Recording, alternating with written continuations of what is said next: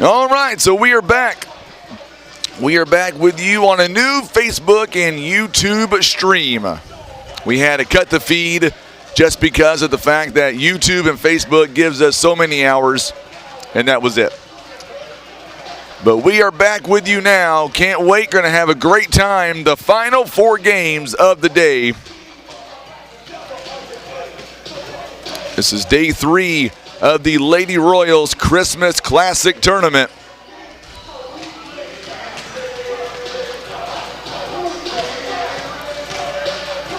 All right, getting everything set up. Coming up next, we've got the 5th place semifinal game. 5th place going on right now between Portageville and Piggott, Arkansas.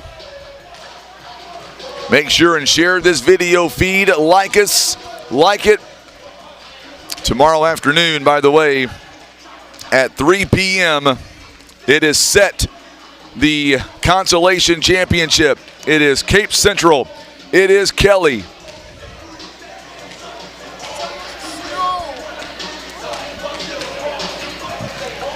So here we go. We're going to get set here in just a minute.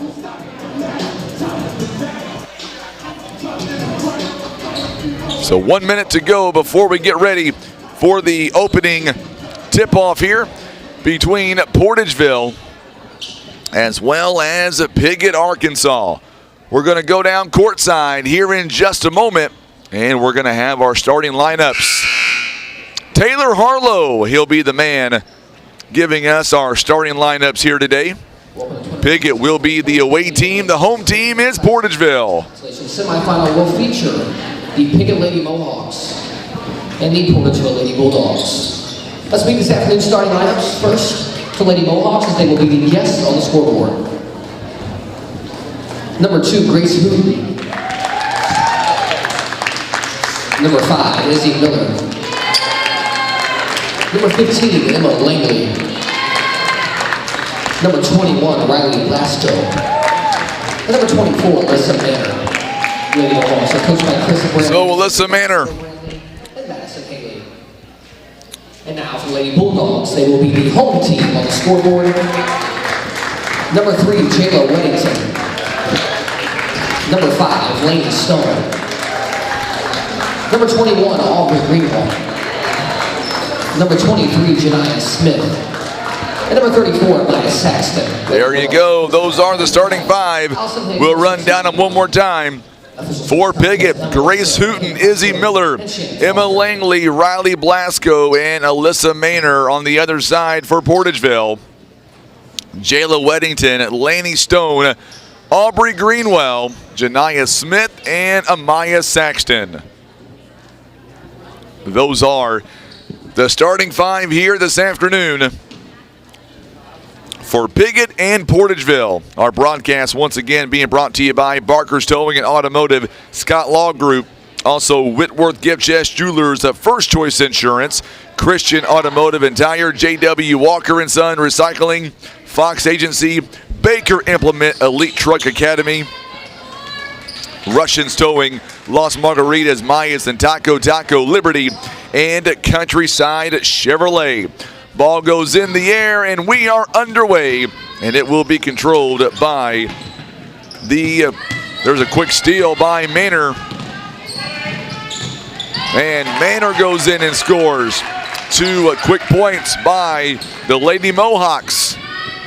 And now Piggott back quickly on defense. 7:34 to play here in the first quarter. Just underway. Have a new video stream. We should be good the rest of the night. Weddington now works it across to Greenwell. Greenwell tries to go baseline. Laney Stone over in the corner. Weddington now trying to find Greenwell. Going to be taken away by Langley. Oh, Stone on the other end is going to take it right back.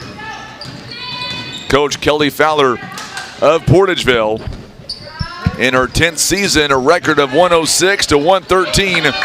Weddington could not get the shot to fall. It's going to go out of bounds last touched by the Lady Bulldogs. It'll stay with Piggott. Winner of this game moves on to the, well, they're both, the winner will play 5th place tomorrow afternoon. That game is going to be played at 4:30. 6:44. Weddington all by herself. Now they get it to her. Foul going to be called against the Lady Mohawks. So Weddington will go to the free throw line. Blasco picks up the foul. Foul number 1 for her. Weddington is 1 of 7 on the free throw line at this tournament. First one is up. It is no good. She'll get one more. 2-0 right now in favor of the Lady Mohawks. Second one is up. It's also no good. It's going to be last touch by Amaya Saxton and go to Piggott. Chris Brantley, the head coach out of Piggott, Arkansas. His assistants are Laura Brantley and Madison Haley. Glad to have Piggott in this tournament this year. 3-point basket coming up, no good by Emma Langley. And it's going to be last touch, I believe, by Portageville. And it's going to stay with Piggott. Coming up later on tonight, you've got the 2 semifinals. There's a steal by Lanning, or made that by Greenwell. Greenwell goes up and scores. And now we are tied at 2 apiece.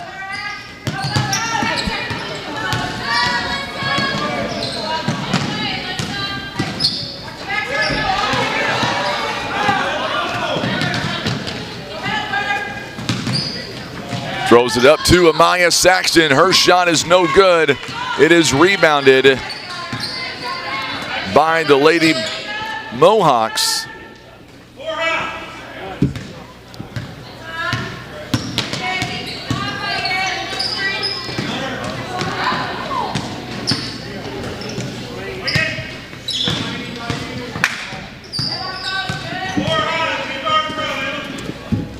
So the Lady Mohawks now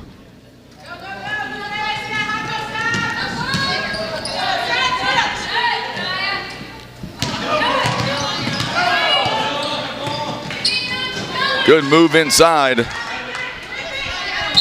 And this one goes out of bounds. Last touch by the Lady Mohawks, it appears.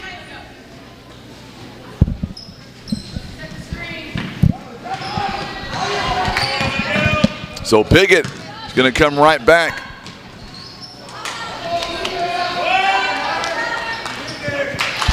There's a quick couple of points there for the Lady Mohawks.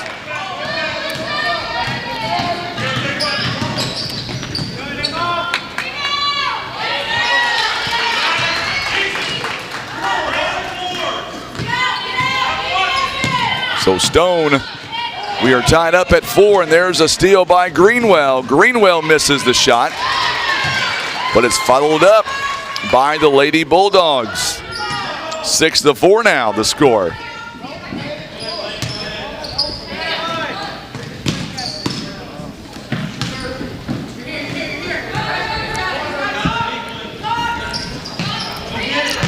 Basket is no good by Grace Hooten. Rebounded by Miller. And Hooten again misses the shot. Here comes Janiyah Smith.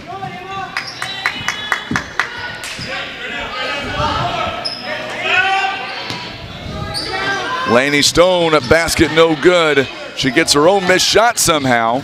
And now we're going to get a whistle here. And a foul coming up.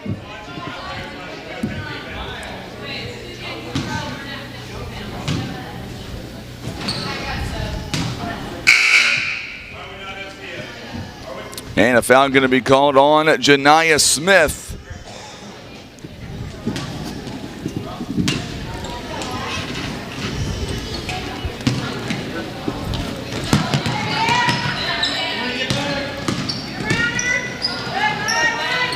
And a scrimmage there.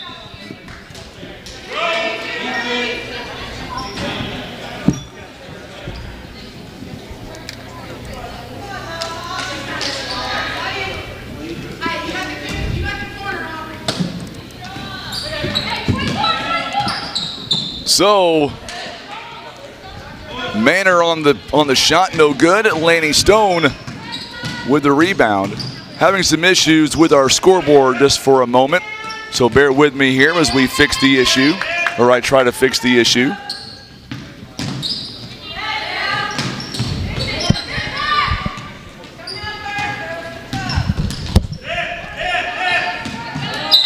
Goes out of bounds, last touched by 3:18 to play.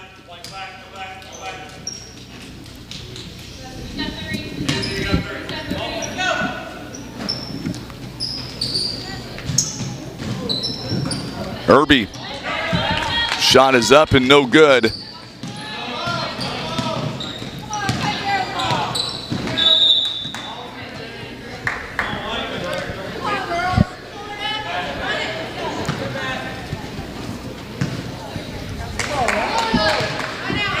So now Portageville once again.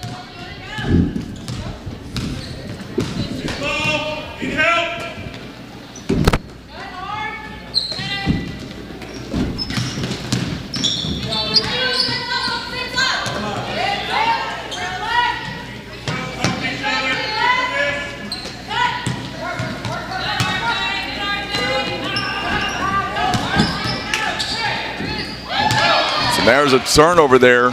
Good turnover. Here comes Hooten rather.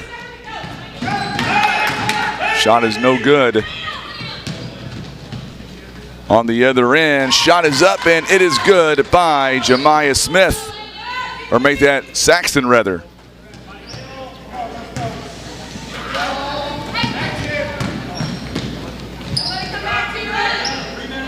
Three-point basket is no good. Offensive rebound is up and it is good by Emma Langley.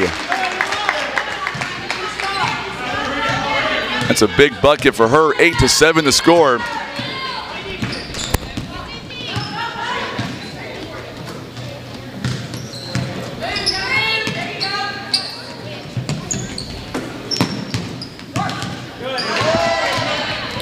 There's a steal by Langley.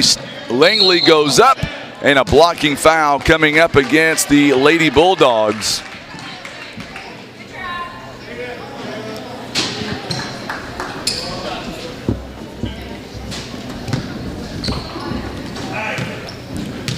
So a foul going to be called on Jayla Weddington.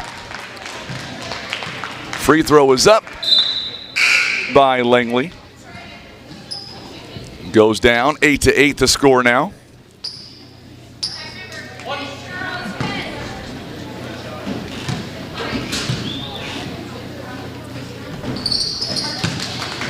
And makes them both. Minute 35 to go.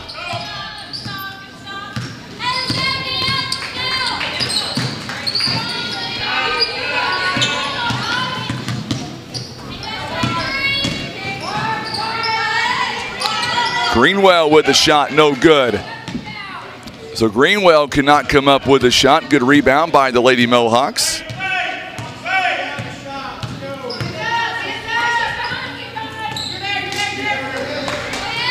Three-point basket is up. It is good. There we go. Now we've got the scoreboard back. There we go, Tim. 12-8 now the score. I'll fix the scoreboard here in just a moment. 12-8 is the score right now.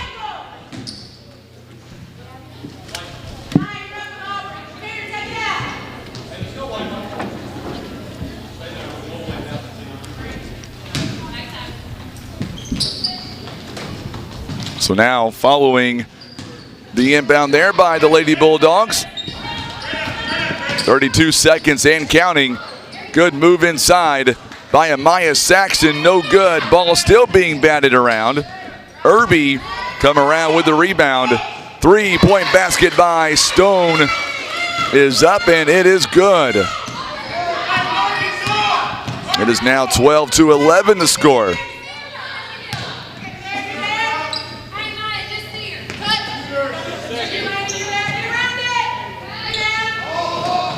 Shot way off the mark there.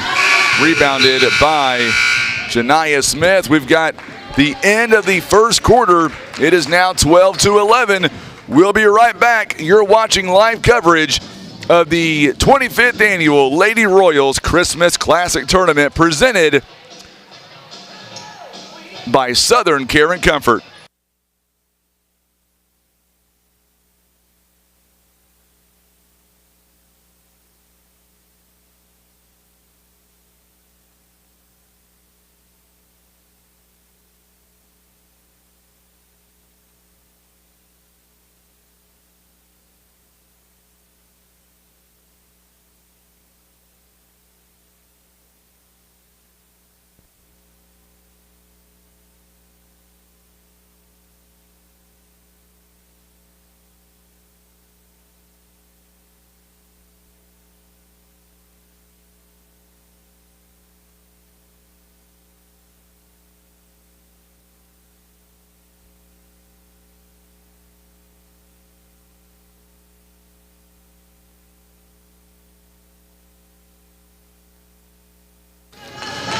All right, so we are back.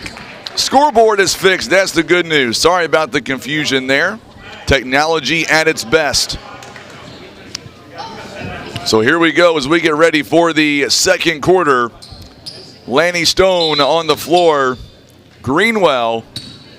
Also Amaya Saxton, Janiyah Smith, and Jayla Weddington. Good move inside. Good rebound there by Langley. So Piggott, good block on the other end. As Langley tried to go up, it's blocked by Amaya Saxton.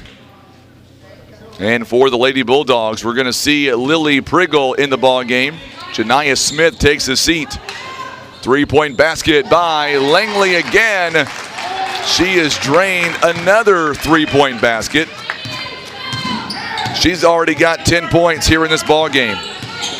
15-11 is the score.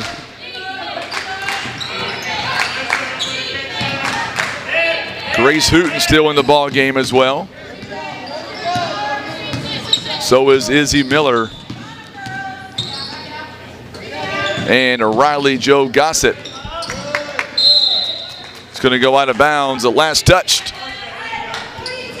by the Lady Mohawks. Here comes Kennett's now walking into the gym. They will play next.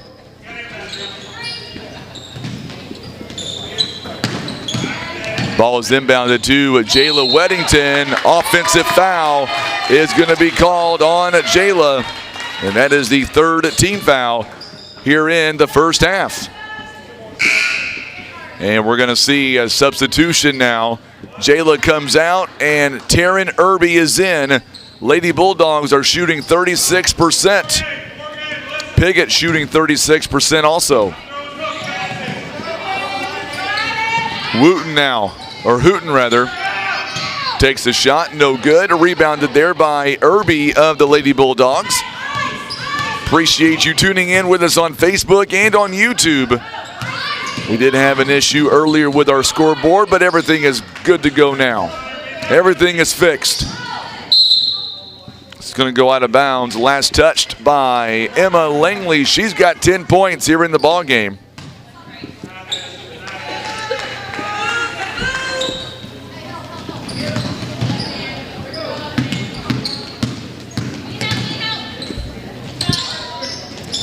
Irby with a 3-point basket. It's no good. Rebounded by Hooten, and here comes Piggott. Langley now goes inside the paint, tries to get a shot off. She does, or does not. She gets it over to Alyssa Manor, and now they'll work it back around the top. Good bounce pass to Izzy Miller. Miller.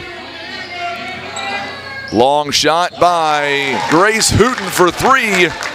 It is up and it is good. 18-11. And we're going to get a timeout. This one is going to be called, believe, on Portageville. It is a full timeout for Portageville, so we'll come right back. You're watching live coverage of the 25th Annual Lady Royals Christmas Classic Tournament. It is presented by Southern Care and Comfort.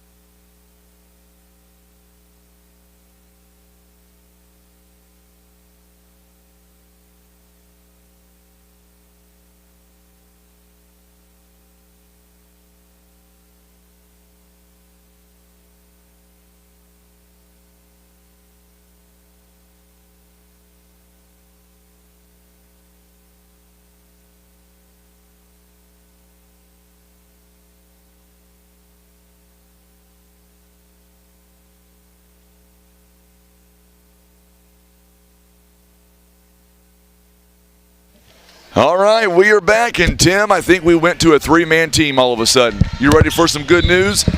My son decided he wants to run the scoreboard, so I said, I'll let you, my friend. He wants to do it, I will let him do it, if that's what he wants. Taryn Irby now, near the free throw line.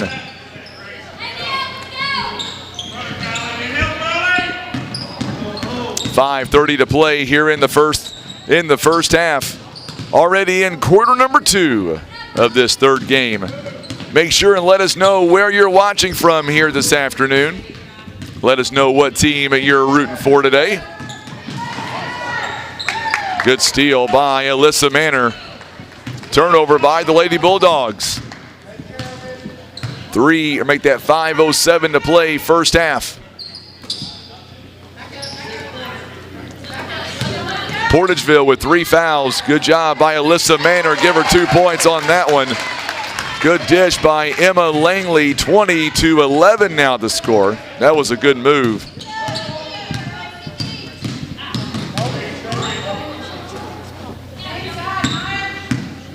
.440 to play here in the first half.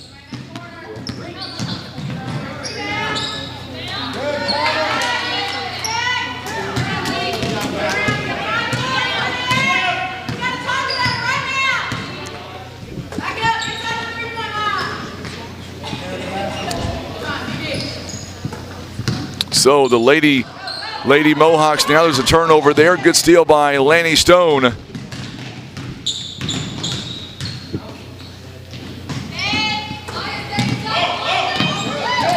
Ball's on the floor. Hooten now is going to take it away. Good pass up ahead by Manor. Manor gets it right back. She can't connect. Rebounded by Lanny Stone. Portageville using their size. Offensive foul. It's a foul by Portageville, and that is team foul number 4.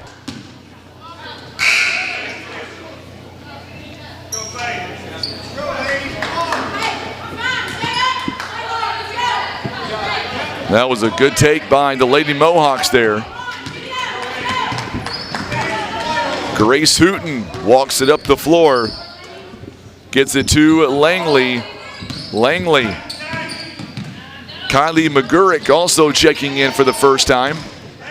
Shot is no good by number 15, Langley. Rebounded by the Lady Bulldogs. Janiyah Smith got the rebound, and then she went coast to coast. Big shot by Lanny Stone is no good. Rebounded there by Langley, and here come the Lady Mohawks. Coming up next, it is Kennett. It is Holcomb. Should be a really good basketball game between those two. We'll see how it all shakes out. Good move going to the rim by Langley. No good on the shot. Weddington out ahead to Amaya. As Saxton could not come up with it. On the other end, Langley counted and the foul. She's got 12 in the ball game, 22-11.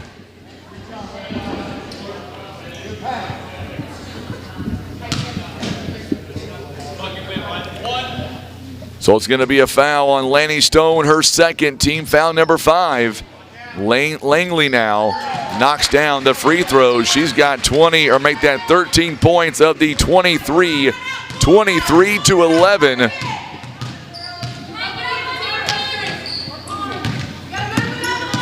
(23-11) the score.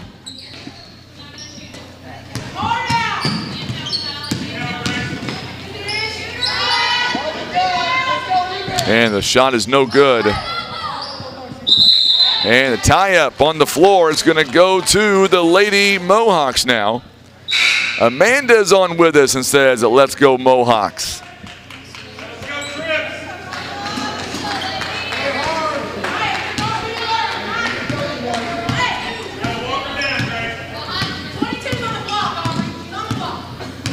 Five to 1, team fouls right now. And there's a ball on the floor. Good job there by the Lady Bulldogs, taking it away. All the way up, goes up and scores. Janiyah Smith, 23-13 the score.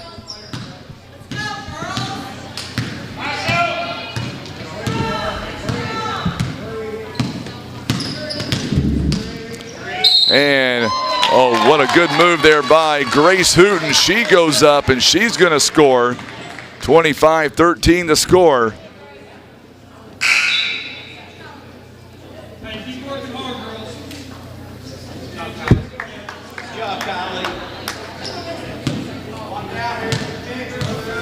Foul going to be called on Amaya Saxton. The three-point play is up and it's good at 26-13 the score.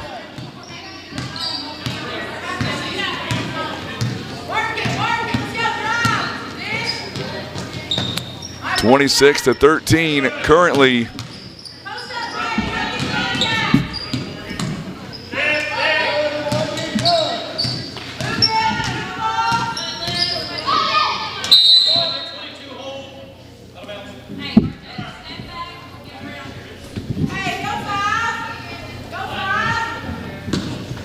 .125 to go here in the first half. Lady Mohawks lead it here by 13. Irby now kicks it inside. There's a good steal by Manor. What a good move, but she's got 2 more points. 28-13 the score. 28-13 the score.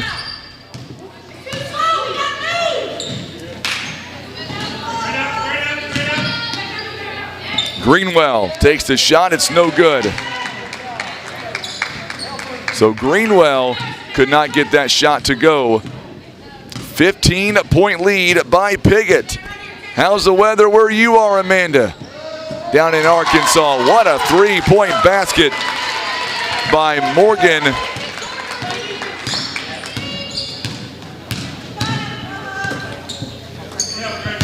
(31-13). Good backdoor cut. Greenwell could not get the shot to fall. We get a whistle here and a foul. 29.4 seconds left. Second team foul. Riley Joe Gossett picks up the foul.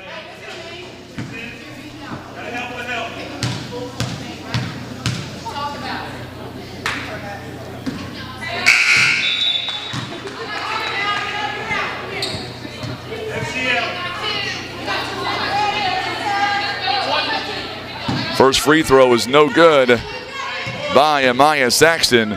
She'll get one more. It is up and no good. A good rebound by Alyssa Manor. Thank you, Christy. I appreciate that.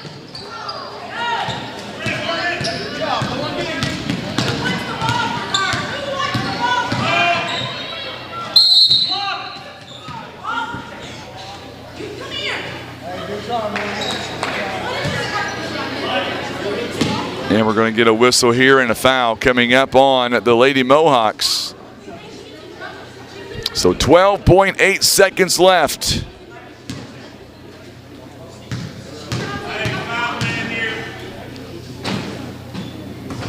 First one is up, it's no good. So Portageville 0 for 5 here in the first half on free throws. Big crowd watching us here in Piggott. Second one is also no good. Rebounded by Alyssa Manor. Grace with a high arcing shot. She'll get that one to fall. And we go at a halftime. It is a 33-13 lead. All right, Amanda. It is sunny and 44 in Piggott.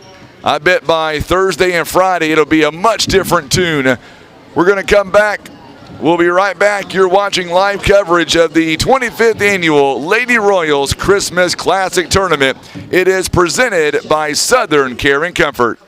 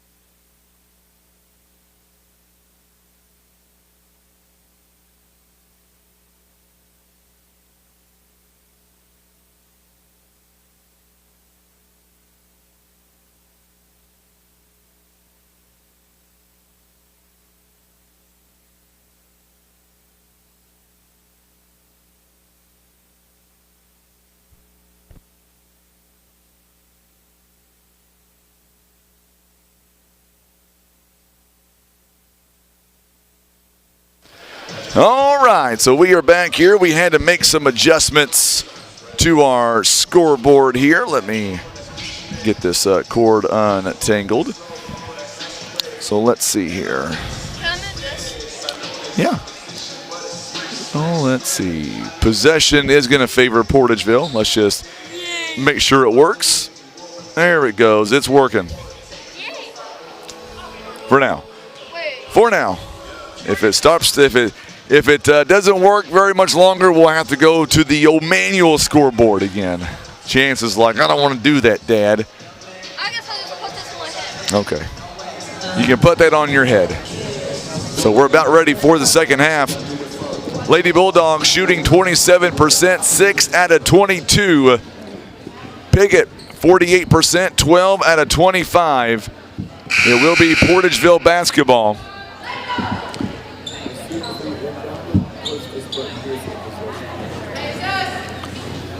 All right, so Lady Bulldogs as a Greenwell, also Laney Stone, Amaya Saxton, Jayla Weddington, and Janiyah Smith all on the floor. Here we go. Second half has begun. Piggott will have on the floor Izzy Miller, Grace Hooten, Alyssa Manor. Oh, what a good shot by Greenwell there. Underneath. Another steal by Janiyah Smith. She's got the hot hand right now. Her shot is up. It's no good. A good rebound by Alyssa Manor. Riley Blasco tried to set a good block there. I think she did just that. 33-15 the score. Good back. Oh, it's going to be taken away again by Weddington. Weddington going up, and she'll shoot 2 more. She's got 4 in the ball game now. 33-17. So Holcomb is in attendance right now. I've seen Coach Lexi Stockton and company. This one goes out of bounds. We're going to see coming in the ball game now, Riley Joe Gossett coming in for Riley Blasco. 6:55 and counting here in the third quarter. 33-17. So Portageville has come out. Good job defensively there by Janiyah Smith. It's going to go out of bounds. The officials get together and talk about it. And it's going to belong to make that Piggott. Nice crowd watching us right now on Facebook and on YouTube. 3-point basket no good by Emma Laney.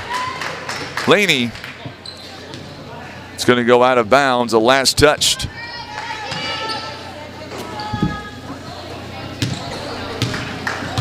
Foul going to be called there, by the way, on Grace Hooten. It's her first.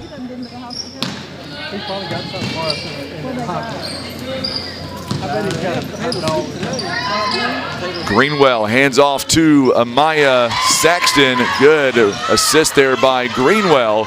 33-19 now the score.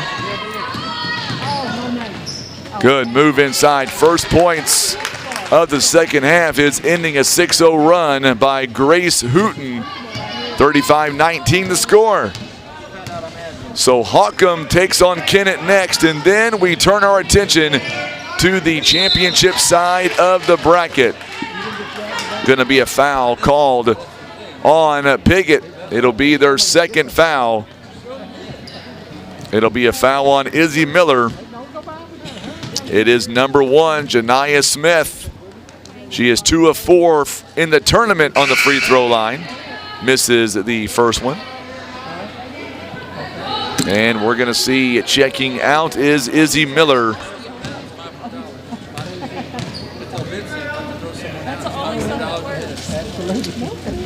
Second one is up, and it is good. 35-20.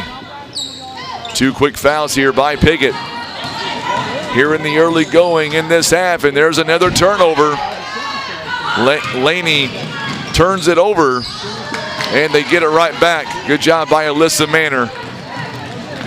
She goes right in, and we're going to get a blocking foul, it looks like, on Portageville. It is on Amaya Saxton, her second, team foul number 1 for the Lady Bulldogs. Alyssa Manor on the free throw line. She's got 6 in the ball game. First trip today. It is up, and it is good. 36-20.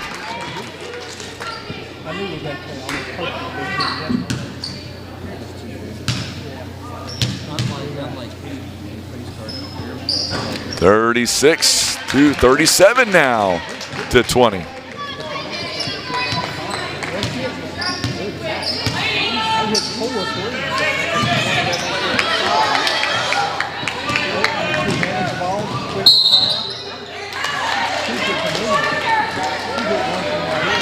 $37-20. There's a turnover on Piggott.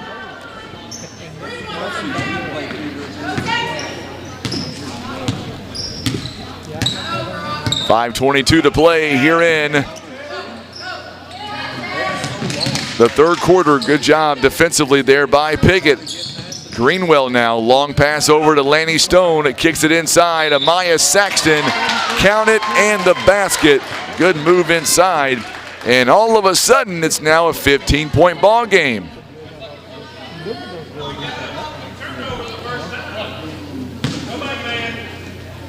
So 37-22 now the score. Second foul, by the way, on Emma Laney. Free throw was no good by Amaya Saxton, by the way.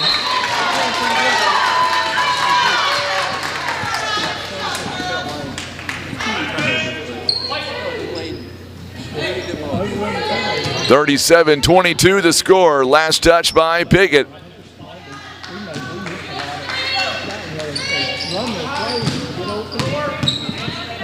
On the inbound, high arcing shot on the inbound by Amaya Saxton. 34-27. It is a 13-point lead, and right now Piggott cannot buy a bucket. It's going to go out of bounds. Last touched by Piggott. And Portageville now trying to make this a game again.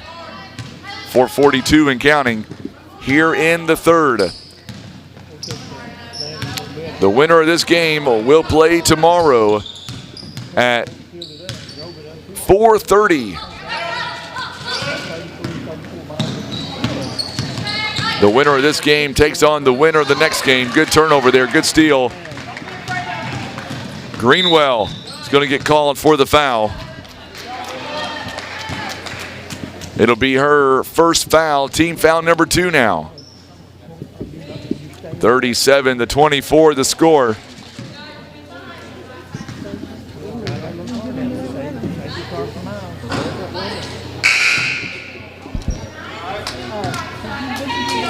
So first one is up. 34-27 the score.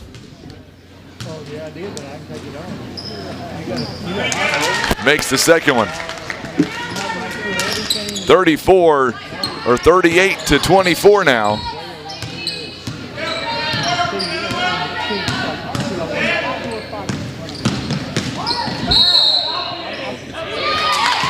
Offensive foul going to be called against the Lady Bulldogs. And that'll be on Janiyah Smith. It is her second, team's third. Another foul coming up on the Lady Bulldogs.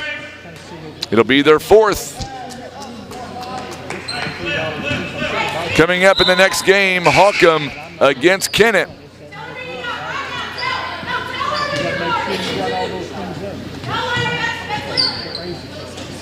So Janiyah Smith will take a seat for the time being. 3-point basket on the wing by Grace Hooten. 41-24. I believe Coach Seth McBroom is going to join us next game.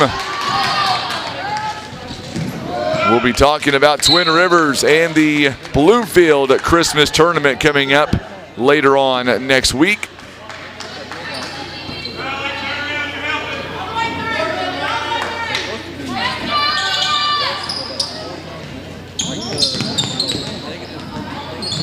Going to be a turnover. Nope, they're going to say last touch by Piggott. I believe it's going to be on Glasgow.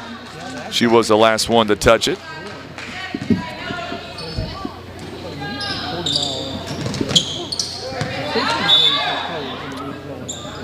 Once again, Piggott knocking it away.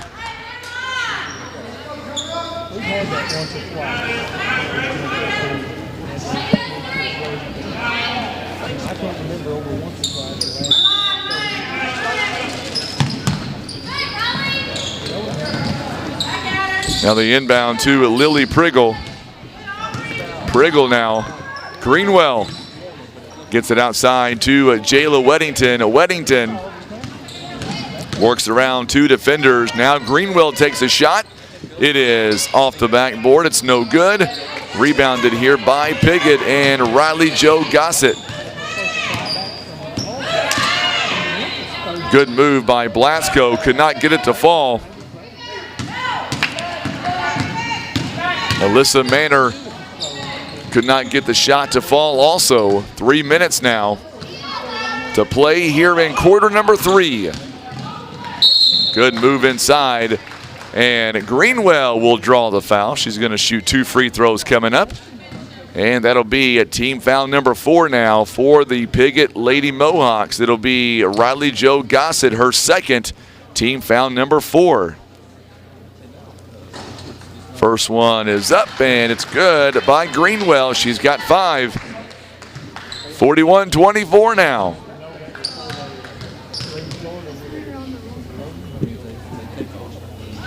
Second one is up.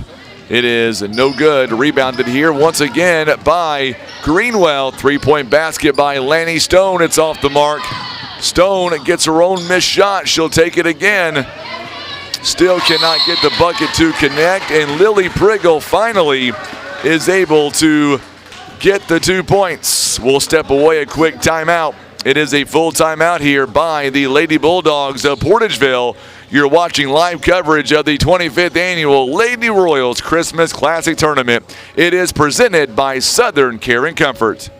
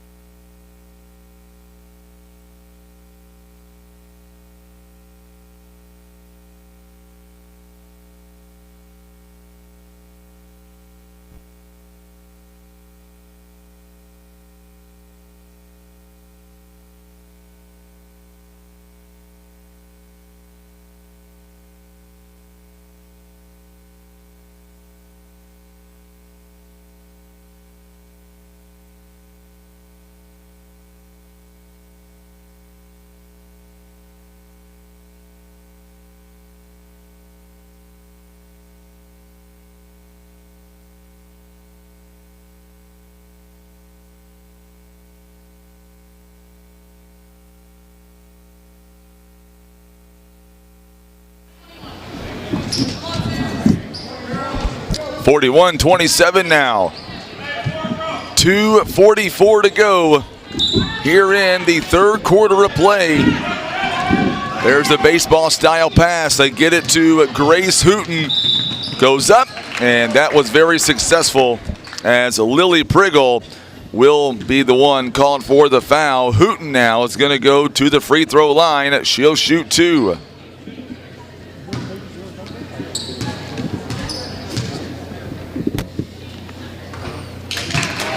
Free throw is up and good. It's 42-27 now.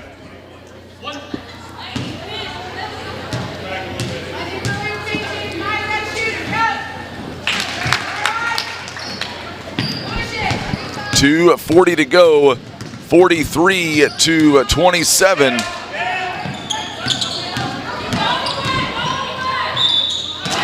Once again, Portageville driving in the lane and draws another foul.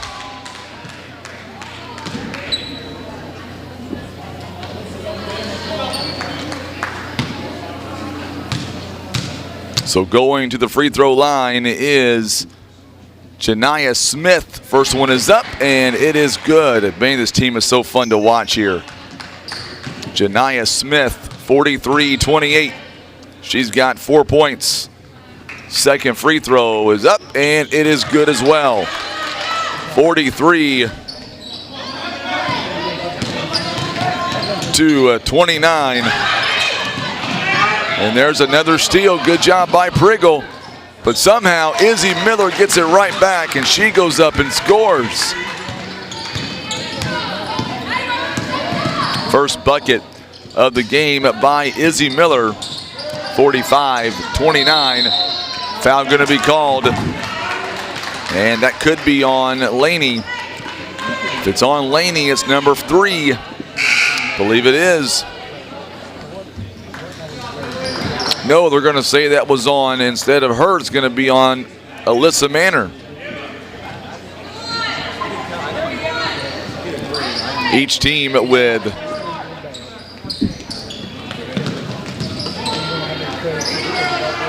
okay, so they did wind up and called that foul on Laney. I thought that was who that was going to be on. The scorekeeper had the wrong number on. Now they change it.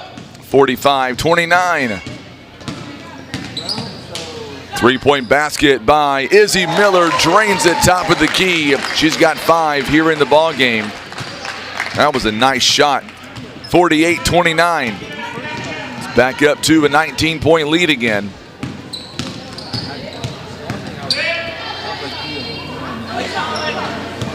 See Coach Alex Wiggs in attendance, watching some girls basketball. The head coach of Three Rivers, the Lady Raiders program. Janiyah Smith is going to have it taken away by Hooten. She goes up, and she's got 20 in the ball game. It is now 50-29.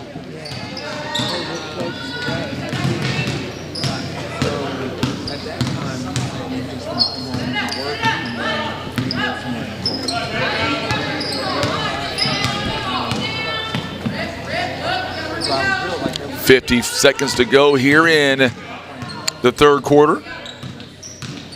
21-point lead. Good defense by Piggott. Going to get a whistle here and a foul. And I believe it's going to go against Portageville. It will.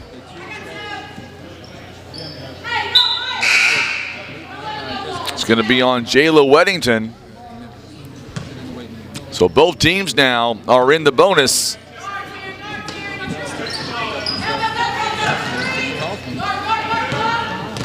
So both teams in the bonus now. There'll be a lot of free throws, more than likely going to be shot coming up in the fourth quarter. 32 seconds on the floor right now for the Lady Bulldogs. Gloria Farmer, also Aubrey Greenwell, Janiyah Smith, Taryn Irby, Amaya Saxton. Good bucket there by Emma Laney. That's 16 in the ball game for her.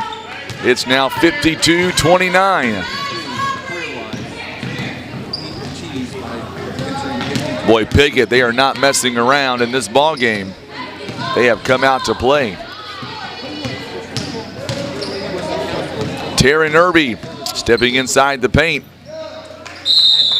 And we get a whistle and a jump ball. It's going to go to Piggott. So now Portageville with 2.4. There is that baseball style pass again. And at the buzzer, it is good. And Hooten again with 2 more points counted at the buzzer. That is that baseball style pass. All right, we're coming right back. Fourth quarter is on the way next. You're watching live coverage of the 25th Annual Lady Royals Christmas Classic Tournament. It is presented by Southern Care and Comfort.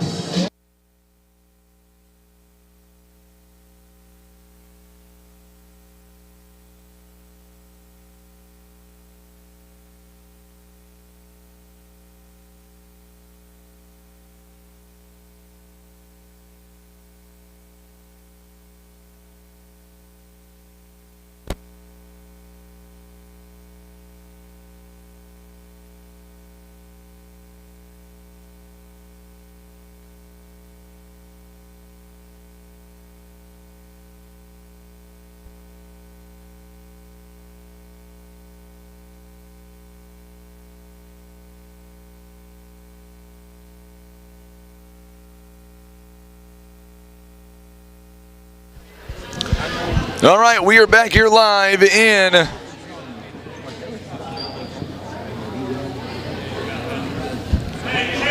all right, so Lady Bulldogs will have the possession arrow here to start the quarter. It'll be Laney Stone, Amaya Saxton, Jayla Weddington, and Taryn Irby all on the floor to begin with for the Lady Bulldogs.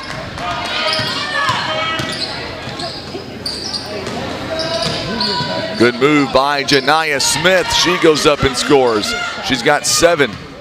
And we are underway here in the fourth. Grace Hooten, man, she is a good ball player. 22 points. And we're going to get a whistle here, and I believe it's going to be a foul on Laney. If it's on her, it's number 4. It is going to be on her. And now we're going to walk the length, and we're going to shoot a 1-and-1. Coming up next, you've got Holcomb, you've got Kennett. 5th place semifinal on the line coming up next.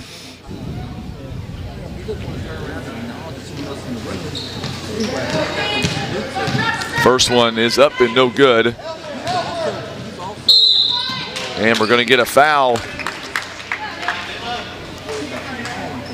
by, looks like Taryn Irby is going to be the one they call the foul on. Oh, they switched. It will be on Tara Irby. And we've got a 1-and-1 coming up now.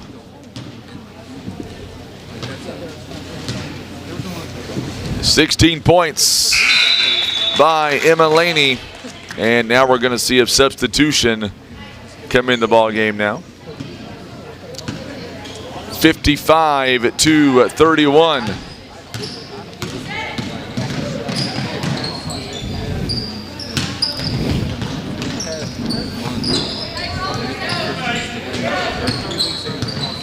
$7:14 to play here in the ball game. Piggott making their way toward tomorrow afternoon at 4:30. What a good shot by Jayla Weddington. Give her 2 points.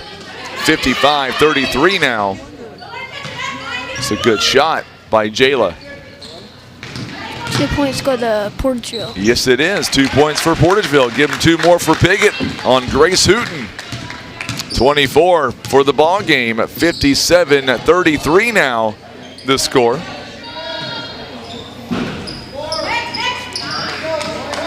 So now Irby trying to find Weddington inside. She does. Shot is no good. And a good rebound by Alyssa Manor. Going to be a turnover there.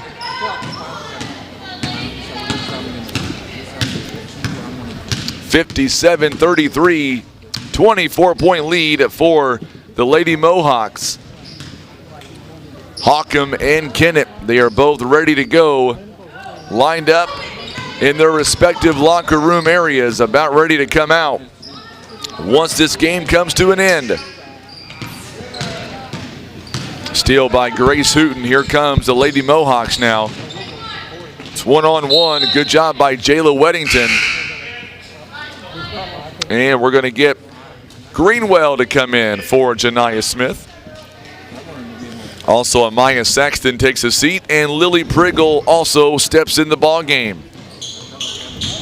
Nearly a turnover there by Piggott. Hooten again, it goes in, and she'll draw the foul. She'll shoot 2 more free throws coming up. Be team foul number 8 for Portageville. And that's going to be on Greenwell, her 3rd. Hooten now on the free throw line, makes the first one. 25 points in the ball game. She is 4 out of 4 today, 8 of 13 overall. Second one is up. It is good at 59-33 now. So Piggott, very dominant performance so far. 3-point basket is no good by Taryn Irby. Rebounded by the Lady Mohawks. And here comes Grace Hooten again at 26 points. Good screen by Alyssa Manor. Shot is no good by Grace Hooten. We get a whistle, and we're going to get a foul, I believe, on Hooten. And now we're going to walk. Nope, they're going to say it's on Izzy Miller instead. That's on Piggott, right? Yep. I put it on Portageville. Each team with 8 fouls here in the second half. It's a 1-1 coming up now for Taryn Irby. She has not been there today. She'll get 1-1 here, and this one is no good. It's going to be batted around. Lanning Stone, offensive rebound. Running floater is no good. And it's going to go out of bounds. Last touch by the Lady Bulldogs. Amaya Saxton coming in now.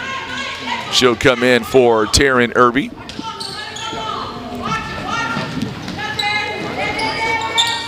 Good job on the inbound. Grace Hooten, what a player she is.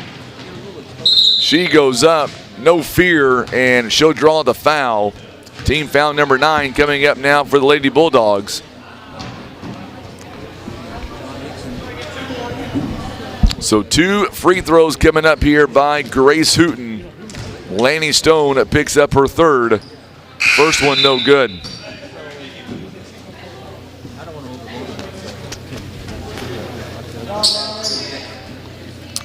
Gloria Farmer is going to come in the ball game now. Also back in is Emma Laney for Riley Blasco. Second free throw, rare misses by Grace Hooten. Laney Stone finds Amaya Saxton. She goes up and she will draw the foul. So both teams with 9 fouls here in the ball game, or in the second half rather. Glossett will pick up the foul.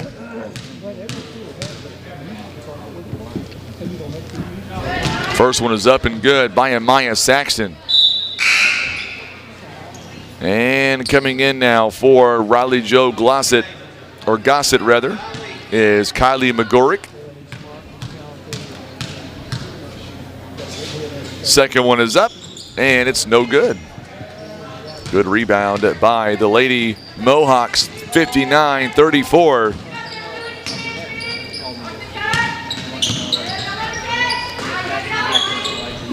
Good move inside again. Grace Hooten, 61-34 now the score. It is a 27-point ball game. 27-point lead as Piggott is determined as Greenwell knocks down a shot. We're going to get a whistle here, a timeout called by Portageville. It is a 30-second timeout. Coming up next, we will have Portageville took the timeout, right? Yes. Chance is running the scoreboard here, Tim. We may have found him a new job. He's doing a great job. He says he wants to help. I'll let him help. It's the only way that I can keep him away from looking at the weather. Oh, I thought he was about to say women. I was like, huh? Women, no weather. I tell you what, he's his mama's boy, that's for sure. Yeah. He is his mama's boy. Well, I learned the weather off of you.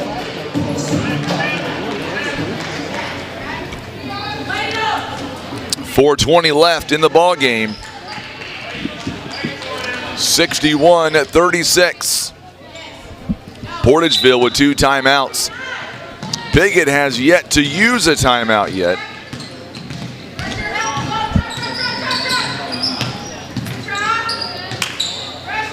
So we'll see how that comes into play. We're going to get a whistle, hard foul. This one by Farmer. It'll be her first, and that'll put Izzy Miller on the line. She will shoot 2 free throws coming up. Big game coming up next between Kennett and Holcomb. Should be a lot of fun coming up. First one is no good. Piggott right now 12 of 16 on the free throw line. She'll get one more here. 5 points in the ball game. That one is no good as well. Saxton on the rebound.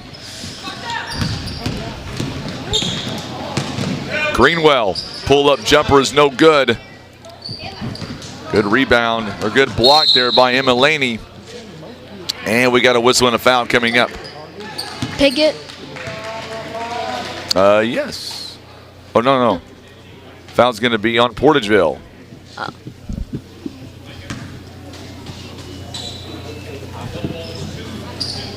They're going to call that foul on Greenwell. That'll be her 4th.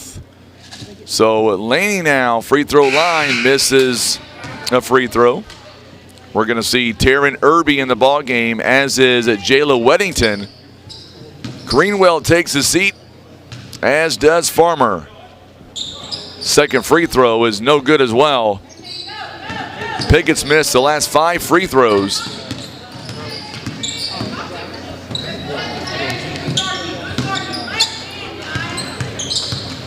Coming up here in just a moment, it is our second 5th place semifinal. And then we'll make our way to the championship side of the bracket.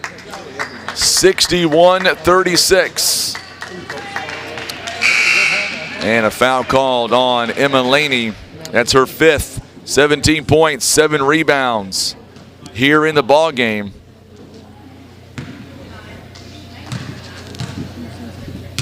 So she is out. Free throw coming up. It is no good by Jayla Weddington.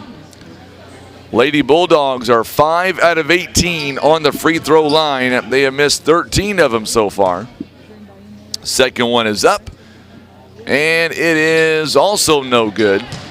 Rebound is in the air. Good job by Izzy Miller. Jump ball, and it's going to go to Piggott. So Piggott on the jump ball.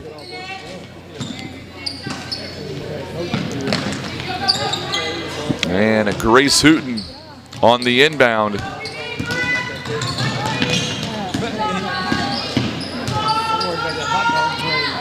Two-point bucket is good by Riley Blasco. It's her first bucket, and it's back to a 27-point game.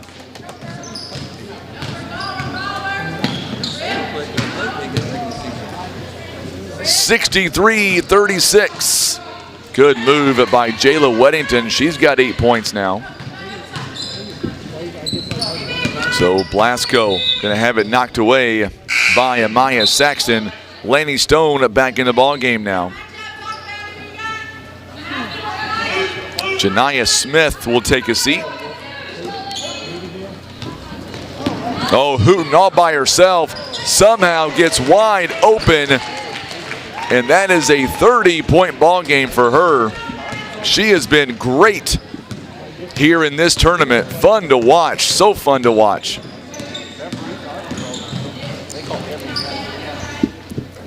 She's on my all-tournament team. I have no dog in the fight, but still, she is a really good ball player. Amaya Saxton is as well. She has worked hard all 3 days of this tournament. And a foul going to be called.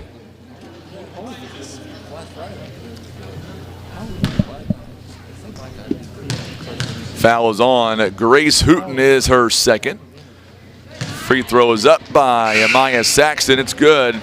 And now we're going to see Piggott putting in some fresh jerseys here, as Izzy Miller will check out with 5 points and 4 rebounds. Second free throw coming up. It is no good.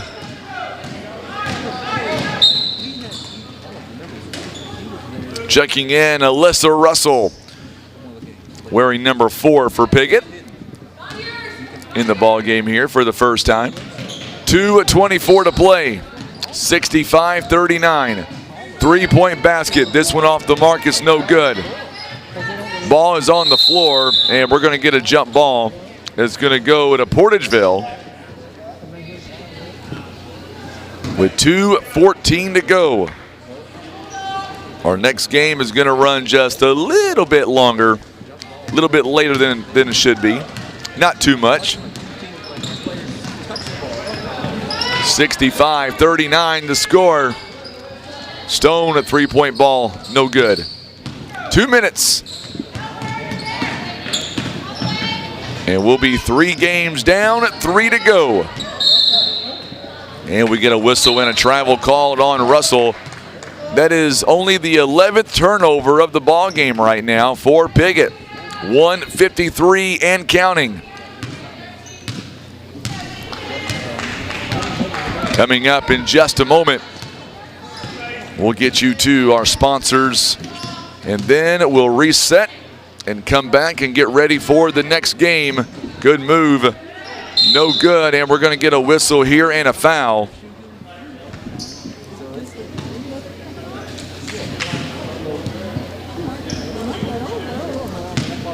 So a foul called. And they're going to call that on Blasco. Be her second personal foul. Weddington with 9 points here in the ball game.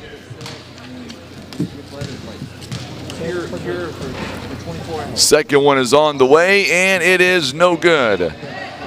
But somehow Amaya Saxton with a rebound, and she ends up getting fouled.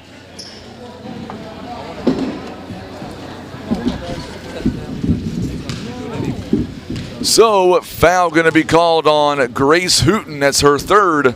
First free throw is up, and it's good for Jayla Weddington. She's got 10 points here in the ball game now.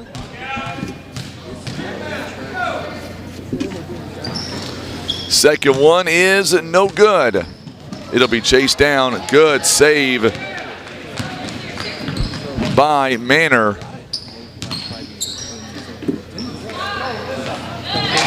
There's a big shot. That is by Alyssa Russell. 67-41 now. And we get a whistle here and a foul. It'll be on Piggott.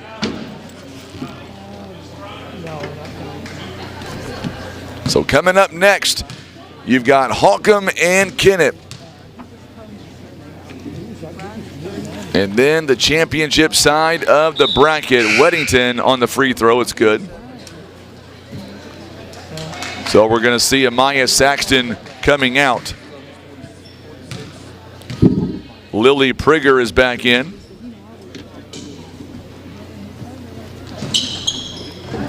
No good by Weddington. Hooten on the rebound. And we're going to get a whistle here. Goes out of bounds. Or a foul, rather, I'm sorry. So another foul called.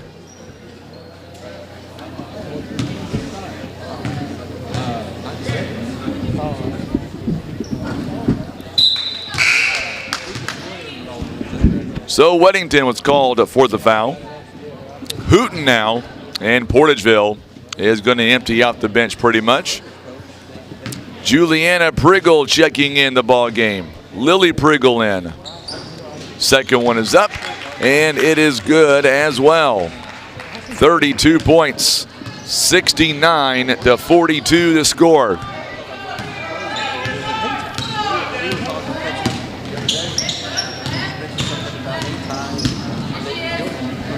Coming up, we'll reset and get everything ready for the next game. We get a foul on Alyssa Russell.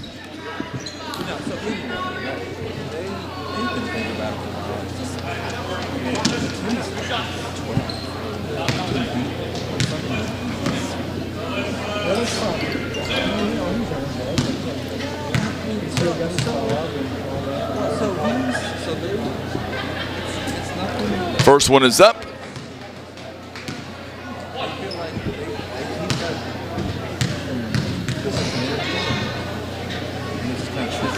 (43-69).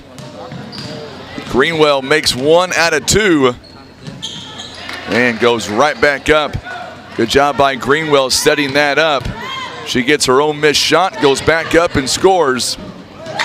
On the other end, Alyssa Russell with 2 more. 71-45 now.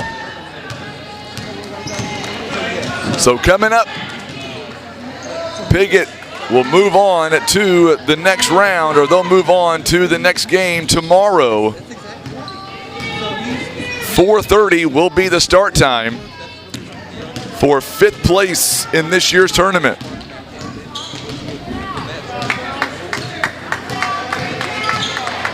And the game will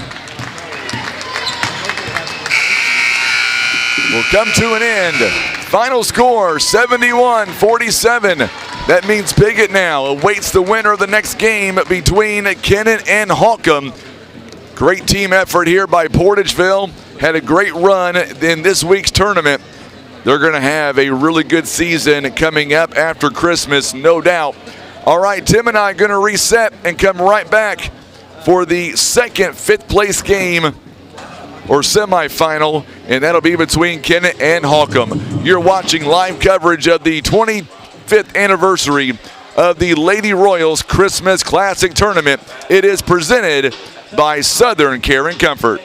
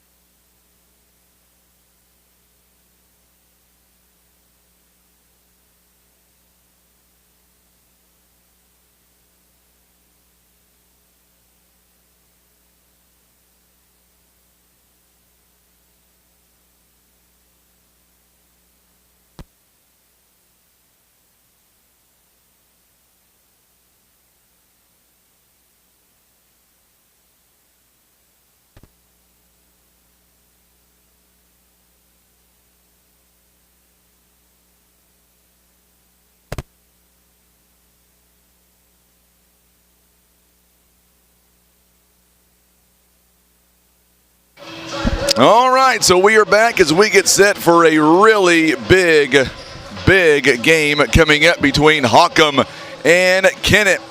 In just a few moments, Coach Seth McBroom is going to join us. He is walking up as we speak.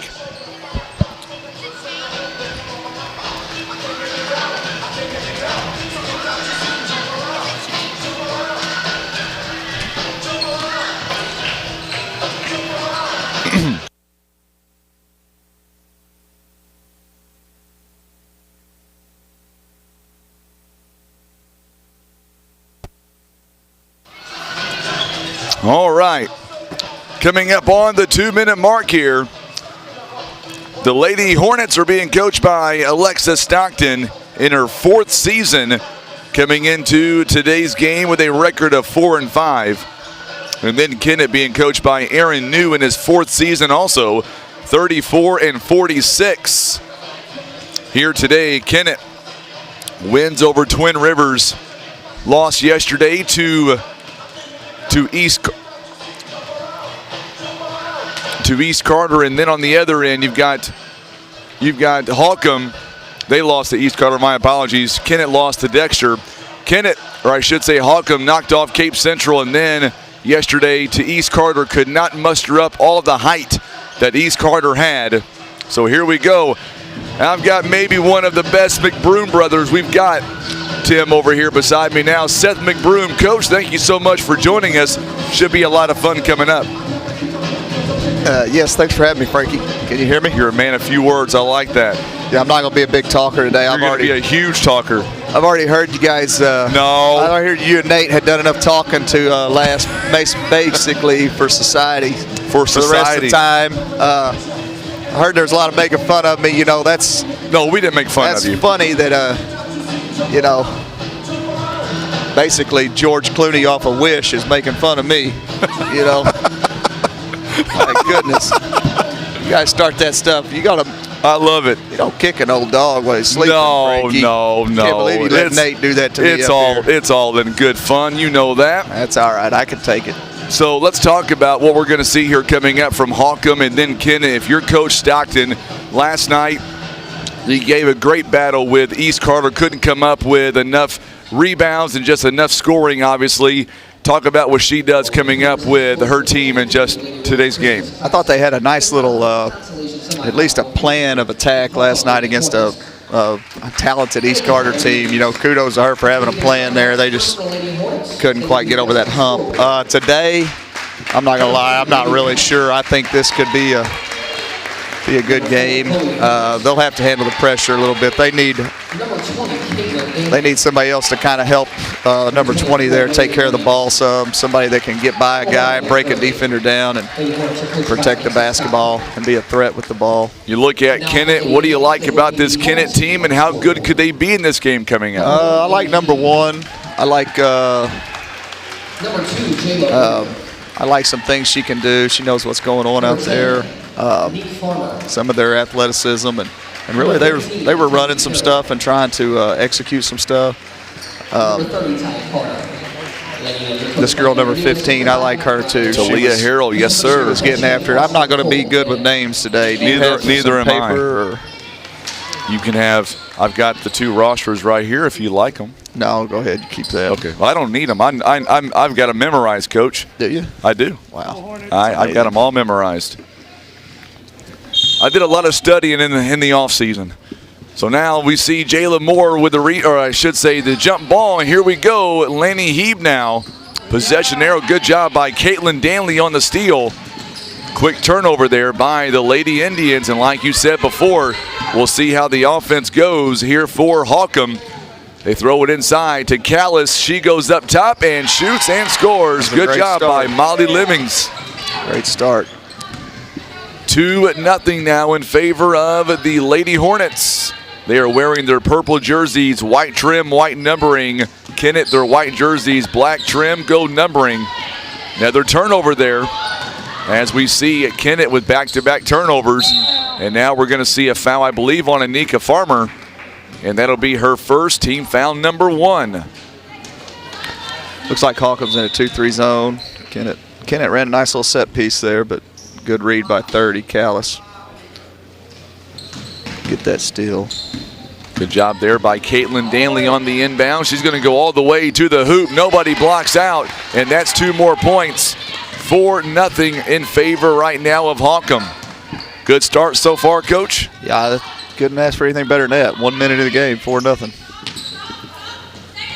So now Carter gets it outside to Talia Harrell. Now Hebe goes inside the paint. Farmer for the long 2-point jumper. It's no good. Rebounded by Lemmings. Good block out. Good block out. Holcomb trying to stay steady here. Probably controlling pace here. Kennett pressing off a miss. That's interesting. Obviously, good look. Dish inside by Lemmings to a wide open Callis. And that is 2 more points for her. Boy, Lemmings, what a good assist she has brought today. Talia Harrell now works it outside. Lanny Hebe now kicks it back to Talia Harrell. She'll drive, kicks it back, or I should say passes to Anika Farmer. Farmer almost lost the handle.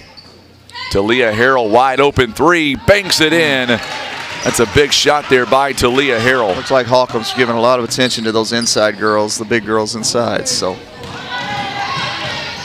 All the way down. Boy, Caitlin Danley, she goes coast to coast, and she is not afraid of this Kennett defense whatsoever.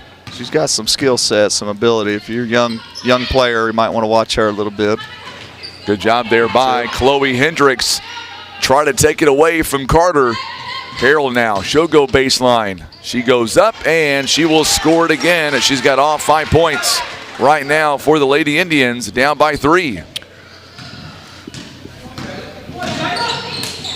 So Callis. A little 2-2-1 from the Indians there, trying to get them in a corner. Holcomb's going to have to keep it towards the middle third of the court. 3-point basket, no good, but Lemmings with an offensive board, and she'll go up and she'll draw the foul.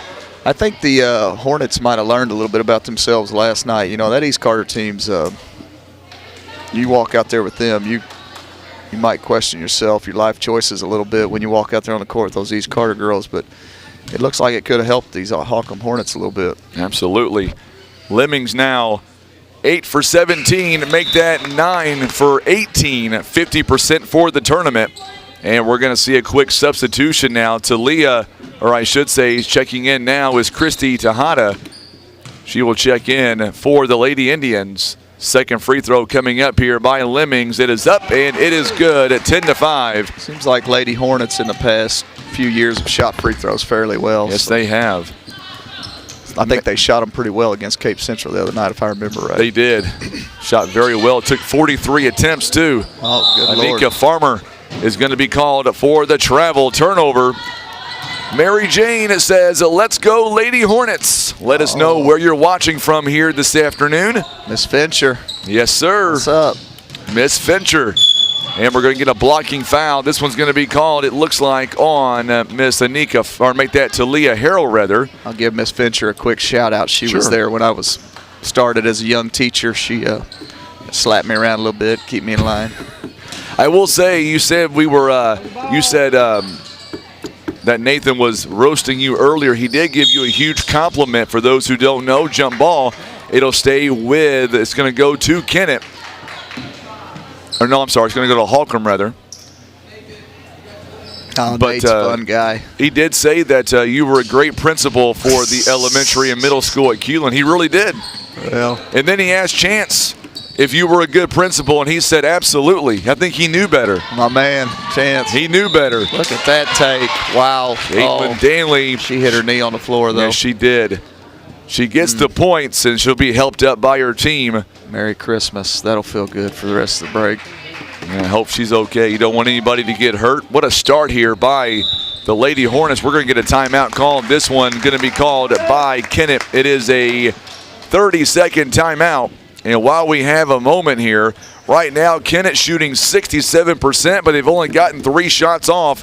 1 inside the paint, other 2 jump shots. You look at Holcomb, 5 out of 6, Coach, but all their points right now have been inside the paint, underneath the basket. That's a pretty good start by Coach Stockton's team. Yeah, I can't. You're definitely not going to get better looks than they're getting right now, and it's on that ball movement, picking that press apart, and the just taking good shots for sure. I got Chance working. He wants to keep the scoreboard, so I said, you're more than welcome to do so. One less thing I've got to worry about today. 4:46 to go here in the first quarter. Danley looks like she's going to stay in, and she'll take the free throw. Coming up next, championship side of the bracket, Neelyville, Doniphan. They're going to tear the house down coming up next. Yeah. Free throw is up and good by Danley. She's already got 7 points here in the ballgame. Yep, Neelyville and Doniphan next. Leave the children at home. Leave the children at home. Nathan had to go home. He had to build a rabbit pen for his daughter. I may not have said that out loud, but that's where he was going. I won't repeat it. Okay. If you won't, I won't. Nearly a turnover there as Tejada able to get it right back. Now Lenny He, but she's going to go baseline. Goes up top, take. And it is going to not fall. Right now, Kennett cannot buy a bucket. Looked like they were doing some face guarding on Hebe there. I'm not sure. We'll have to watch that a little closer. So now Carter, she'll take a shot. It's no good. And Jayla Moore could not come up with the rebound. It's going to go out of bounds. And it's going to belong to the Lady Hornets. Holcomb now. Caitlin Danley, 7 points. 4 by Libby Callis, 2 by Molly Lemmings. 3 scorers right now for the Lady Hornets. Gurley for 3. It's off the mark. It's no good. It'll be tracked down by Tejada. Make sure and like us on Facebook and share this feed. Big audience right now on both social media platforms. Piggott, Arkansas awaits the winner of this game. Boy, good move inside. Another steal by Libby Callis. That is turnover number 4 right now by Kennett here in the early going. Kennett in a 2-3 zone here. Holcomb trying to move the ball around. Good cut. Danley takes the shot, and it's not going to fall this time. Jayla Moore takes the rebound, and here comes the Lady Indians. 3:06 to play, first quarter. Anika Farmer going to go inside, and we're going to get a whistle here and a jump ball. It's going to stay with Kennett. And we're going to see Talia Harrell back in the ball game. She'll check in for Jayla Moore. Kind of a slow start here for Kennett, it seems. They're probably going to want to get some points off turnovers eventually. Anika Farmer on the inbound, gets it to Carter, and Carter goes up and shoots and scores. Good assist by Farmer. Left her feet. Callis left her feet there. Danielle Shepard says she is excited to watch Neelyville play Doniphan. All right. As Gurley misses that last shot. Tough take, tough take.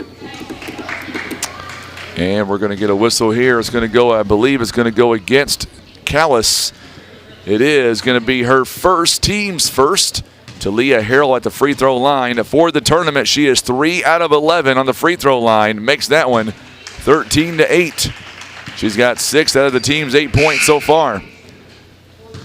And we're going to see Jayla Moore come back in for Talia Harrell. 2:37 to go here in the first quarter. So Harrell, 7 points out of the team's 9. And we're going to see for Holcomb, we will see number 5, Emma Bader, checking in for the first time. She had some big minutes last night in that East Carter game. Lemmings was in foul trouble the majority of that game. It looks a lot more relaxed here tonight than what we saw last night. I think the whole team in Holcomb itself looks to be more relaxed. Would you agree with that? I would say so. Now, you know, obviously East Carter posed a different lot of length, right, and a unique. I won't say unique, but that half-court trap and some things they were doing off that press with the tall girls up top of the press. I don't know. It's just interesting. Yes, I mean, I think Holcomb played them as well as they could have possibly for a half last night, and then might have given them some confidence here. So now Emma Bader works it out to Danley. Callis is trying to get open underneath, guarded by Carter. I thought Callis played pretty well last night. That was a tough game. Tough assignments. Yeah, assignments, I should say. That's a good point. So Danley now works it around, tries to get away. Good. Step back jumper is no good for her. Rebounded by Talia Harrell and the Lady Indians. And Lanny Heeb, a long pass out to Sophie Boone. Her shot is no good. It's going to be tracked down. A good job by Libby Callis on the rebound. And now here comes Caitlin Danley. Sophie Boone, I remember her when she was just a little baby. It's funny how like Talia Harrell, a senior this year, seems like she's been in high school for 10 years. 1:12 to play here in the opening quarter. Watch them for years, man. Oh, we're going to get a whistle. Good job by Lanny Heeb to reach in there. Possession stays with the Lady Hornets. 1:08 to play here in the first quarter. Neelyville walking in the gym now. That should be a really good ball game. They've got a 6-foot freshman, Parker Erst. She has just been dynamite this tournament so far. He was a bucket yesterday. My goodness. And all of her points came right around the rim. Emma Bader tries to go baseline. Good defense there by Tejada. No foul good call. Little matchup there, Heeb and Danley. Yes, it is. 2-3 zone right now by Kennett. You surprised by the 2-3 zone? Somewhat, but it's early still. Emma Bader's shot is going to fall. It gets the friendly roll. It's 15-9. Coach New's got a plan. We know that for sure. Absolutely. He knows what he's doing. Sophie Boone again, as she was wide open. This time she doesn't shoot the three. Instead, the running floater is no good. And the rebound's going to come back to Lemmings. Emma Bader just made 2 points a moment ago. She is double teamed in the corner by Tejada and by Heeb. Bad spot to pick it up. But she was able to get out of it somehow. And now Danley, top of the key. They work it outside to Emma Bader. Not sure they know. Not sure they know. One shot. Not sure they know. Oh, Lemmings does. She gets it off and won't fall. I think you're right there for a moment. They didn't realize the clock was going down. It is a 15-9 ball game. We're coming right back. You're watching live coverage of the 25th Annual Lady Royals Christmas Classic Tournament. It is presented by Southern Care and Comfort.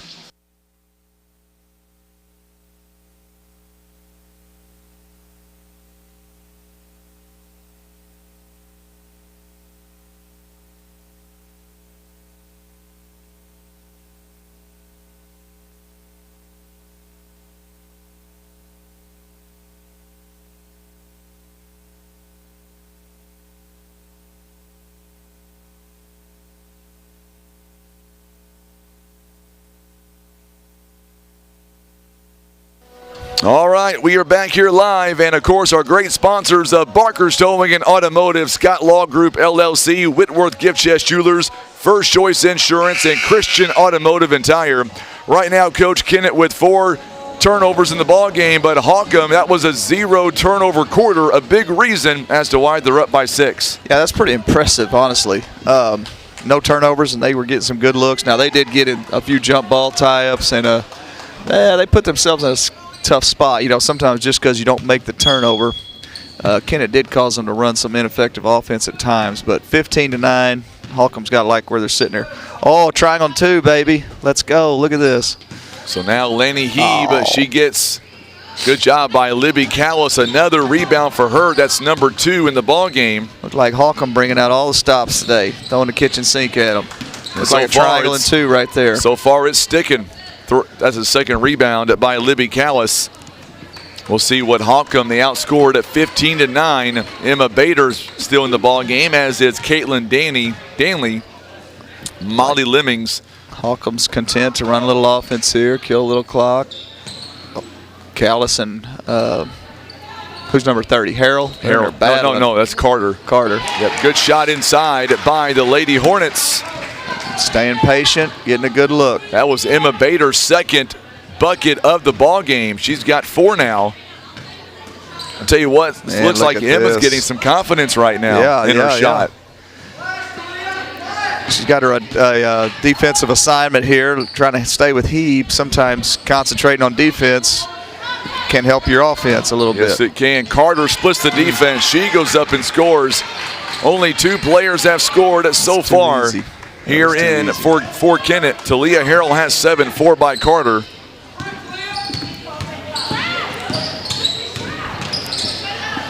Danley's pretty good with that ball. Oh, does a Tony good job. Hort says that Seth McBroom was a legend Oh, when he gosh. coached at Holcomb. Get off here. Get off there. I'm not making that up, by the way. I know. Okay. He's messing with me. I know him. Okay. I What don't know, I- what man, I- I'm what I just say catching is all always kinds of- true. I'm catching all kinds of stuff today, but I do appreciate Mr. Hort. They're great family. Foul going to be called on Lanny Heeb. Fouls are 6-1 right now in favor of the Lady Hornets. I know a lot of fine people there at Holcomb. Let us know where you're tuning in from here tonight. Give us your thoughts on Coach Seth McBroom. No. He wants to hear all the comments. I don't. As long as they're positive comments, No, of course. I don't want any comments. Don't want any comments. He doesn't want any notoriety, he says. I just want to get paid for this. When do I get paid? I'll give you my son for the second semester. How does that sound? That should be payment enough. Let's pass. Talia Harrell, she goes up top. It's no good. She gets her own missed shot, comes back down with it. Well, the good news is, I was telling people earlier, even the officials out here, they know my son's been watching the weather all week long. So if you want to know about it, just ask him. He'll tell you. Well, I think we're going to have a 3-hour practice tomorrow just in case we get a bunch of weather. Maybe 4 hour. There's a rare turnover. First one by the Lady Hornets. And Talia Harrell cannot get the shot to fall. And Coach Lexi Stockton not happy right now with her team. Getting turned up. Watch out. Silent there in the first quarter, but not so much right now. It's like Holcomb still in the triangle in 2. So now Carter steps inside the paint. Good block out there by Libby Callis. She's telling playing you, really good this defense. Callis girl's getting and then better each Danley game. on the other That's end. a foul. That's a big steal.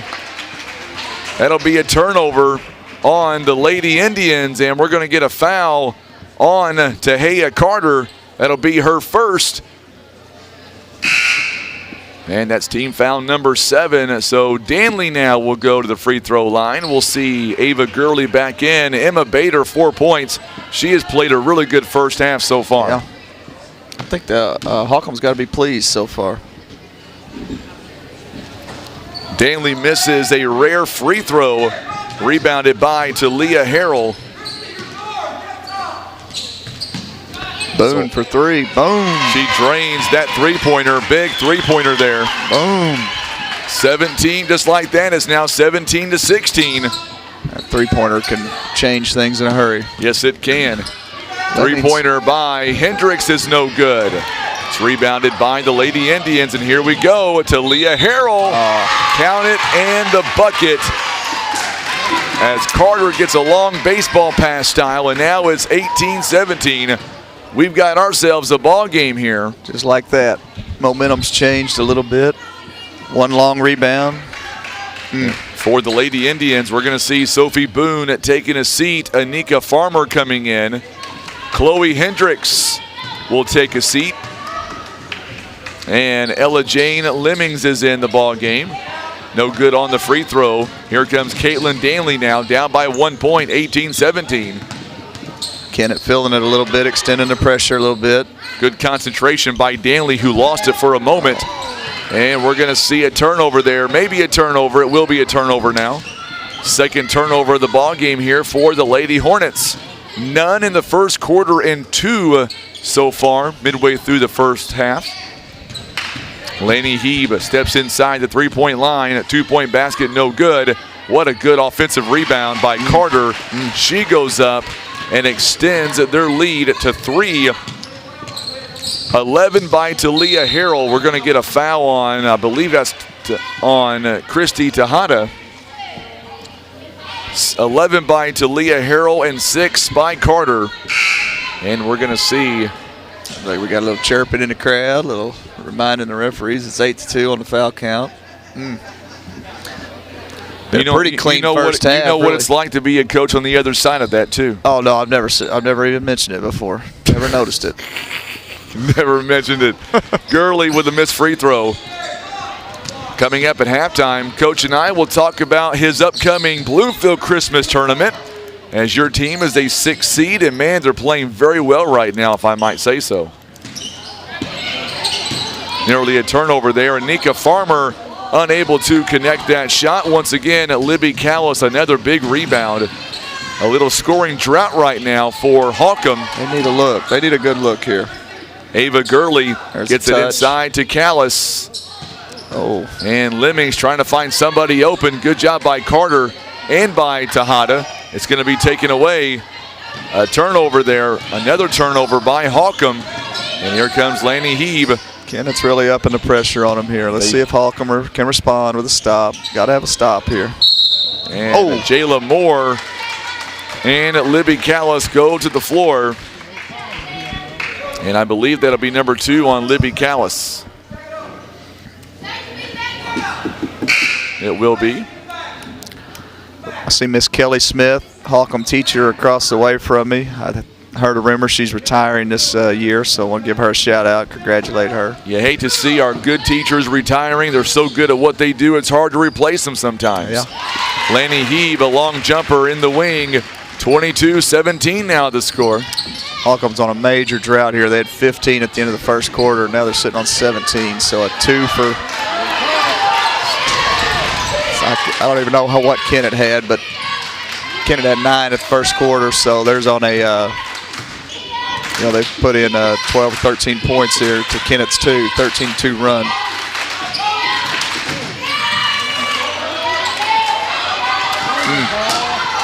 It is a 13-2 run right now. That's a big bucket by Ava Gurley. Up until that point, it was a 13-2 run here in this quarter. So that's the Gurley girl. I thought she played pretty well last night too at times. It's a good big basket. What grade she in? Coach Stockton did not give me as we see Gurley with another steal. She goes up. It's not gonna fall. Says she's a freshman. Wow. And we're gonna get a whistle here and a timeout. Monica Tillman. Is that the Seth McBroom on the air? These are all people I know. That's how that comment read. I like it. This is getting insane. Monica, yes, the Seth McBroom is on the air right now with us. You guys find something else to do. I'm not sure if I'll get in trouble for saying this or not, but I was told by one of my bosses, I won't give her name out because I don't want to make her mad, but one of my bosses said, growing up, you were always her favorite. And I'm sure you know who I'm talking about. Yeah, it's not hard to be the favorite nephew when you see the competition I got. So just saying, she always said you were her favorite. Yeah. Yeah, she was pretty good to me, no doubt. Timeout called here by Holcomb responded really well there. They did. Wow, really well. 22-17 there for a minute. 22-17 there for quite a while, but now Holcomb getting back in rhythm. By the way, Monica Tillman, I love this. I love being the whole banter back and forth. Monica Tillman says you are second best, whatever that means. Fill me in on that comment. I don't know what she's talking about. Okay. Kennett shooting 47%, as is Holcomb. Everybody likes Cade for some reason. They all like that middle child for some reason. It's weird. Oh, she said she heard it on, I know where she heard that from. She says she heard yesterday that Cade was the number 1 of the McBroom boys. Yeah. As we see a three-point basket, no good. Another offensive rebound by Carter. She goes up and scores it again at 24-19. As Sophie Boone missed that three-point basket, which allowed that play to develop. Kennett's got Holcomb's offense pushed out pretty far right now. This is so Caitlin Danley, probably not what they're wanting. Ella J. Lemmings, Molly Lemmings in there as well. Got to look to attack that gap there some. So now Holcomb playing some keep away right now, it looks like. I think they're trying to get to halftime here, see what adjustments they can make. I think you're right. Coming up on the final minute here of the first half, and that's what happens when you do that sometimes. Turnovers as Anika Farmer in transition turns it into points, and just like that, it's a 7-point swing. Good take, good take. Make sure and share this video for us on Facebook. Also, subscribe to our YouTube channel. Even though he doesn't want the accolades, I was told that Seth wants to be a star. Oh, good take. Good take. They needed that. Holcomb needed that. This will be Danley going to the line. She shot a couple this first half, I believe. She's taken some big hits here this first half, so see if she can respond with a free throw here.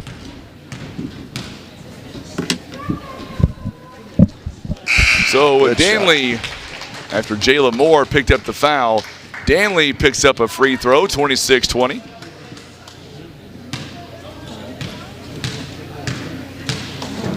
Just got a call from Sheriff Mark Dobbs. Sorry about that. Big shot right there. They got to have a stop here, though. Yes, they do. 34 seconds left. Excuse me.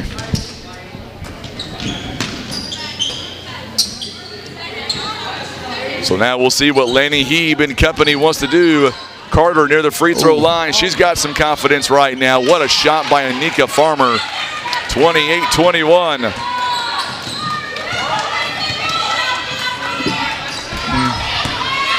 5 seconds and counting. And just like that, Farmer again. My goodness, what a run by Kennett here. And before we go to any kind of breaks, I do want to break this down by quarter. Kennett outscored Holcomb 21-6 there in that second quarter. What did you see as a coach here was the biggest difference from quarter one to quarter two? Well, I think Holcomb got, that first quarter, they were very fresh and they were crisp and sharp and really executed their game plan and got the ball where they wanted in that second quarter, which you kind of asked me if I thought that was odd that Kennett was sitting back in a 2-3. They extended that 2-3 a little bit. They didn't worry as much about the press, it didn't seem like, but boy, they really extended that pressure in the half court. It gave Holcomb some fits. They were trapping down here in the corner some. And really, Holcomb just, I don't know what Kennett scored points off turnovers there, but it had to be something pretty good. And then a 4-0 run right at the end of the quarter just kills you. 10 points on turnovers scored right there in the second quarter. Remember, Holcomb had 0 turnovers there in the first quarter, 5 in that second quarter. Tim and I will go to a quick timeout. We're going to come back and we'll have much more as we continue. And we're talking to Coach Seth McBroom about the upcoming Christmas tournament that'll take place after Christmas in Bloomfield. You're watching live coverage of the 25th Annual Lady Royals Christmas Classic Tournament. It is presented by Southern Care and Comfort.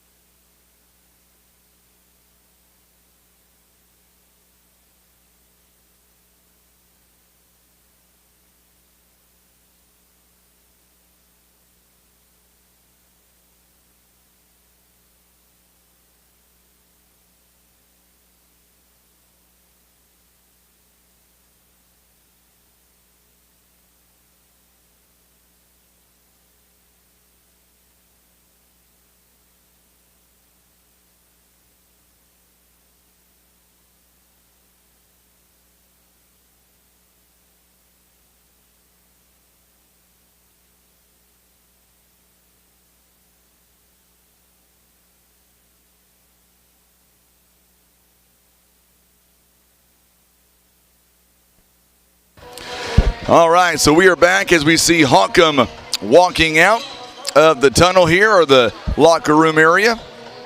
I want to bring on Seth McBroom once again, Coach McBroom that is, and I want to talk about the upcoming Bloomfield Christmas tournament. You guys are a 6 seed. I've got the opportunity to watch your team play a few times this year.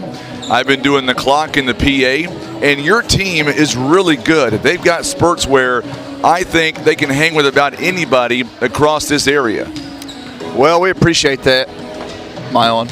We appreciate that. Those are some kind words. The boys have worked hard and done some things right. I'm pretty proud of them, but at the same time, I don't feel like we've really scratched the I'm not sure. It kind of depends on how you define the word good. You know what I mean? Like, there are moments, you're right, there are moments where we look like we know what we're doing, and then there's other moments where, you know, absolutely, it's high school basketball, you know, but pretty proud of them. We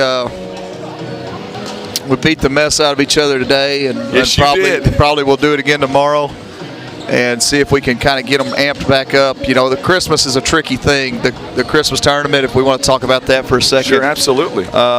We are so fortunate. We love the Christmas tournament. Everybody in Southeast Missouri should love the Christmas tournament. Fortunately, we get to host this for the girls' side, but Bloomfield Christmas tournament is one of the most special times of the year, and something none of us should take for granted, and we should all enjoy it and, you know, really relish in the moment, if you get what I mean. You got Van Buren coming up in the first round. It'll be a rematch, and they played you guys tough for a while, but I want to ask you, if everything goes well, realistically, how far can this team go coming up in the Bloomfield tournament? Well, I don't know. That's kind of a tricky question. I think you try to get me to answer there, but if we play like we can, like we're capable, and we put together 4 games, I mean, that field is very evenly matched. You know, there's been so many close games that I guess, without saying anything inappropriate, I mean, you could say that just about anybody could beat anybody on a given night, to be honest, because there have been so many close games, and the seeding was, you know, it was a little tricky because everybody was so close, and who's missing who, and who just played bad, and who's kind of finding their stride at Christmas. Christmas is kind of that tournament where, hey, let's figure some things out, and let's see who starts to take a step in the right direction. And you guys play when again coming up? We play 8 o'clock on Monday the 26th. We got the nightcap, late games. So, you know, tournaments, you never know. Could be early, could be late. So just make sure you're there in your royal blue, ready to yell and get loud. Absolutely. It's going to be a lot of fun for sure. And one thing about this game that I want to talk about real fast is Holcomb. In the ball game here so far, they are 5 out of 7 on the free throw line. But leading up to this game, 67 free throws they have taken thus far. And I would say Coach Stockton's reminding them of that and wanting them to get more shots inside the paint and draw more fouls. I'd say so. Let's see if any team made any adjustments and what they're looking at. That's a great look to Callis. Absolutely. Just couldn't get the finish there, but hats off to her getting in the right position. And on the other end, we're going to see Carter going up top, and it's not going to fall for them either. So each team taking one shot. It's a good look for Holcomb there to start the quarter. That should give them a little confidence here. Let's see if they can build off that. Third day of a tournament, you never know what's going to happen. To Leah Harrell. Oh, absolutely. Lanny Heeb takes a long three-pointer. It's no good. A good rebound by Molly Lemmings. And she's going to have it taken away, but it's going to go out of bounds. So it's going to stay with the Lady Hornets. They're bailed out that time around. Chloe Hendricks also out there. Ava Gurley as well. Caitlin Danley. The 5 on the floor right now. Did Holcomb use any timeouts in the first half? They did not. They've got all 5 timeouts. Okay, so she might be thinking later on down the road, but they're going to need to go on a little run here, have some success this quarter, keep it close. Kennett's used 2 timeouts thus far. I was once told by a coach we had on earlier today and yesterday that you don't get bonus points for keeping timeouts in your pocket. That's true. That's true. I like to have them for late in the game myself personally, though. Absolutely. Caitlin Danley Top of the key. Good job by Anika Farmer. Callis is working in there, but they're all over. And we're going to get a whistle here. It's going to be a foul against Caitlin Danley, I believe. It'll be her first team foul, number 1. 6:50 to go here in the third quarter. 9-point game. You feel like this game is 20 points, but actually it's within reach for Holcomb. No, yeah, that's true, Frankie. That little run at the end of the first half was just killer for Holcomb, but I mean 9 points is Talia Harrell. Definitely this one's doable. in and out, no good. Good rebound, and now we're going to get a foul. Good job, a good rebound by Callis. You talk about a player who hustles, and man, you got to talk about her every time. I mean, she's got bruises all over her, all kinds of stuff. She's going to have bruises all over her for Christmas break. Get a foul on Anika Farmer. That is number 2 on her. Yeah, foul count. I didn't look at that much in the personal fouls early in that first half, so see if that could play a factor later in this third quarter. 3-point basket, no good. It's a good look there, though. Yes, it Good was. rotation. Good job by the Lady Hornets tracking that down again. So Danley is going to give There another you go. opportunity here. Gurley's shot is no good. I think they've got to look to attack that gap in that zone right there, though. That's for sure. Man, this one is no good. Boy, Lemmings is rebounding. You She's ain't- working down there. She is absolutely working right now. So Gurley back outside to Caitlin Danley. Big crowd starting to make their way into the gym, at least on our side. Starting to get a good crowd here. Championship side of the brackets coming up next. Doniphan, Neelyville, East Carter. They're going to take on a good team as well coming up. Dexter. Holcomb's going to have to start. They're going to have to do something a little different here. They're going to have to get some touches down here on the short corner or something. So Ava Penetrate a Gurley. gap or something. There you go. Somebody dive. Coach telling them. There you Lemmings. go. She has had a great tournament so far on the free throw line. She has 10 of 19 at 50%, 53%. They're pretty calm and poised, this Holcomb team is. Anika Farmer, by the way, picks up foul number 3. Free throw is up, and it is no good. As a coach, you get to the free throw line. How frustrating is it for your team to get there, but just can't seem to knock them down? Because we can't make a free throw right now. So I don't know. I don't know what it's like to make them, but I know it's frustrating when you miss them. I was told once they only win the close games. I don't know. Chloe Hendricks, offensive rebound, misses the first chance. Cannot get it to fall again, and we're going to get a whistle. It's going to go out of bounds. The last touch by Kennett. Still a 9-point game right now. It's a good-looking lady walking out to the cassette. Oh, never mind. That's my wife. So Ava Gurley now. Make sure and share this video feed on social media. Let us know where you're watching from. Also subscribe to our YouTube channel also. Oh, she's in a tough spot there. Very tough spot. Find. Lemmings going to have it taken away by Talia Harrell. And that is 7 turnovers in the ball game. 7 turnovers since the first quarter. Remember, they had none. Talia Harrell looks good. It is. Shot. It was a great shot. And now it's 33-21. So Kennett has extended the lead now. And Talia Harrell again takes it away, and she's going to have 2 more points. She's got 16 of their 35. Now we get a timeout called by Holcomb. That's a big-time run. Well, they're on a scoring drought, just majorly here. And, you know, sometimes it's easy to sit up here and say, man, they're on a drought. They're on a drought.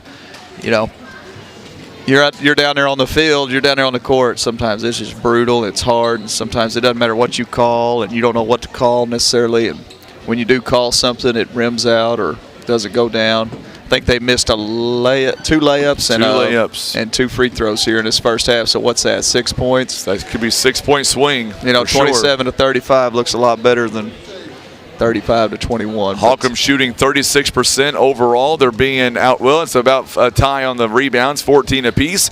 However, free throws, they are just 5 out of 9 right now. They're getting there, but they just can't make them, it seems like. They're gonna have to find a way to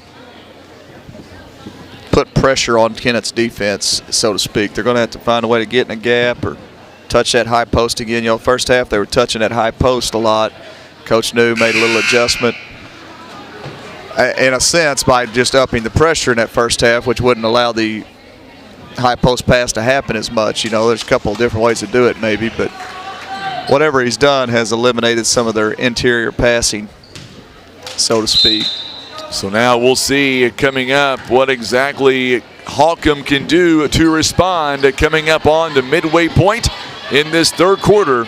It is a 35-21 lead. Holcomb down by 2 touchdowns. And once again, Carter is going to have another steal to her name today. Another turnover by Holcomb following the timeout. There's a good steal there by Lemmings. Good job as Carter will turn it over. I'm not sure what Coach New said following that first quarter. We have seen a much different Kennett team ever since. Well, it seemed like he was just, there's a nice little set piece. Gurley, 3-point basket at short. Another offensive rebound by Gurley, or make that by Libby Callis rather. And now Talia Harrell on the steal. We're going to get a whistle and a foul coming up on Caitlin Danley. That is number 2 on her.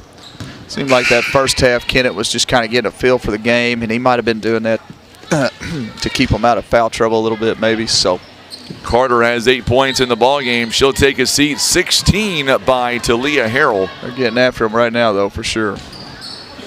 So Lanny Heave only 2 points so far in the ball game.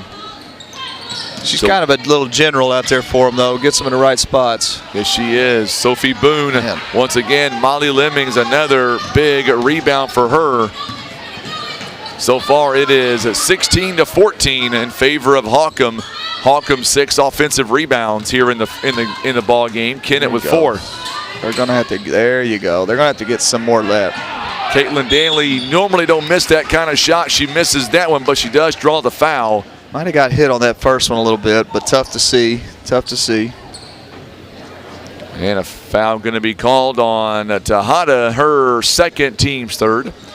So Danley on the free throw line. She has been money here. 20 out of 21 for the tournament. 95%. And that streak will continue. So Kennett coming back in is Carter. She'll come in for Talia Harrell. Danley in this tournament averaging 14.5 points. She's got 10 so far today. And makes another one. Good clean stroke. Holcomb going to press a little bit here. Let's see what this looks like. That's the kind of free throw shooters you want for your team for sure. Yeah, they help for sure. So Sophie Boone kicks it inside to Tahia Carter. Looks like Holcomb's still giving a lot of attention to Laney Heeb. That's a good look. Laney misses that shot. It's going to be an offensive board there by Jayla Moore. Good job by Tejada. Caitlin Danley, quick hands, knocking it away briefly. 2:21 to go here in the third. Quick bucket here by Carter is up and good at near the elbow, and that's just good concentration. 14-point lead, largest deficit of the ball game. Coach Stockton doing everything she can. She's wanting some more ball movement here. She's wanting. Ooh. Chloe Hendricks, shot is no good. Rebounded by Carter. And Tejada, good hustle there to keep it alive. Carter goes up top. It's no good. Offensive rebound is there by Jayla Moore.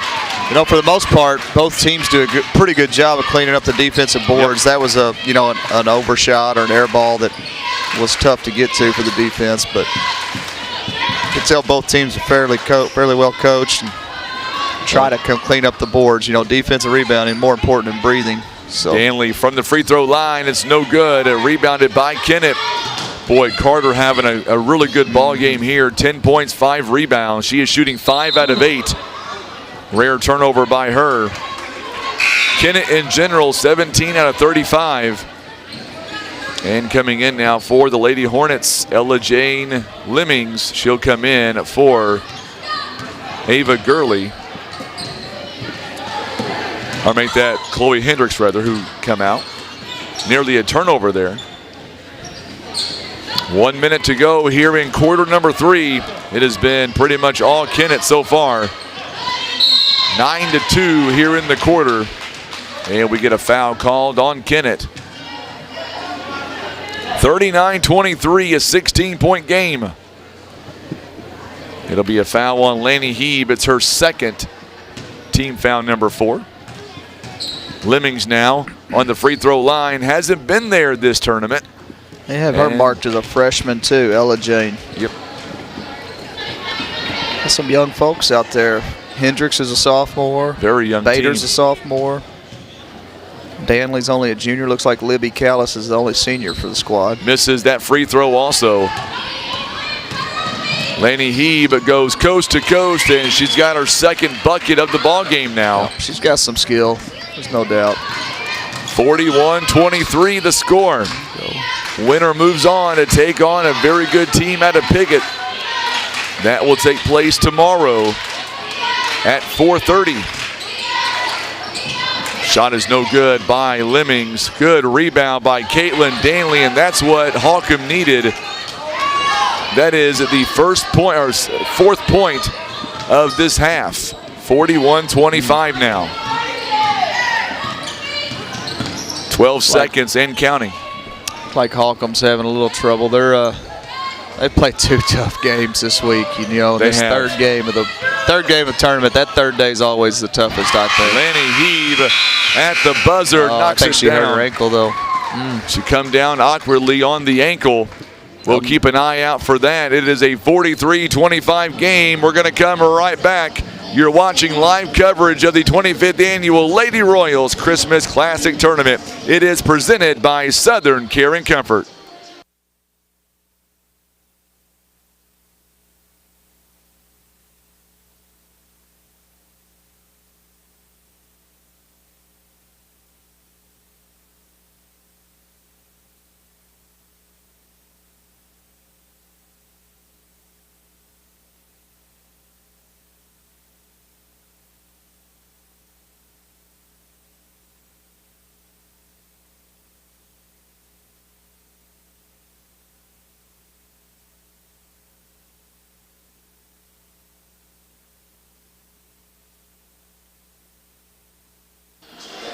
All right, we are back as we get set for the fourth and final quarter. And Holcomb right now trails 43-25. Just looking around, I kind of wanted to make a comment. Last year, I think we did this game together, or I did this game. Kind of bragged on some people from the Kennett Holcomb area and left somebody out. I want to give a shout out to Janet Hilburn. Actually, this year, she's the tennis coach at Kennett. Yes. This year, Holcomb and Kennett co-opted and won a state title. I don't know much about tennis. I know the ball is yellow, but I know Janet does a great job. She's a friend of ours, and congratulations to her and the Kennett Holcomb co-op tennis. She's won about, I don't know how many state titles, but she's something unbelievable, her program, and it was great to see those two schools work together for that Absolutely. this spring, or fall. Senator Jason Bean was telling me about that team, that impressive win by Kennett. Yep. When it comes to tennis. And you're right, it is a yellow ball. There's a good steal there by Danley. Good take. Look at that left hand. Children, pay attention. Learn to play with both hands. Got to be able to use both hands. Why don't you ask Chance what hand he can dribble with? Yeah, I know. He won't say his left, I promise. I've seen him.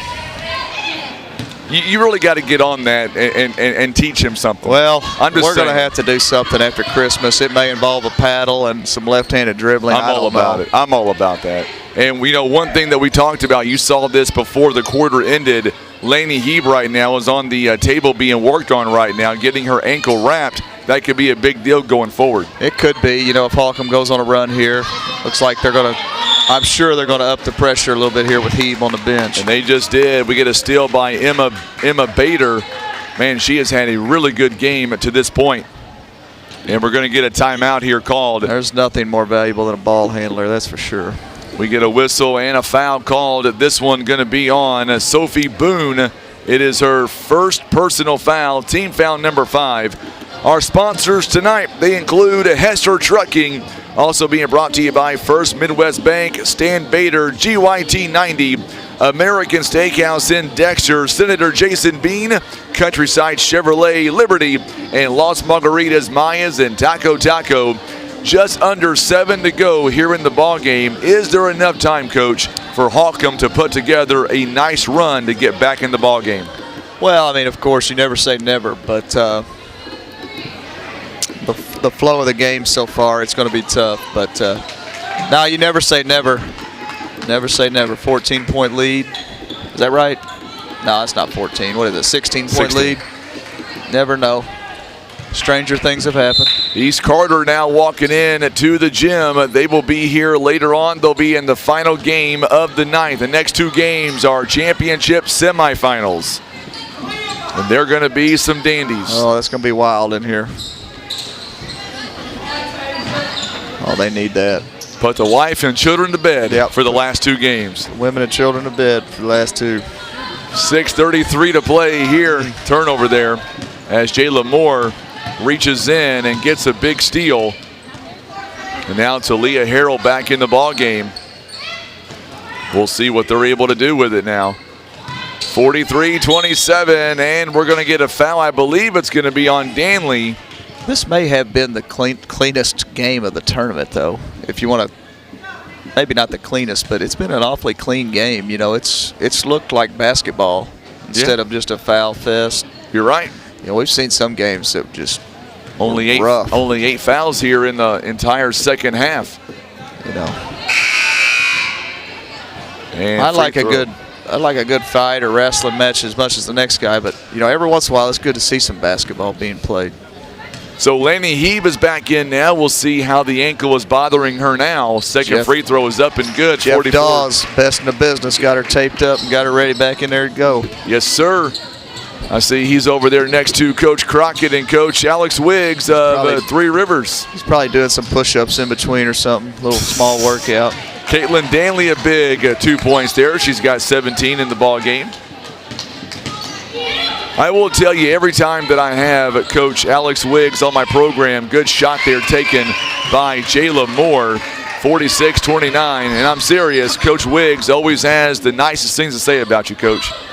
Well, he's a poor judge of character, probably. A poor judge of character. Every time he came in, I told him I was doing this tournament. He said, "You're going to have him on, aren't you?" Oh, Caitlin Danley, a big shot. I tell you what, I know I'm making noises after Holcomb makes a play, and I'm not doing that on purpose as I'm rooting for them or something, but it's hard not to root for them a little bit. You know, they're kind of the Cinderella story. They are of the Cinderella. Yes, that's what I've been saying. And then last night they honestly, for 2.5 quarters, they played East Carter fairly tough, and then. And we got a whistle here. A sub coming in as Christy Tejada will check in for Jayla Moore, who's got 4 personal fouls. And I think, you know, they've hit a little bit of a wall this second, third quarter, but it's hard not to root for them a little bit. They keep competing. Yes, they do. 5:30 to go here in the ball game. Corner Jim Akers is making his way in. He'll be here for the next game at Neelyville. Good job by somehow. We get a whistle and a timeout called as Gurley wound up and took the steal there. Timeout called by Holcomb. It is a 30-second timeout. We'll keep them right here. As you alluded to earlier, Stockton may be keeping those timeouts for her back pocket for this fourth quarter. Yeah, sometimes, you know, I thought she might need a couple of them to rest these girls and get them a little blow for a second. And, you know, of course, every coach is going to pick themselves apart after the game and think about what they should have done or could have done. But, you know, you just never know. I mean, you can't dictate when somebody's going to go on a run. Miss Kim, what's up? Miss Kim Dollins over here. Oh, thanks for Merry Christmas. Oh, in private, me or him? You. Okay. She don't want to talk to me, Coach. She came to see you. I didn't get a hug. You did. 5:19 to go here in the ball game. 46-32 the score. Following the timeout here by the Lady Hornets. Here comes Caitlin Danley, 46-32. It's a 14-point ball game. Boy, a big crowd making their way in now for these next 2 ball games.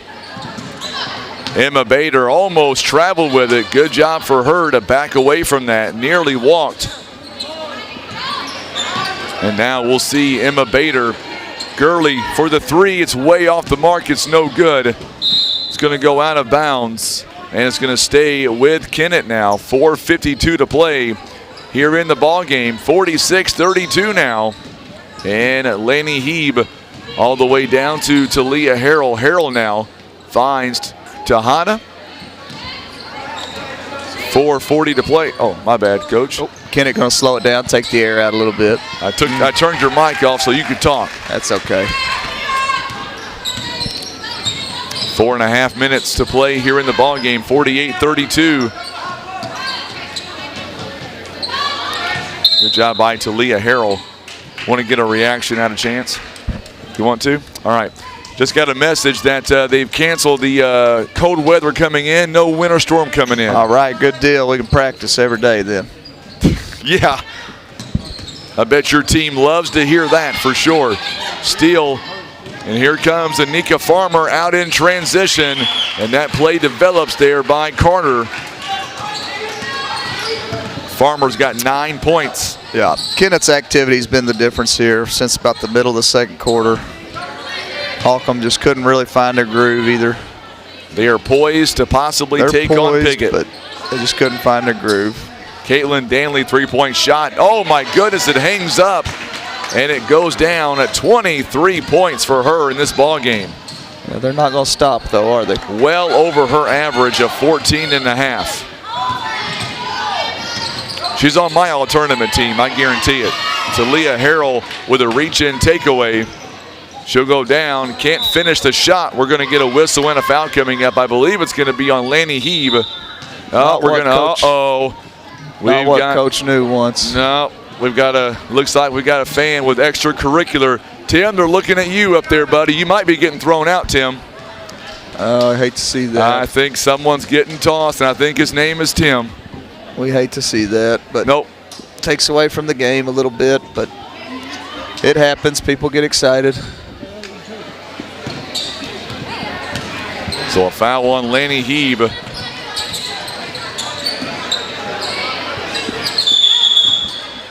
Should have been jump ball there. And I think we missed a 1-and-1. We did. Oh, yeah, come on, guys. We missed a 1-and-1. Come on, guys. There's a basketball game going on. Let's go, people. And now Coach Stockton, she's not happy either. I can't blame her. I had it up here, Coach. Well. 3:23 to play. Maybe that was a ploy.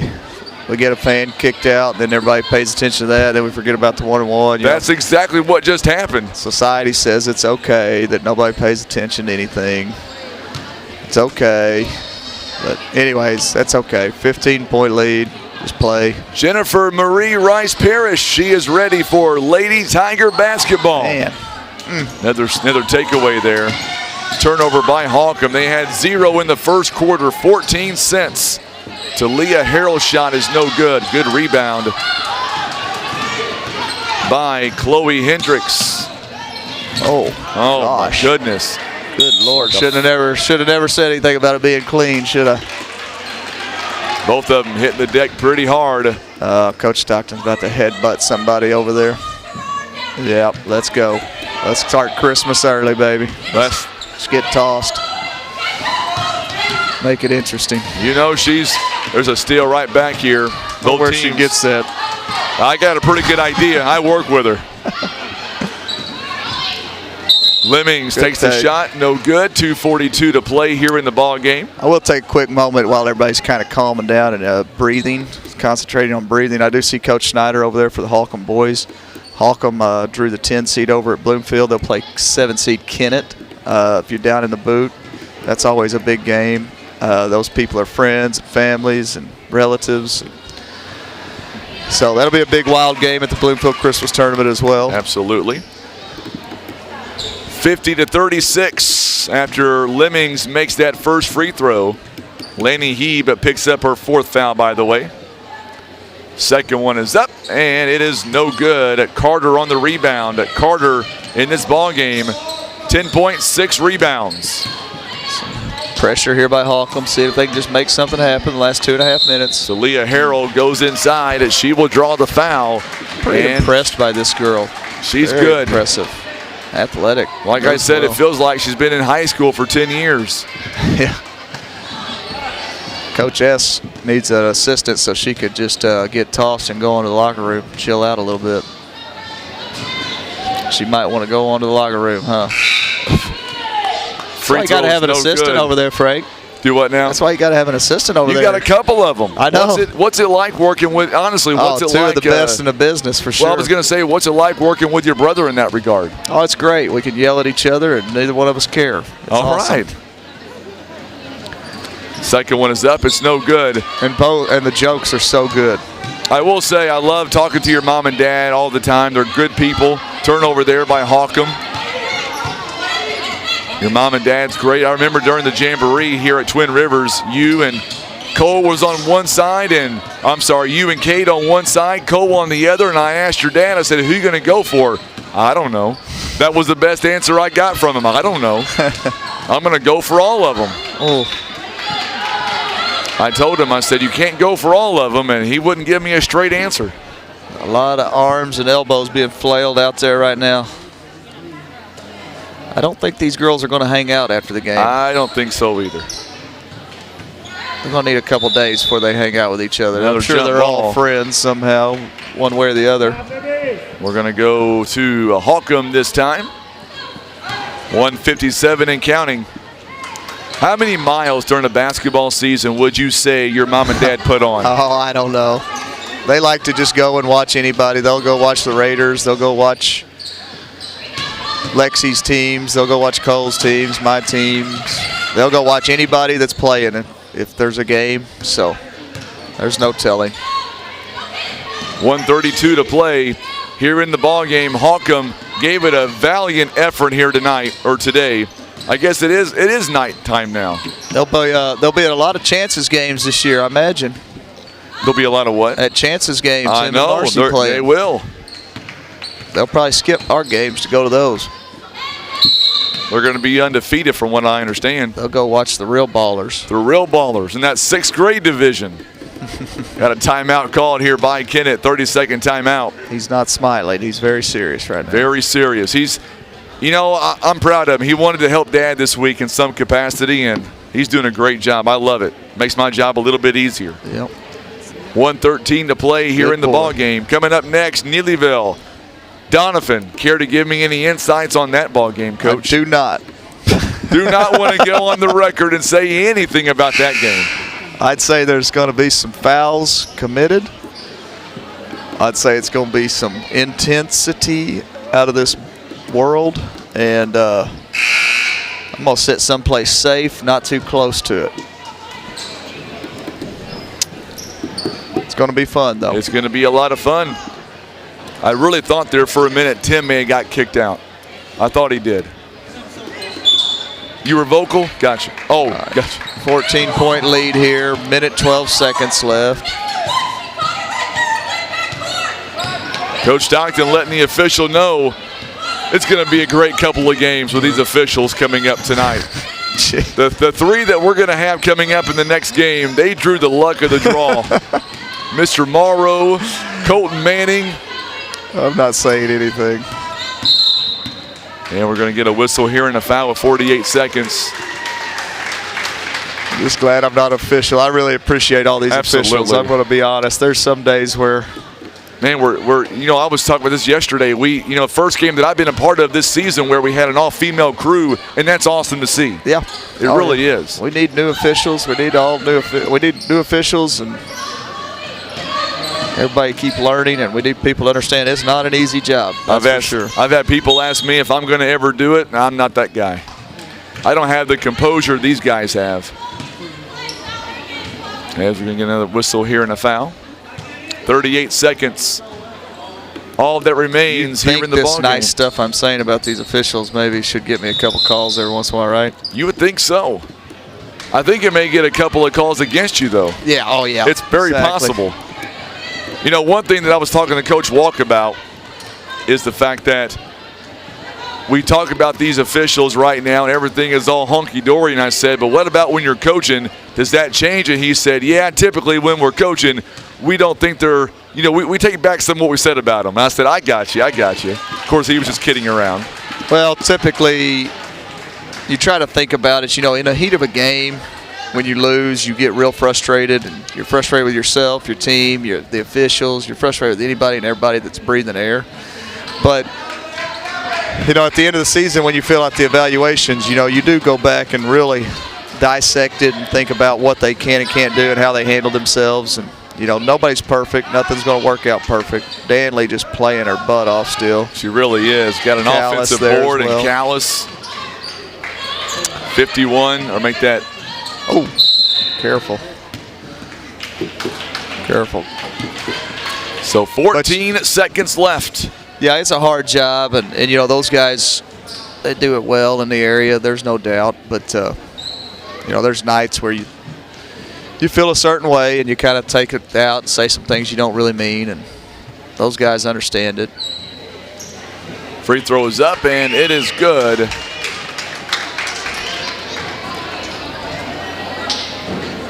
Looks like.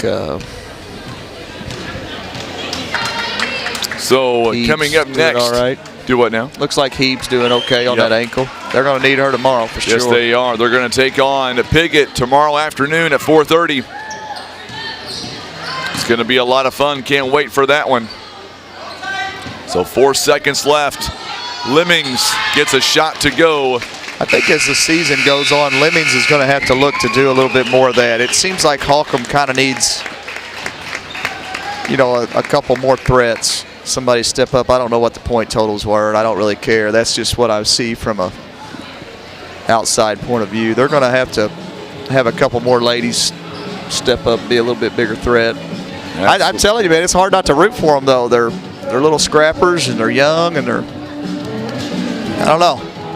Well, we're going to get ready for the championship side. I appreciate your time, my friend. Man, you are welcome here anytime.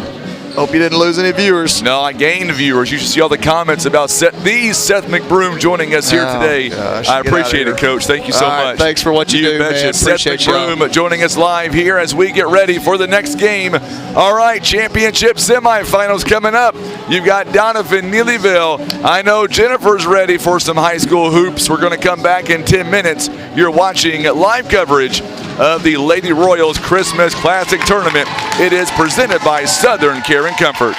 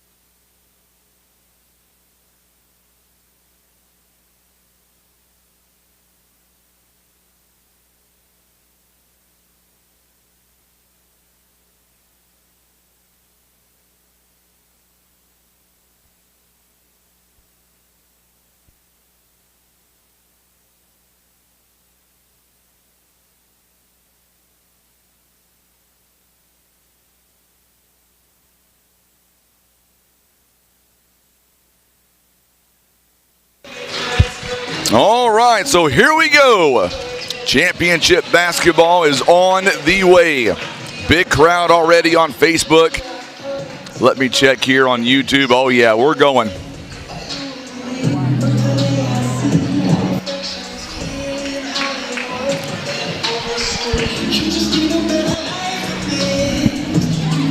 This one is a big one here.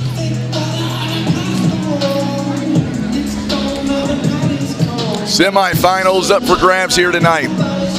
Doniphan taking on Neelyville. Good officials on hand as well. Bob Morrow, Colton Manning, Miss Johnson as well.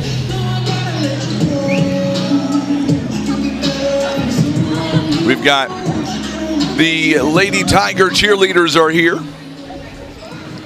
Let's go down courtside. Here is the starting lineups. Taylor Harlow is responsible for the starting lineups here tonight.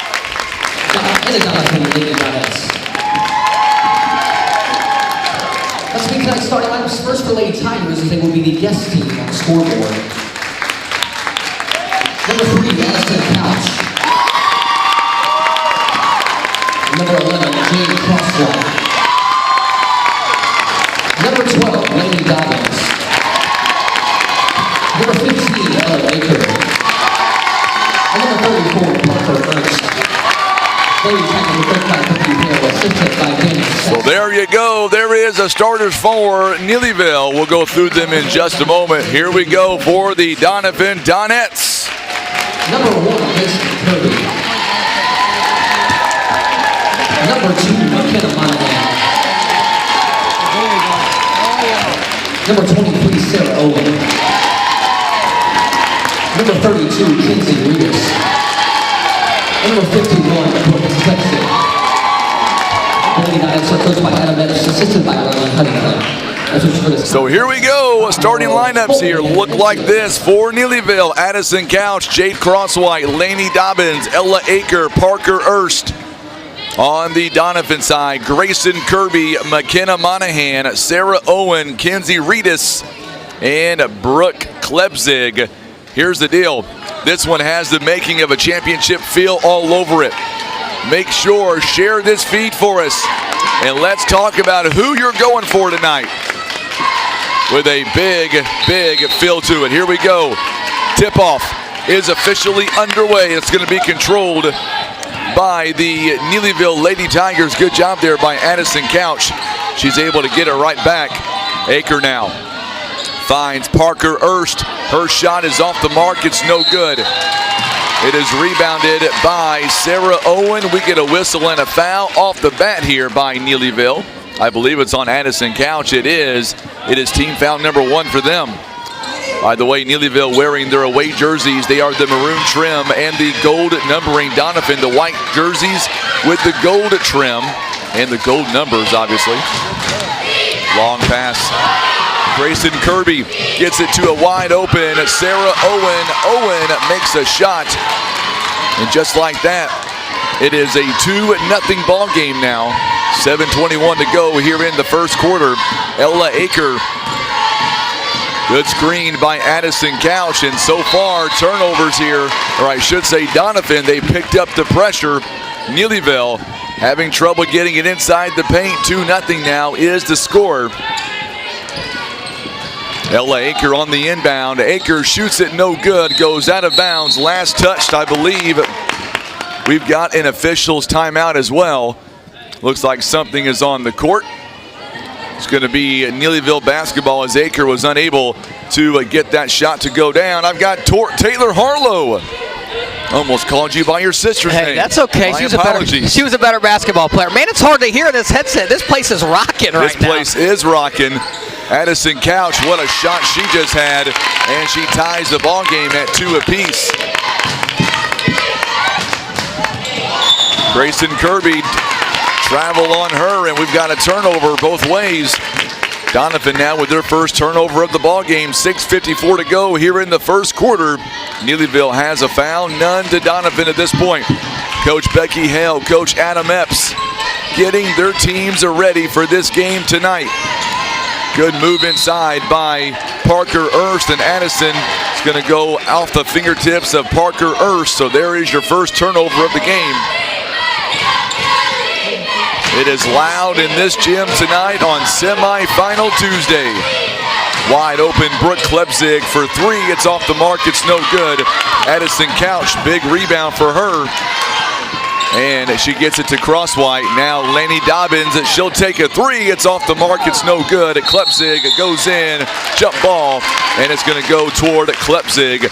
Man, fast-paced action right now. Early going here. It definitely is. Both teams full court pressure here. Active hands trying to get a deflection. Ball's kicked out of bounds. Good job there by Addison Couch on the defensive end. If you're coach Becky Hale, you got to like that. 6:20 to go here in the first quarter. It is a 2-2 tie. Ella Aker on the inbound.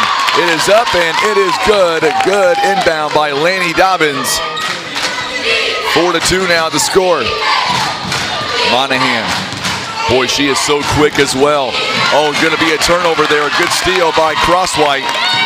Crosswhite goes inside the paint and nearly lost it. Good job by Parker Erst. Couch was wide open underneath. Ella Aker, a three-point basket, and that's her first of the ball game.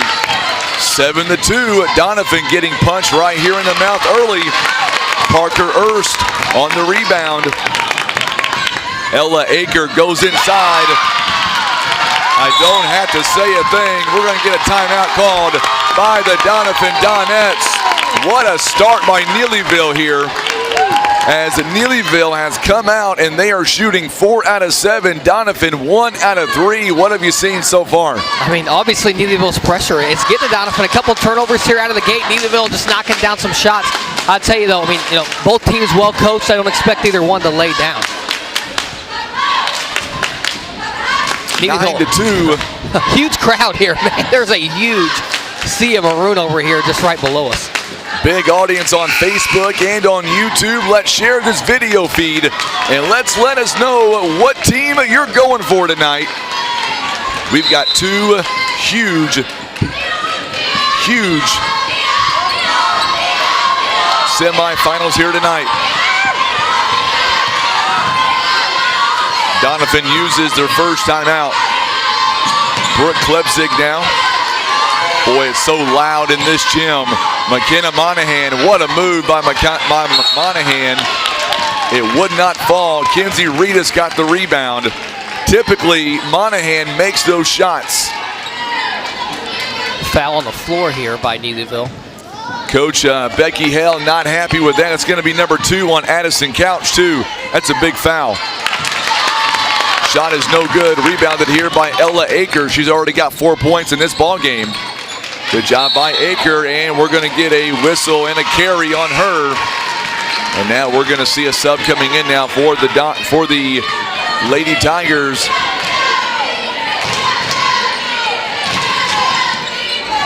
McKinley Day is going to check in for the first time. Marissa Shepard says, "Go Tigers." McKinley Day, who just checked in, by the way. Monahan faked out a three-point shot. She hands it to Kenzie Reedus. It's no good. Monahan, what a shot. What a rebound by her. And now it's 9-4. Feel free to chime in, my friend. You take it away. Hey, the game's so fast-paced here. It is so fast right now. Laney Dobbins. It is a fast-paced game. I'm going to lose my voice before this night's over, I guarantee it. I'm trying to keep it through tomorrow. It may not happen. We get a whistle and a foul coming up. This one's going to be on Doniphan, Brooke Klepzig, and that's her first. Laney Dobbins got to get it in. They get it to Parker Erst, a 6-foot freshman. She goes up top, not her shot. Misses that one, rebounded by the Doniphan Donettes. Here comes McKenna Monahan. What a pass inside to Kenzie Reedus. And now it is 9-6, and that is their shot. That is their tempo. Monahan to Kenzie Reedus. Absolutely, and as a coach, he calls that timeout, Coach Epson. You expect your team to come out and make a run and stop the momentum, and the Donettes have done that. Momentum is stopped for the time being. Ella Aker tries to set a screen for Jade Crosswhite. Coming up in the next game of the night, East Carter, good backdoor pass to a wide open Parker Erst. Boy, Ella Akers, she looks good right now in the early going. Yes, she does. Doing a great job on both ends of the floor for the Lady Tigers. McKinley Day going to go for a steal, nearly had it. Sarah Owen inside the paint, and she is just going to throw it away. That is all because of Parker Erst. She is causing all kinds of chaos right now for Sarah Owen. We're going to get a sub coming in now. Peyton Lowry will come in for Sarah Owen. Owen frustrated right now. She probably doesn't see someone that can match her size very often. And we're going to get a whistle here, and it's going to be a foul. It's going to be against Neelyville. Illegal screen. Yep, illegal screen. And I believe it's going to be on Parker Erst. So a turnover on Neelyville. And now the ball is on the floor. Jump ball is going to go back to Neelyville. So a turnover there on Reedus. And that is already 4 turnovers by Doniphan. Very uncharacteristic in the early going. Absolutely, the pressure getting to him a little bit, but both teams seeing a lot of pressure here early. Good drive inside. McKinley Day is going to have it taken away. 11-6. Neelyville on top by 5. Monahan going to go up, and a foul going to be called on Jade Crosswhite. That'll be her first, and that is team foul now number 4 for the Lady Tigers.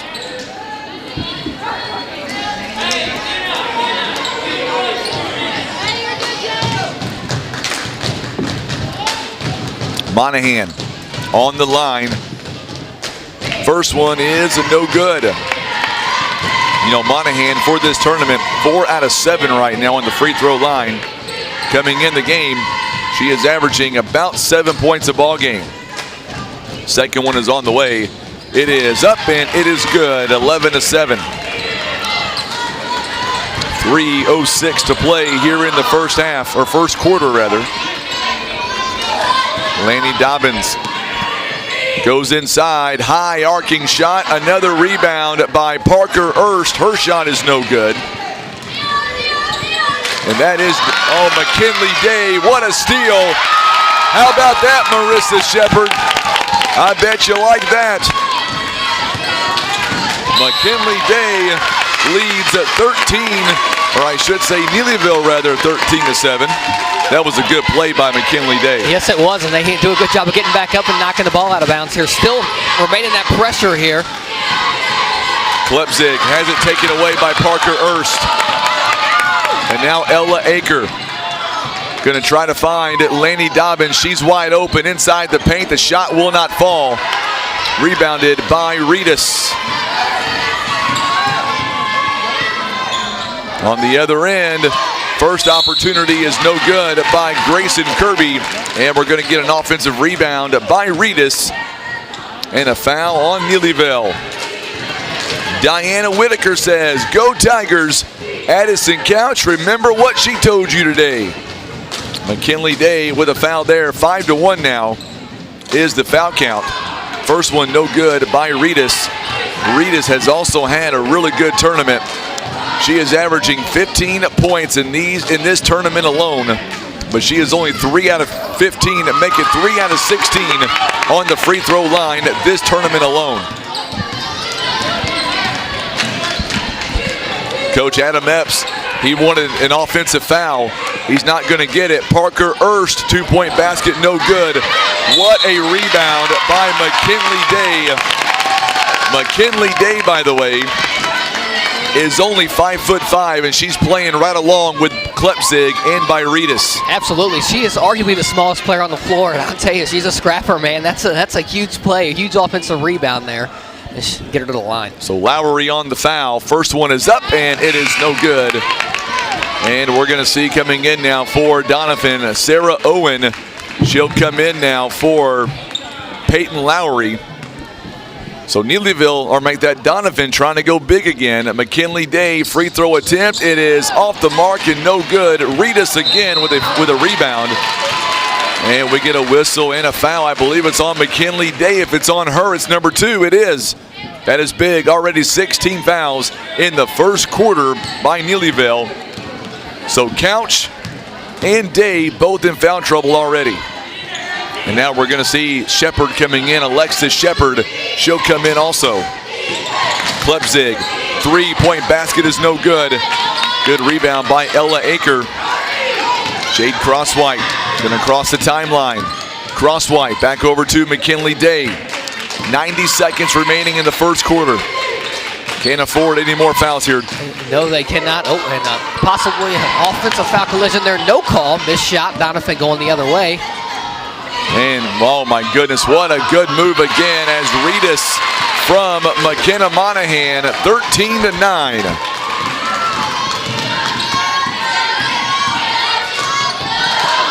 Another turnover there by the Lady Tigers.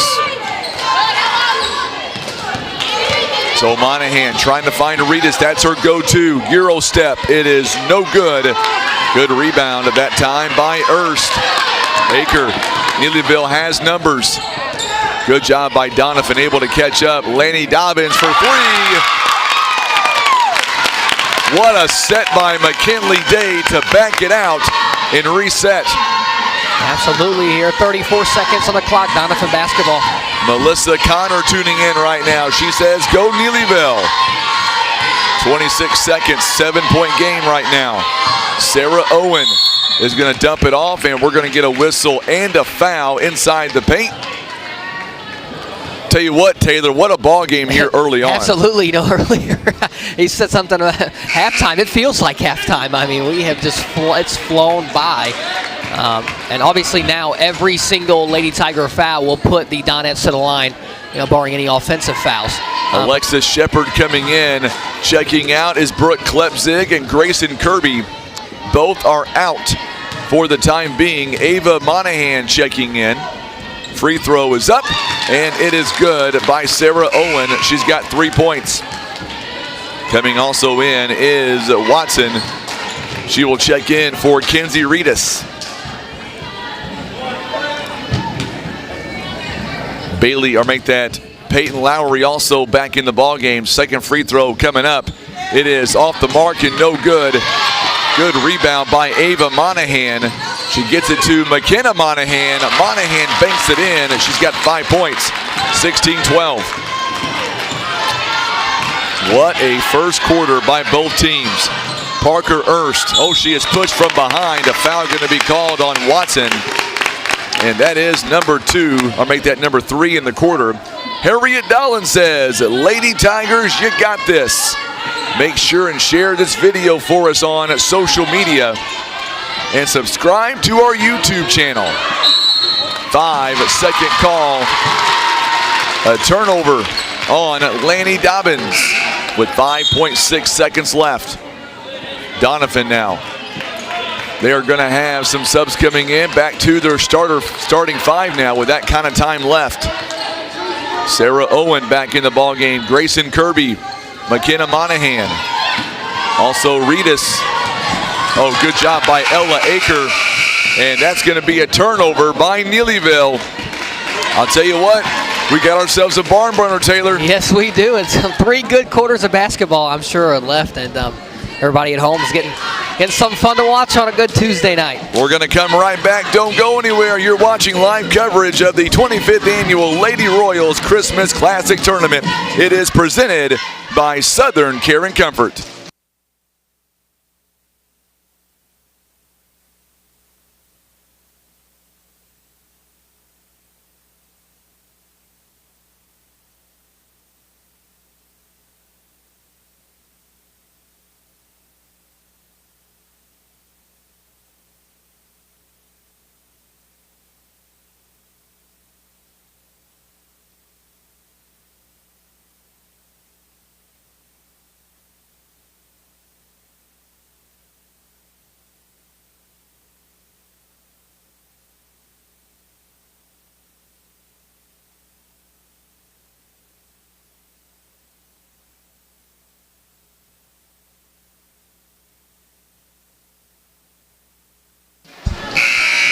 All right, so we're going to get ready now for quarter number 2. What a first quarter by both teams. A 4-point differential.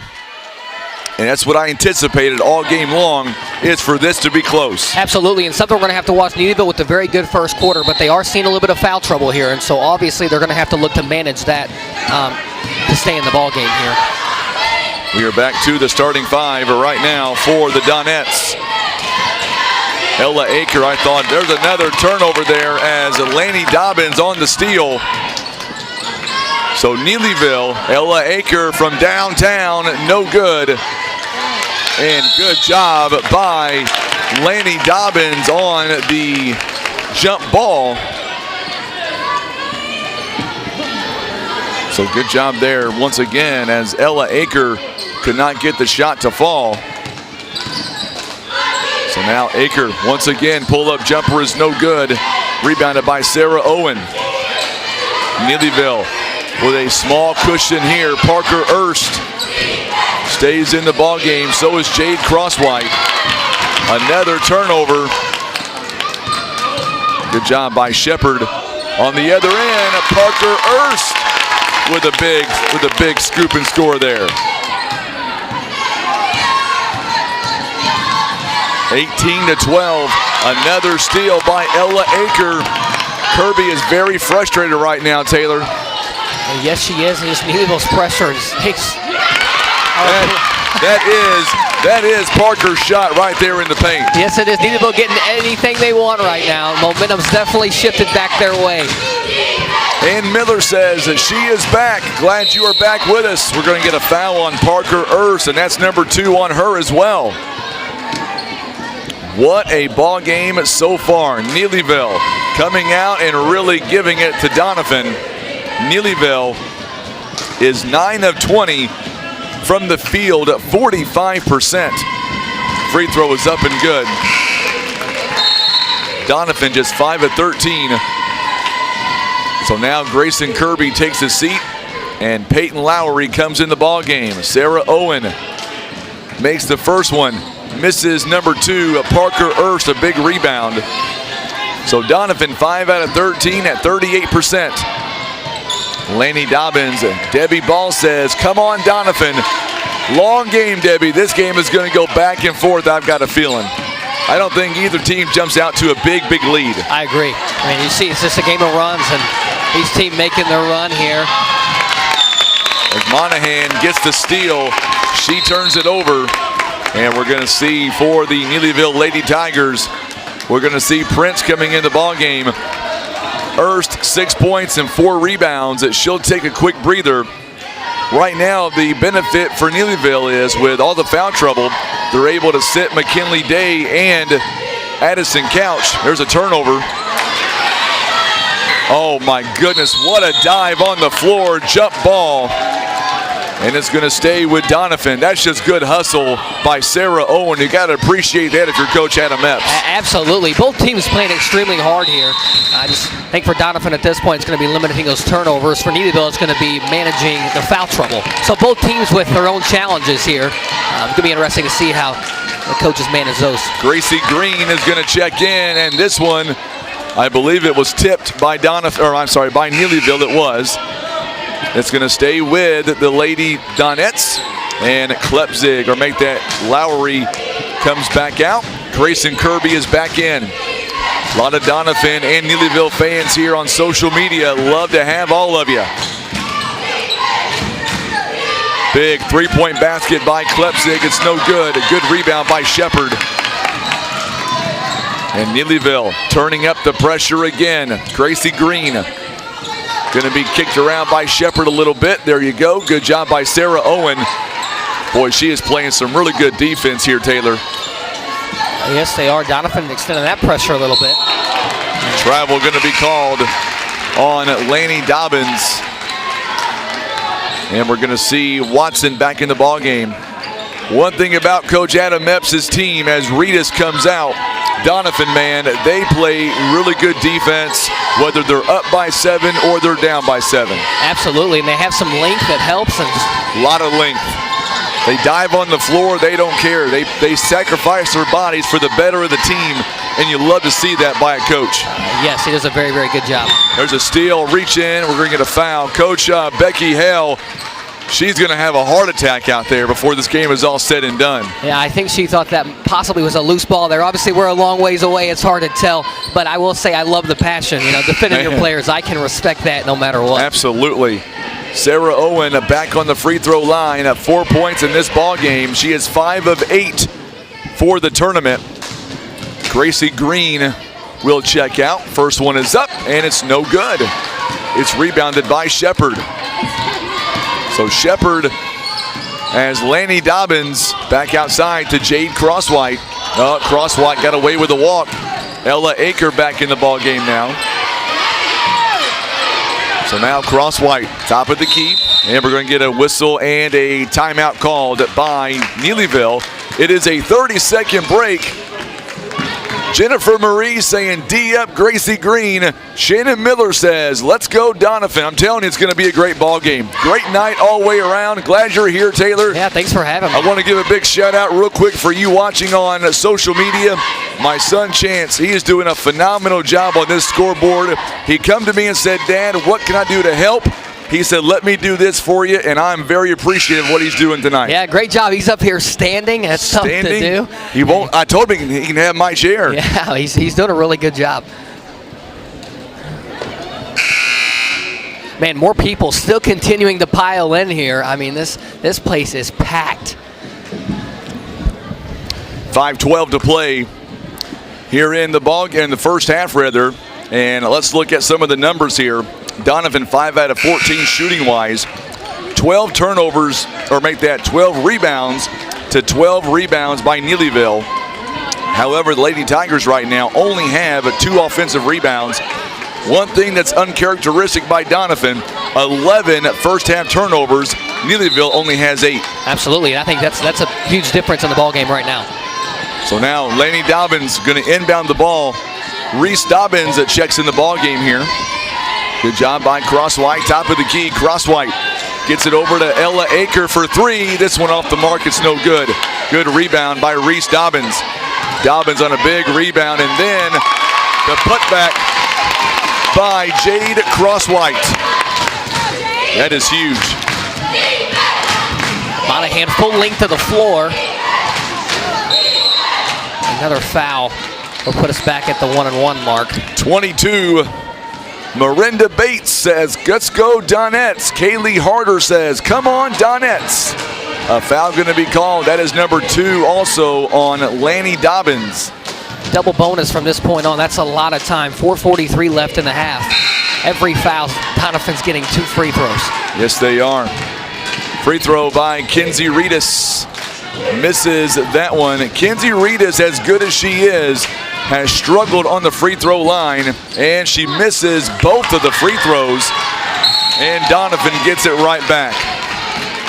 That was very fortunate, as Neelyville could not come up with it. 4:40 left here in the first half. Grayson Kirby back in the ball game, as is Peyton Lowry. Klepzig as well. Good bounce pass inside to Kenzie Reedus. Another foul coming up, and I believe it's on Ella Aker, and that'll be number 1 on her. It is going to be on her. Man, Coach Becky Hale, her face is completely red right now. We're only in the first half, Taylor. Absolutely. I've been there before. It's a tough place to be, you know. First free throw. This one is up and good by Kenzie Reedus. 22-14 now the score. Reedus, as I said a moment ago, averaging 16 points a ball game. She is only 4 out of 19 on the free throw line in this tournament. 8-point lead right now by Neelyville. They are the number 4 seed. Doniphan, your overall number 1 seed. Doniphan coming in 9-0, or make that 8-0 rather. The Lady Tigers are 7-1. These 2 games coming up tonight, they are some really good games. Only 2 losses between 4 teams in the Final 4 here tonight. Yeah, that's incredible. We're going to see a sub coming in now for Doniphan. Klepzig takes his seat. Back in the ball game is Ava Monahan. Anytime you get records like that, you know you're in for a battle. Doniphan is going to be calling for a foul. Ella Aker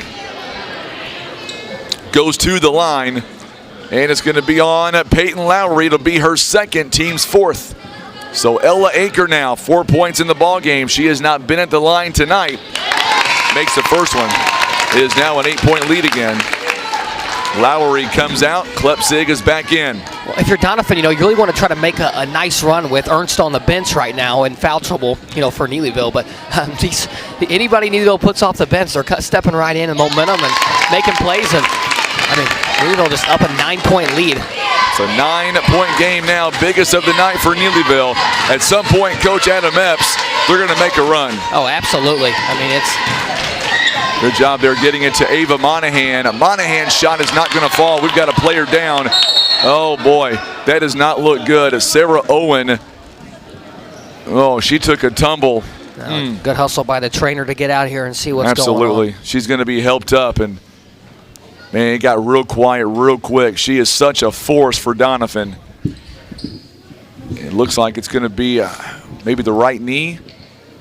It's hard to see from this angle point. Man.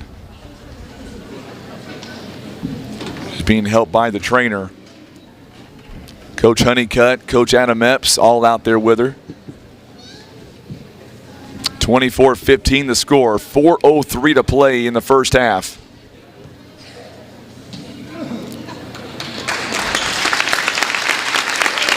Anytime it's the knee, it's scary. Absolutely. You just never know with the knee. It could be several different things, and obviously you hope it's nothing major here, but What concerns me is she can't put any pressure by herself on it. We'll continue to watch that and bring you any updates that we may get as Watson will check in for her.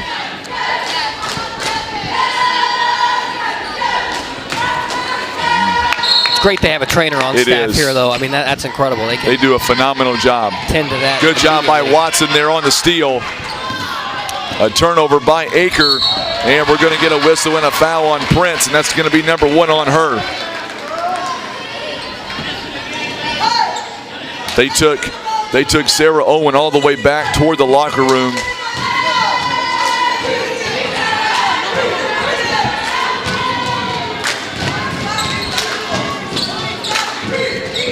No good. Free throws have not been the friend of Doniphan right now. Doniphan, 5 of 14 right now, Taylor, on the free throw line. Well, there's your difference in the score right there. It really is. We're going to see McKenna Monahan back in for Ava. Ava, her first point of the ball game. Boy, what a big crowd here tonight on social media. Facebook, 60 watching us. Nearly 200 on YouTube. We knew it was going to be a big night. Ella Aker misses that shot. Rebound by McKenna Monahan. This might be that run we're talking about. Going to be a turnover.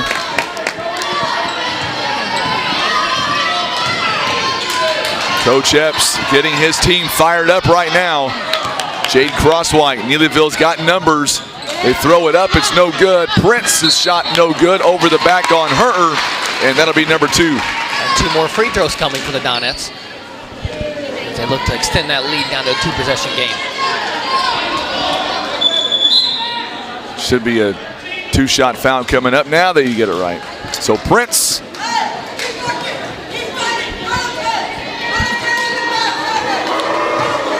If you can't hear what Coach Becky Hale was saying, she is quite bluntly saying for her team to keep fighting. That's what she is saying, clear as day. Free throw coming up. It is up and it is good by Grayson Kirby. I want to go to some of the YouTube comments. Shauna Huey says, let's go Tigers. Let us know what team you're going for tonight. Kirby, second free throw is up and good, 24-18 now. Doniphan's down, but man, you feel like this game is much more than just 6 points. And we're going to get a whistle and a blocking foul coming up. And I believe it's going to be on Watson, maybe. It is going to be on Watson. That's number 2 on her, team's 5th. 24-18. 5th team foul by Doniphan. Oh, what a move to Prince inside. Can't get the shot to go down. Reese Dobbins also cannot get the shot to go. And it's going to go toward Doniphan.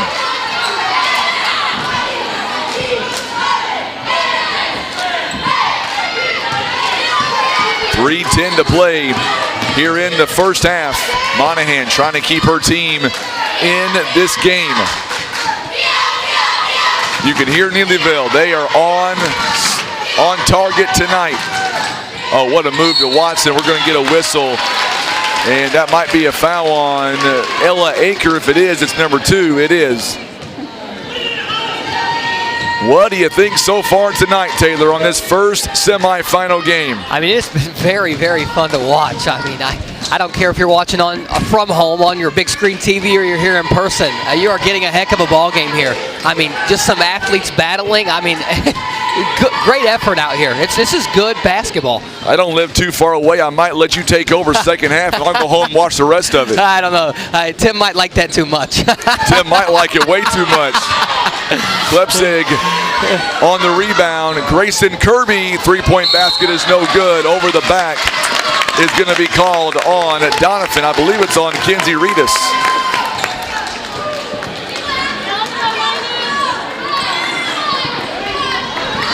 So Kenzie Reedus with her first personal foul. That's 16 fouls, and we've got another Donette player down. That looks like it's going to be on Monahan. And we've got an official timeout here. Oh my goodness, 2 Doniphan players, 2 big pieces to the offense. McKenna Monahan, she is struggling to get off the floor. She'll be helped off by one of her members of her team. Oh man. The trainer, who was still on the Donette's bench tending to Owens, is now going to tend to Monahan. And we're going to get a turnover here on Ella Aker. As a coach, what does that do to you, seeing 2 of your good players go down like that in the first half? I mean, it's extremely hard. Obviously, it just depends on your game plan. Obviously, you want status, but, as a coach, you obviously want your player to just make sure they're in the best health possible. So, obviously, don't want to risk anybody's health. Grayson Kirby takes the shot. We're going to get a whistle. I believe it's going to be a foul on Neelyville. Maybe Reese Dobbins, maybe? It is going to be on Reese Dobbins. Reedus with a rebound. Good shot by Reedus. She's got 7. It's only a 5-point game here, Taylor. Absolutely. Neelyville is kind of on a little cold spell here. They haven't made a huge run offensively. Second one, no good. Offensive board by Klepzig. And now Reedus is going to be, jump ball is going to go toward Neelyville. Man, what a great job by Prince there to reach in and make that steal. Absolutely sneaky. I like it. She's very sneaky indeed. That's the right words. Don't worry, Ann. I'm not going nowhere. I promise you.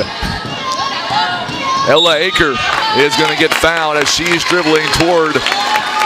Man, Ann, I know I'm not that good, but I mean, no reason to worry. You don't have to worry. I just hope that the voice holds out for 4 more games tomorrow. We got one more big one tonight, and then 4 tomorrow.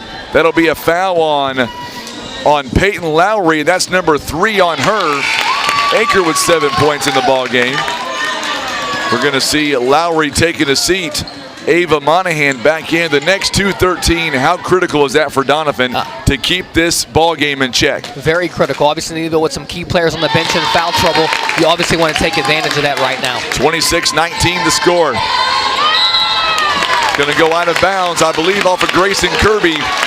And it's going to go right back to the Lady Tigers. 14 turnovers in the first half by Doniphan. Very uncharacteristic. Prince with a rebound.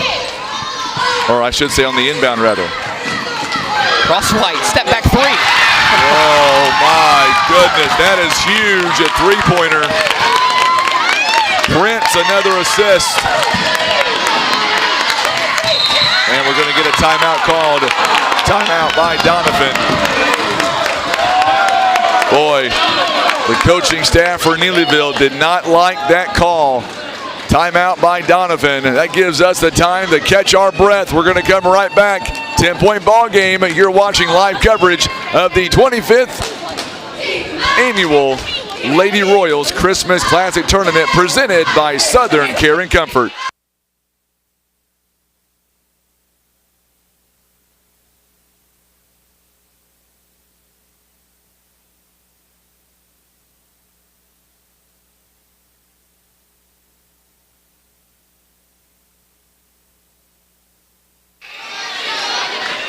Well, good news as McKenna Monahan is just now checking back in, but she is hobbled a little bit.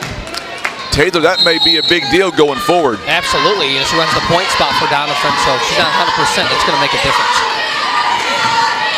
So Kenzie Reedus. Klepzig is in there. Reedus is going to have it blocked a little bit. Still going after it. It took 3 opportunities, but finally Dobbins got the rebound. And I'm watching Sarah Owen. She is by Coach Honeycutt right now. That's just a tough spot to be in as a coach, obviously. You know, you want to win the game, but obviously you're worried about your players' health, and obviously having the advice of a medical professional is going to help. Stacy, I think all the Neelyville fans here, they are hearing what you were saying. She is saying Neelyville is killing it right now. Yes, they are, being up by 10. Yes, they are. Foul going to be called on Doniphan.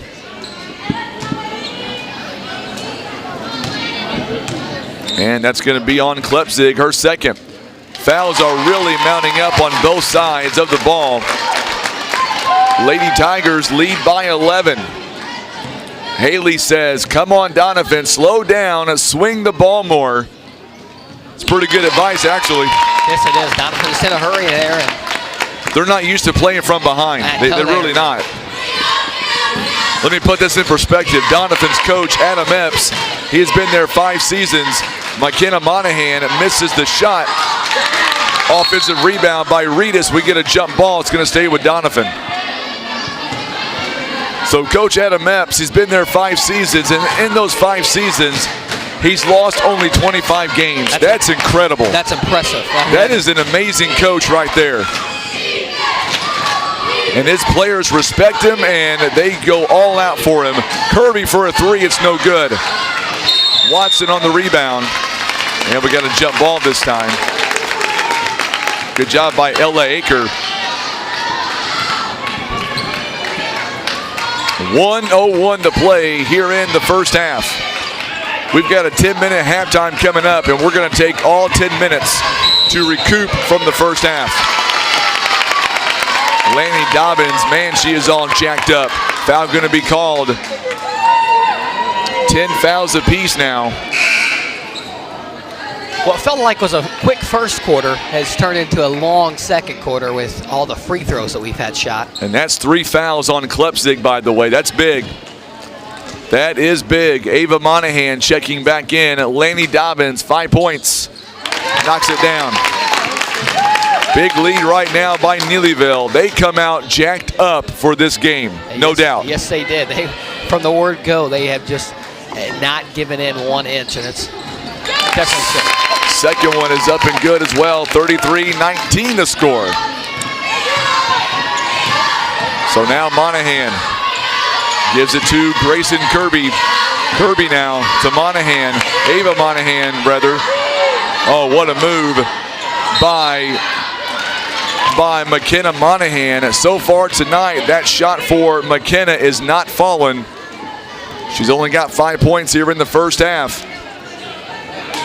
There was some of that ball movement, though, some of our viewers were wanting to see by Doniphan there. Doniphan has possession arrow. 33-19 as Reedus misses that free throw. She'll get 1 more. Misses them both. Free throws have been the Achilles heel right now. Lanny Dobbins all by herself, and she's going to be blocked by Reedus. Good job, though, by Prince to reset it up and get the offensive board. Ella Aker going to be taken away. It's a steal by Monahan. Monahan goes up and shoots and scores. Could that be the spark they need going into halftime to get something going? Aker is trapped, and we're going to get no foul called. Laney Dobbins at the buzzer. Count it. Woo! What a first half. What a first half. Thoughts on the first half so far? Well, I mean, that is good basketball across the board. Obviously, I mean, it has its moments where it may not be as pretty, but I mean, honestly, what I like, both teams got a little bit of grit about them, a little bit of nasty. You know, they're willing to get physical, and I mean, I love to see everybody playing hard. I mean, that's you don't see that every night. We're going to take about a 9-minute timeout and get reset and get the voice to come back. It is a really good ball game at 35-21. We'll be back. You're watching live coverage of the 25th Annual Lady Royals Christmas Classic Tournament. It is presented by Southern Care and Comfort.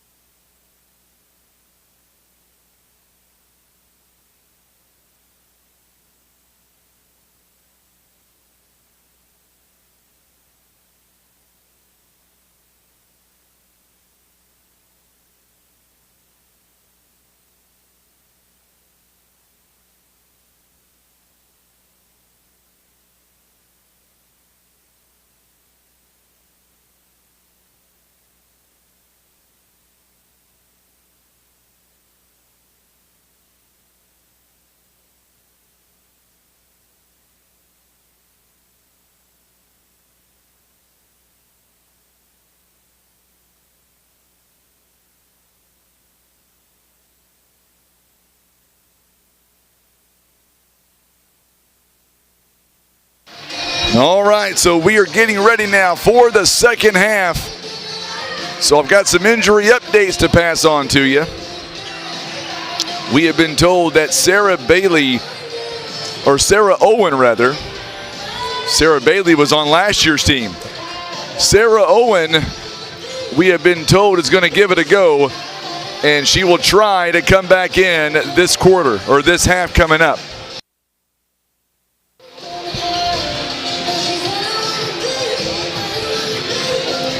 That's what we were told. We will see what happens here when we get back to live action.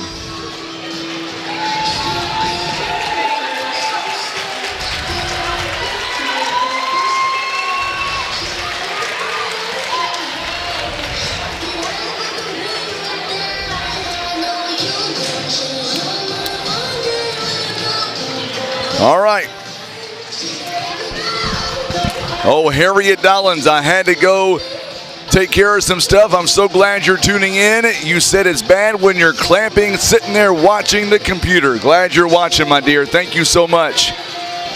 So, Taylor, I did hear that Sarah Owen is going to give it a shot coming up in this half. That's good news if you're a Donettes fan. Yeah, absolutely. So that tells you.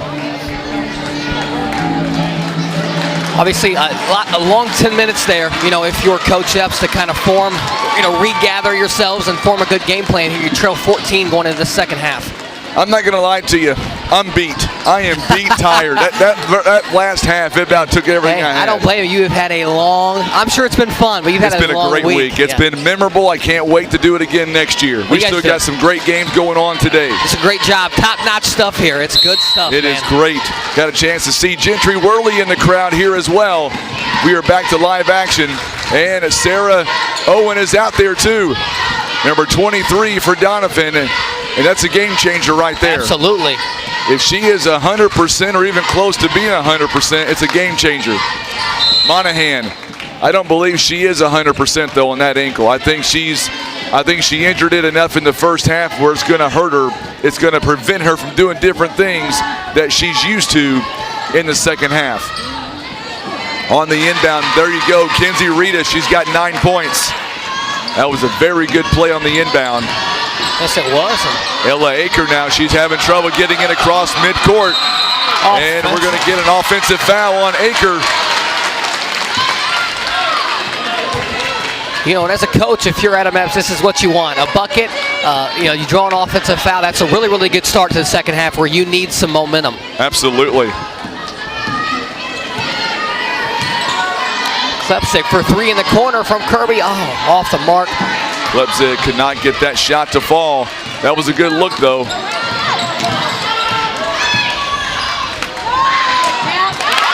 My goodness, what a shot taken by the Lady Tigers. And they have missed that in the first half as Addison Couch. Knocked out of bounds by Dobbins. Neelyville getting in the passing lanes. They have a hand on every single ball, or if not every single one, almost every single one. So now we're seeing a McKenna Monahan. Grayson Kirby is out there. We are back to the starting five right now on both sides. We'll see how much foul trouble. Oh, what a good block by Jade Crosswhite there. A big block. It is still 37-23. Crosswhite in the corner. It's no good. Rebounded by Addison Couch. What a steal. Good hustle there by Delaney Dobbins. Not giving up on the play. 9 points here by Addison Couch. Do you hear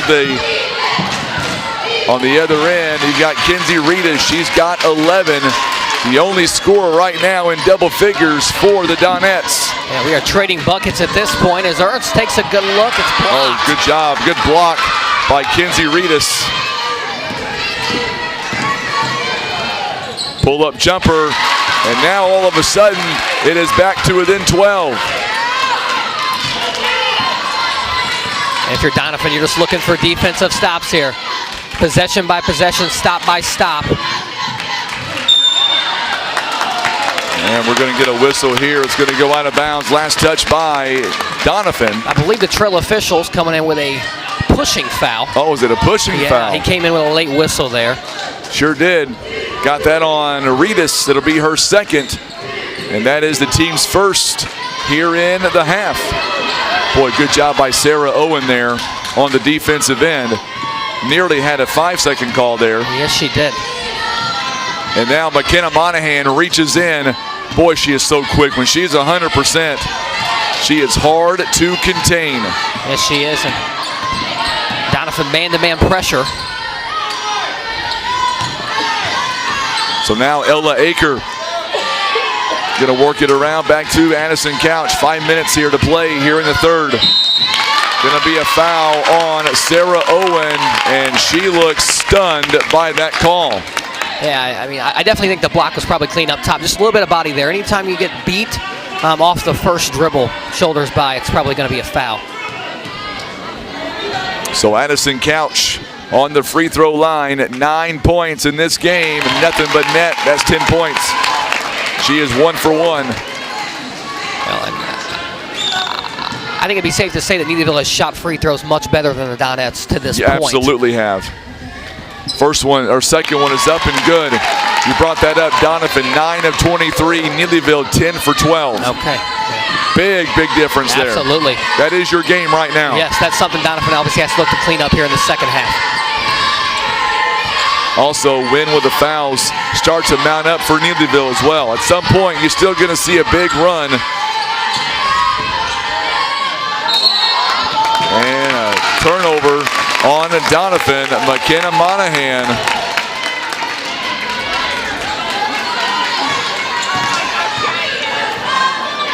Deflected, loose ball. And we're going to get a whistle and a tie-up here. It's going to go to Neelyville. Man, how many times have we seen players hit the floor?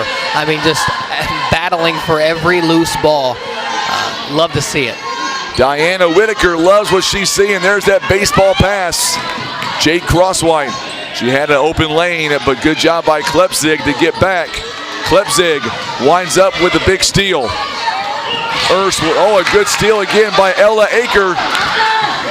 Aker could not get the shot to fall. Good rebound by Neelyville. There's Addison Couch. Outside, Jade Crosswhite for 3. It's no good. I'm telling you, McKenna Monahan. Here comes Doniphan. They've got numbers. Good pass inside. That's great transition offense. That is good, unselfish basketball there. 41-29. I'm telling you, Doniphan's not done by a long shot. No, they're not. They're looking for single digits here. They're looking to trail by single digits. Dobbins takes a shot. She trails the three-point line. I was going to say, Doniphan's a team that can trail by 20 in the fourth and still come back and win. Absolutely. That's just at least my opinion. Yeah, just another good take there by Owens. And I think that's going to be on Couch 2 or 3rd. That could be a big foul. No, they're going to say Lanny Dobbins, and that's still a big foul either way. Yeah, her 3rd. So obviously, if you're Doniphan, you're looking to make free throws here. Want to score with the clock stopped. Sarah Owen, 2 out of 5. That one is no good. Boy, the free throws have really hurt you all game long. McKinley Day is going to come in now for Lanny Dobbins. 8 points, 3 assists, 2 rebounds. Sarah Owen, they need this one, and she got it. It's back to within 11. Just a huge crowd here tonight, Tim, on social media, Facebook, YouTube. We're nearing 300 viewers right now. That's incredible. That's awesome. It's a girls' basketball game. That tells you just how much folks love their basketball right here in Southeast Missouri. This is the OFC right here, baby. This is OFC at its best. I got a feeling, honestly, these two teams at some point could lock it up again during the OFC tournament. Absolutely. 2:20, or make that 3:20 to go here in the third quarter. It'll stay with Neelyville. Crosswhite going to inbound. Couch for the long 2. It's no good. Good rebound by Kinsey Reedus, and we've got a whistle. And I believe it's going to go against Couch on this time. This one will be her 3rd foul.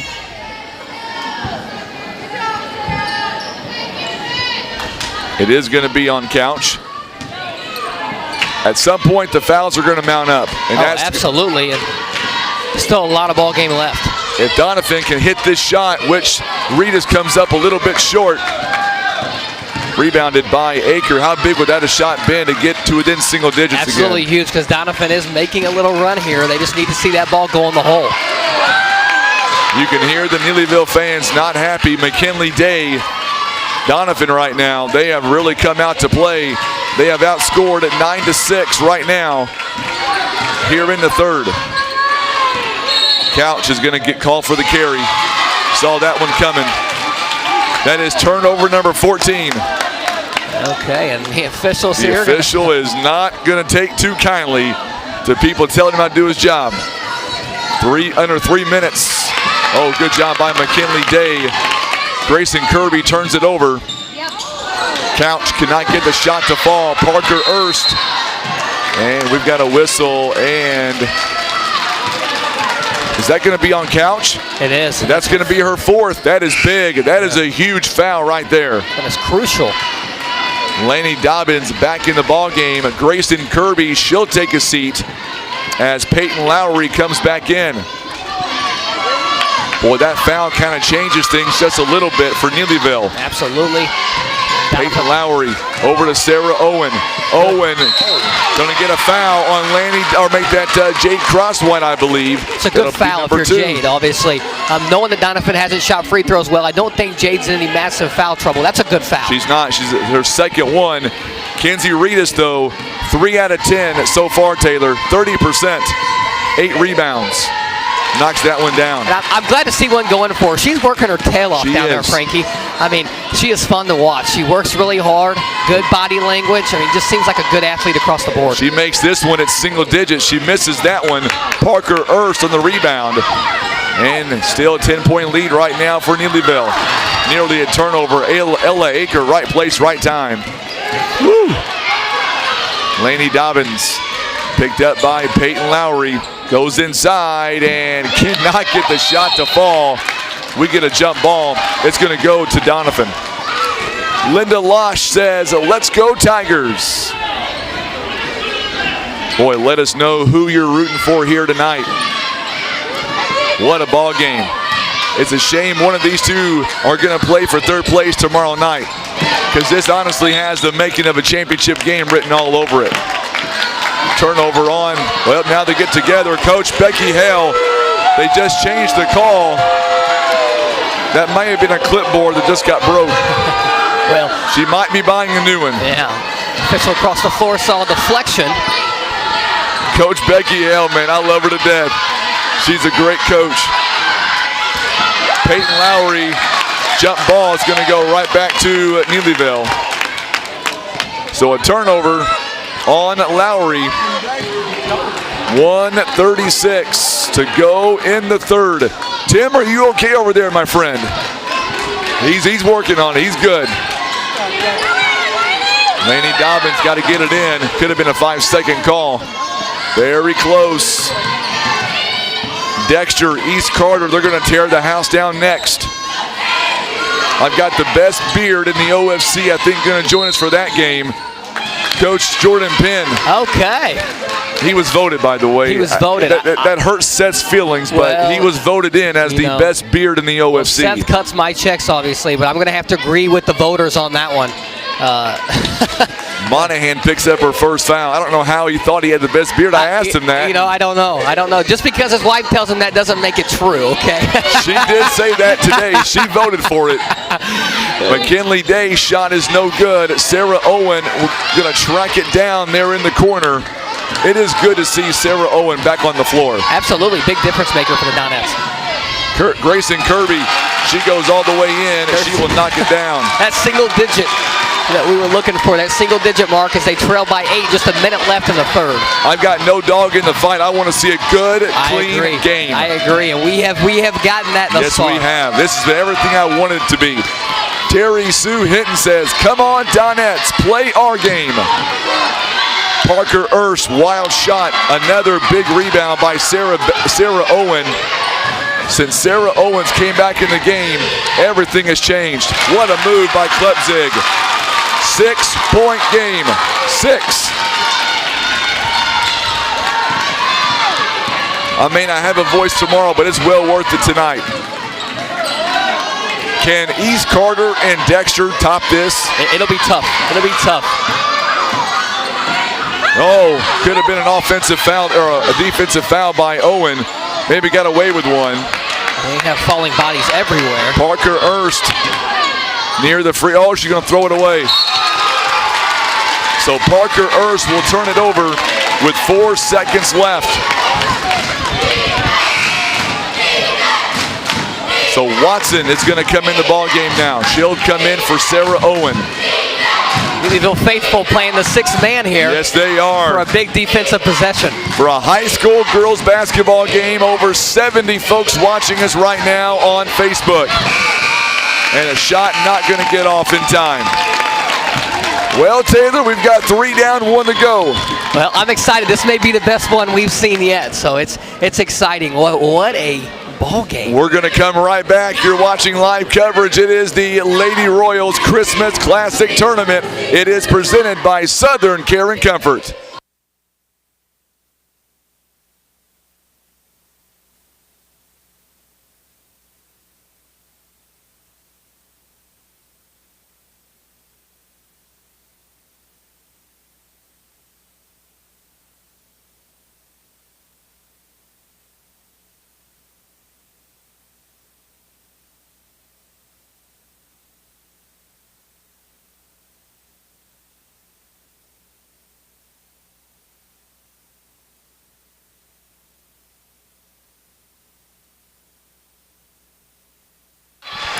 Lindsay Vermillion is tuning in. Let's go Tigers. You know what, Taylor, you're right. You said the smartest thing during that last timeout. Tim, listen to this. I don't think people care about the commentary as long as a Chance is doing that scoreboard and it's right. We could turn our mics off and be just fine. Exactly. Chance is the most important member. Well, Tim and Chance probably are running. Yeah, Tim is pretty important with the camera, and I would say Chance is right there with him. Yeah, we're just glad to be a part of that team, you know. Grayson Kirby going to inbound. So now Doniphan, McKenna Monahan, high shot, Watson. What a rebound. What a rebound by Watson. Parker Erst. Ball still batted around, and somehow make that Reedus. Wow. Reedus is able to go in and make the shot. 4-point game again, folks. Ella Aker cannot get that shot to fall. I'm telling you, the complexion has changed. When Sarah Owen came in the ball game, everything changed right there for Doniphan. That's a big reason why they're back in this ball game. Absolutely. I'm just glad to see her back out on the floor. Absolutely. On the inbound, going to be a jump ball. Possession will stay with Neelyville.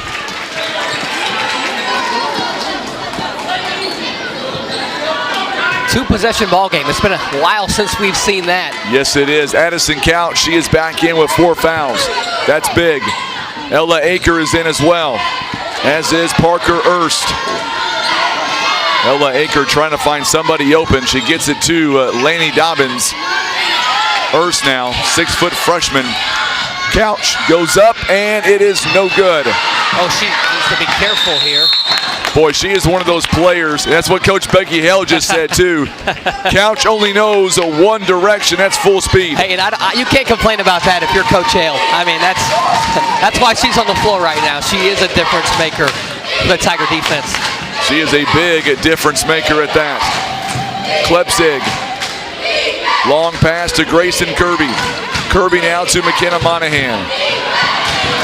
Monahan dumps it off inside. There's a steal by Dobbins. You can't pass over the top of Parker Ernst. No, you cannot. Very difficult to do. Many try, many fail. And we're going to get a shot. Oh, it's going to be a foul against Parker Erst, and that is number 3 on her. Legal screen there.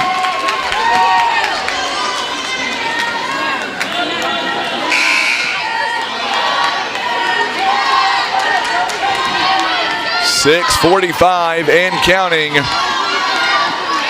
But Frankie, you've seen Doniphan really limit those turnovers this half. You know, they struggled with that in the first half. Coach Epps making a good adjustment. Yes, big adjustment. In the first half, Doniphan had 6 turnovers. Or make that Neelyville, rather.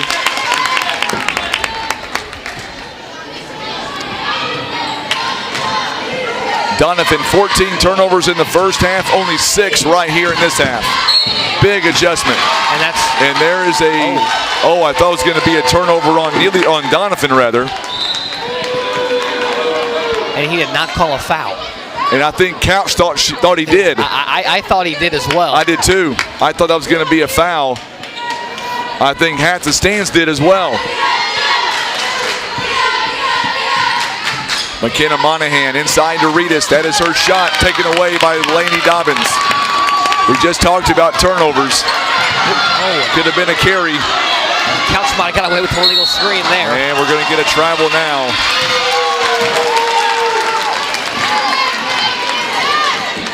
So Neelyville with 6 fouls in this half, 11 last half. And we're going to see Peyton Lowry coming in for Grayson Kirby. You know what? Here in the gym, I could tell who everybody's going for. No foul called. McKenna Monahan got the offensive rebound. Let's hear you on social media. I know where everybody stands here in the gym. Let's say you. What team are you going for? I'm just a firm believer here that we probably need to buckle up because we're going to see the next 6 minutes is probably going to be the best 6 minutes we have seen this entire tournament. McKenna Monahan, the free throw struggles continue right now. And we're going to see for Neelyville, Reese Dobbins coming in for Ella Aker. 9 points, 3 rebounds, 1 assist. Oh, people, I'm hearing, I got the Doniphan crowd stirred up. They're letting me know on social media who they're going for. It's a 1-possession game now. Oh, I like to see Miranda Manus.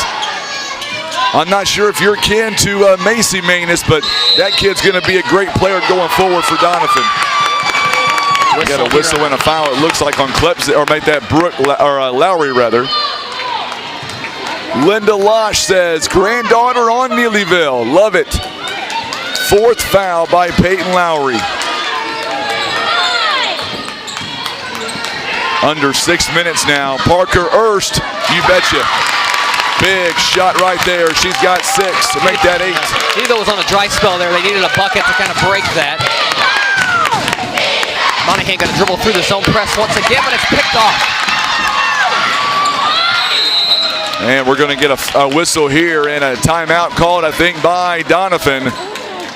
So Miranda, that's my daughter. Let me tell you, she impressed me so much on the JV team. When they come over here and played in this tournament, you should be proud. She played 2 back-to-back really good games.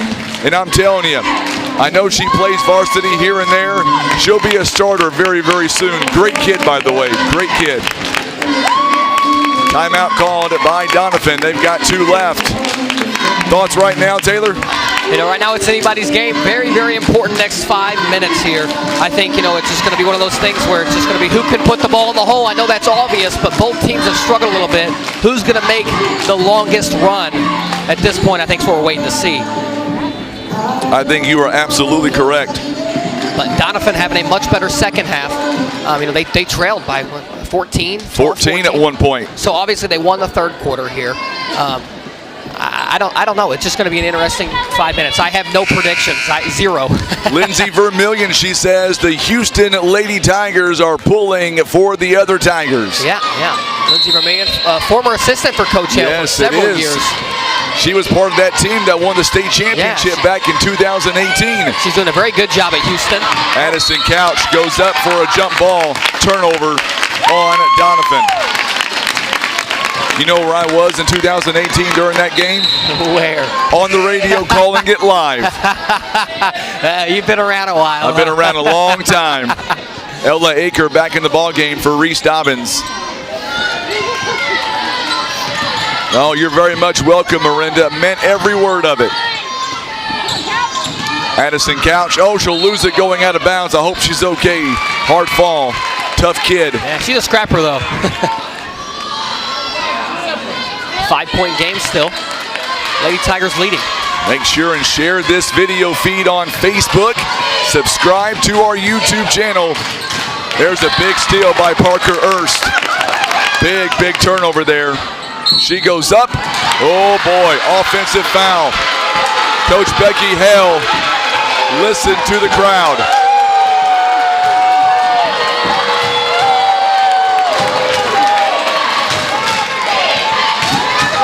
Oh my goodness. Whether it was a block or a charge, you still can't falter. That's a great effort there by Monahan. Yes, Kimberly. Oh, and Teritas in the low post. She's up. She's fouled. And a foul. 5:05 to play. I'll tell you, Doniphan's doing a really good job of using their size advantage there, running the high-low set against Neelyville zone, looking to get, obviously the ball to the high post to a very tall girl in Owens, to the low post to a very tall girl in Reedus. Kenzie Reedus on the free throw line. Oh, misses the first one.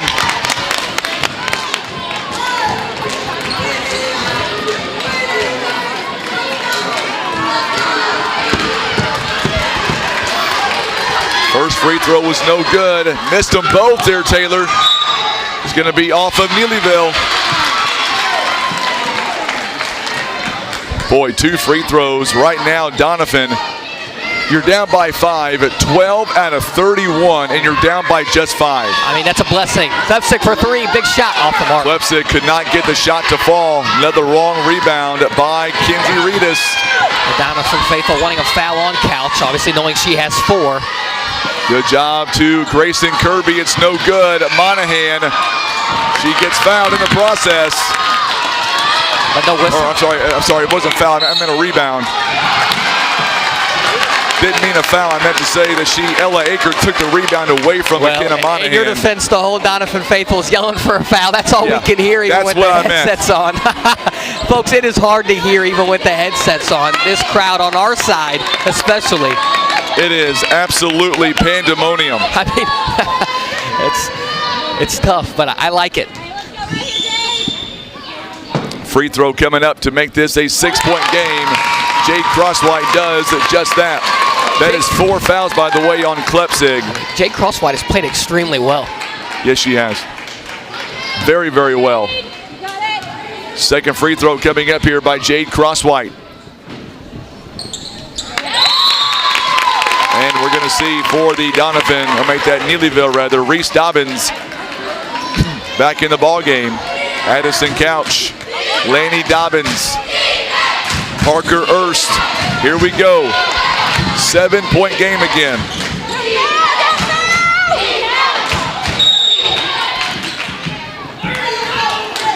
And we got a timeout called, I believe, by Doniphan this time, but we're taking it with them. Don't go anywhere.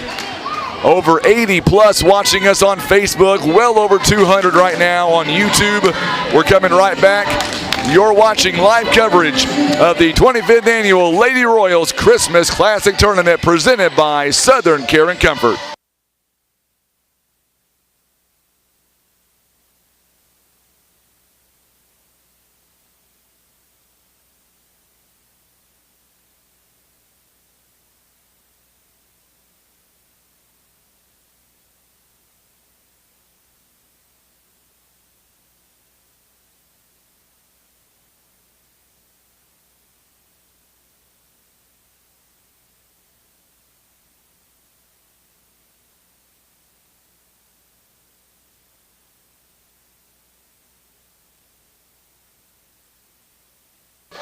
I can't even think, Taylor. I can't even think. I can't speak.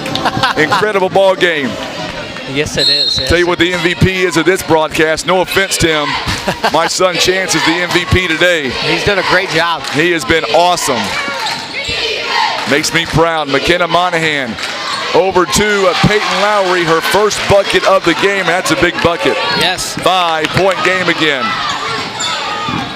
Laney Dobbins pull-up jumper is no good. Lowry again. Big rebound, and they're going to say out of bounds on Doniphan. And we're going to see back in the ball game now, Ella Aker. She'll come in for Reese Dobbins.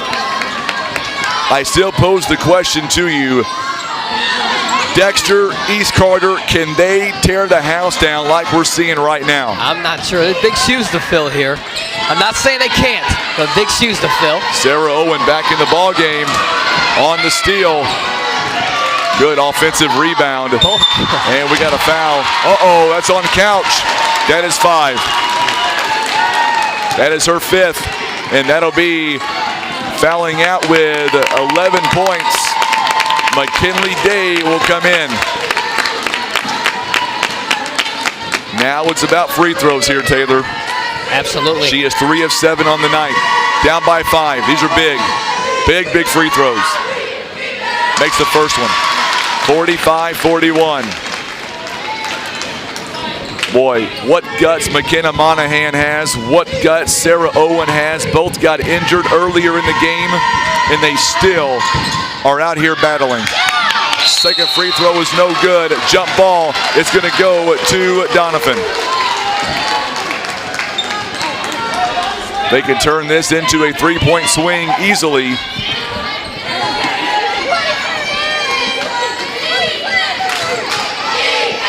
McKenna Monahan. Doniphan has never led in this ball game. They have trailed wire to wire. Monahan turns it over. Still got plenty of time. It's only a 2-possession game right now. 3-point basket, no good. Dobbins could not get the shot to go. Monahan on the rebound.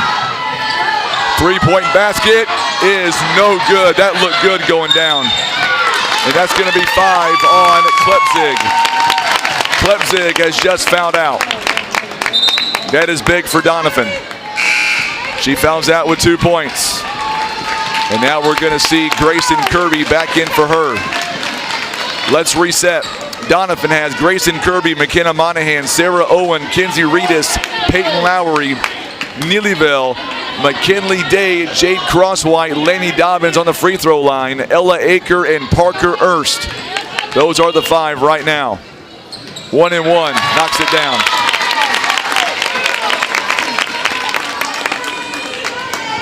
Laney Dobbins tonight. She is 4 out of 4 on the free throw line. Okay. 5-point game. Right girl, right spot. Yes, it is.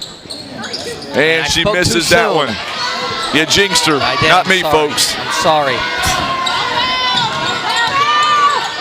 McKenna will make that. Grayson Kirby. Monahan dribbling into triple coverage.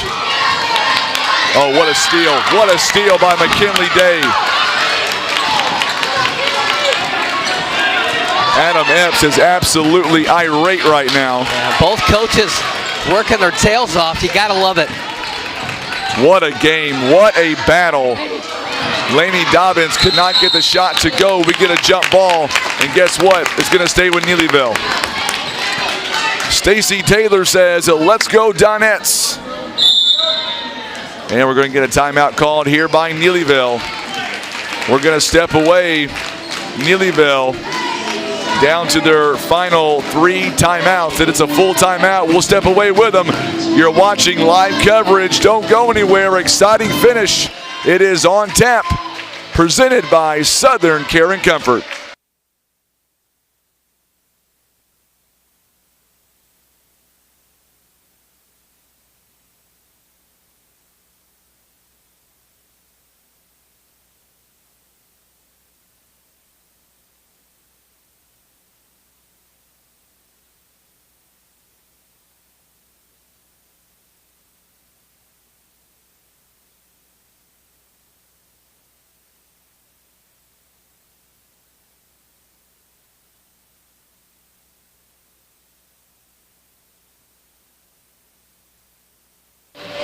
Oh, what a ball game.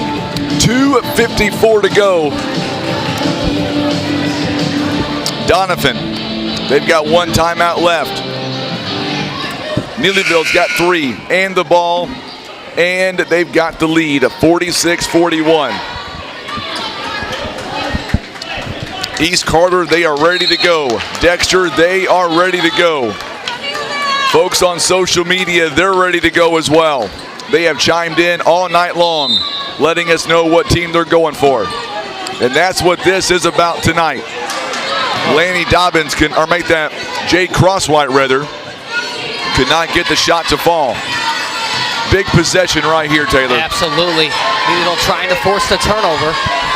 Sarah Owen nearly had it pickpocketed there. McKenna Monahan for three. It's off the mark. And we're going to get a foul. And it's going to be on, it looks like Jade, or make that Reese Dobbins, rather. Looks like we're going to be in the double bonus for every Neelyville foul from this point on. Still a single bonus for every Doniphan foul. Again, big free throws. I feel like you've said it a million times tonight for the Donettes. She has not been there tonight. 1 of 2 this tournament. Oh, it rims out on her, Taylor. Man, 2:30 left. 5-point deficit. Free throws. 13 out of 34 on the free throw line and only down by 6. Win or lose, I can tell you what they'll be doing in shoot-around tomorrow. Yes. Both teams are pretty young, Haley. Absolutely are. Both teams are very young still, and we're going to see these teams a lot. Good move inside. A foul going to be called on Kenzie Reedus, and that's number 3 on her. You look at the rosters, Haley, and right now looking at Doniphan, well, Grayson Kirby and McKenna Monahan, both seniors. Also, Taylor Davis is senior. Brooke Klepzig is senior. You look at Neelyville right now, and Neelyville's got Ella Aker and Audrey Ennis, both are seniors, as is Brooke Griffin. And that is all your seniors right there for Neelyville. I would say out of the 2 teams, I would say that Neelyville is definitely the younger ones. Oh my goodness. Reedus counted and 1. Reedus misses the shot.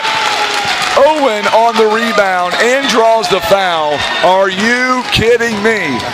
I mean, again, just a big play there. Tim's over there like, are we going to go to overtime? I'm not Tim, sure if we can handle it. think those words, you know. We got a 1-point game again. Yes, We've we do. got a 1-point game again.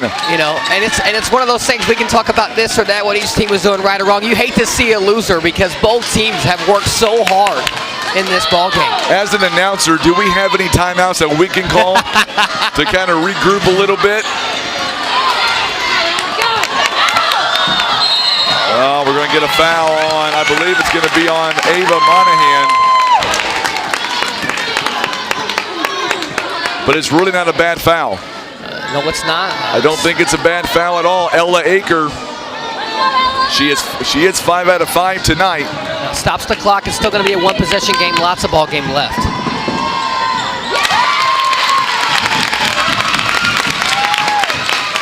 She said Coach Hill has 3 timeouts remaining to Coach Epps has 1. That's also a big deal. Game management situation there. Both free throws are good, and now we're going to see McKinley Day back in the ball game. She'll take a seat for Ella Aker. Neelyville's backdoor pressure up here. Man, it is absolutely deafening right now. Diana Whitaker says, on the edge of my seat, as am I. Good job. It's going to be out of bounds on Doniphan. Turnover on Grayson Kirby. When this game is all said and done, as we see Reese Dobbins coming out of the ball game, Ella Aker back in. And we got a foul. I believe it's going to be on Monahan. It is double bonus the rest of the way. So 10 fouls apiece. And Reese Dobbins going to come in momentarily. Jade Crosswhite on the line, 3-point game. She has made both free throw attempts tonight, 2 out of 2. And makes that one. 4-point game again.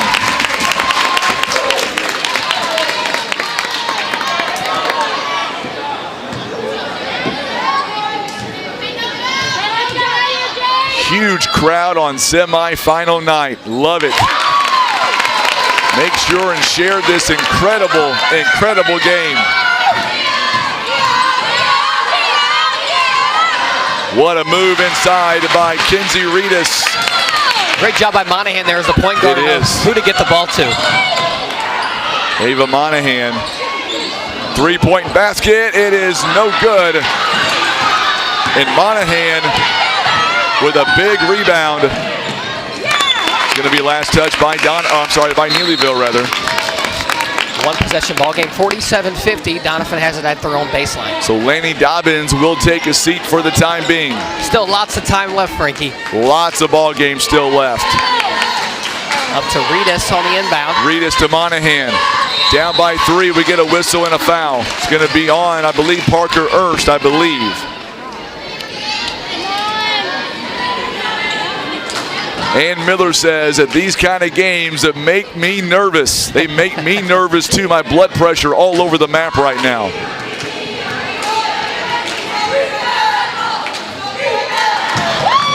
Free throws, and free throws.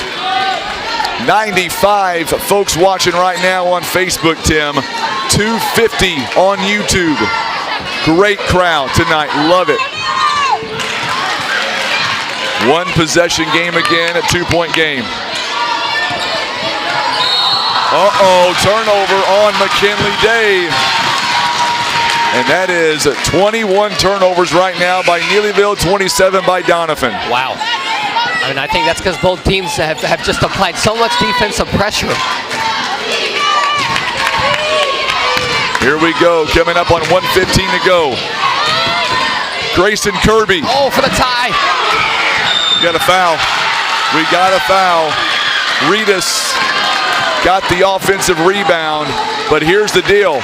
Not to play devil's advocate here, but Reedus is only 4 out of 14 tonight on the free throw line. 18 points, 10 rebounds. Wow. 7 of those, by the way, offensive rebounds. Wow, And that is 5 fouls, by the way, by Ella Aker. And that is a notable loss for the Lady Tigers. It really is. 1:10 remaining. She's one of their better guards in the full court. She's done a great job tonight. First free throw, it is good. Can you say tie ball game here? I don't know. I'm nervous now. I am absolutely nervous. Are you nervous, Chance? And this one is no good. And a foul. We've got a foul. It's going to go against Doniphan. 1:10 left. Oh my goodness, what a game. I'm having fun. What about you? Oh, this is a blast. I mean, this has been phenomenal. Just very, very, very good basketball here. Honestly, we're the lucky ones, I think. Sarah Owen picks up her second foul. Double bonus now. Reese Dobbins and makes the first one. She has not been there all night. That is pressure at its best. Absolutely. Great job. Step up and hit that shot.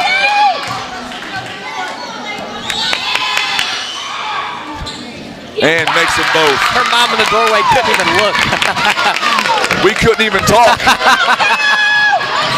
3-point game. Great Monahan. pass. Oh my goodness, what a shot by Kinsey Reedus. 1 minute remaining.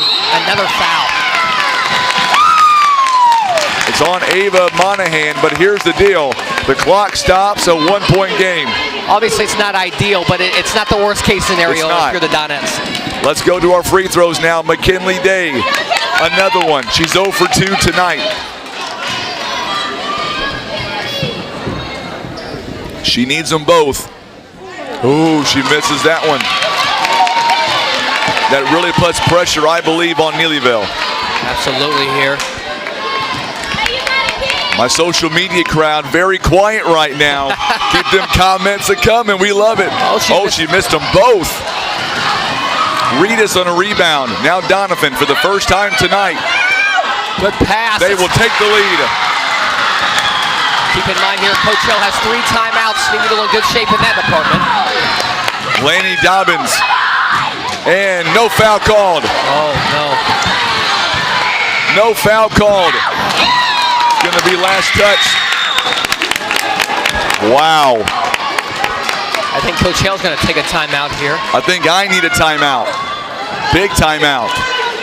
Coach Coach Becky Hale right now is a timeout, 30-second timeout called.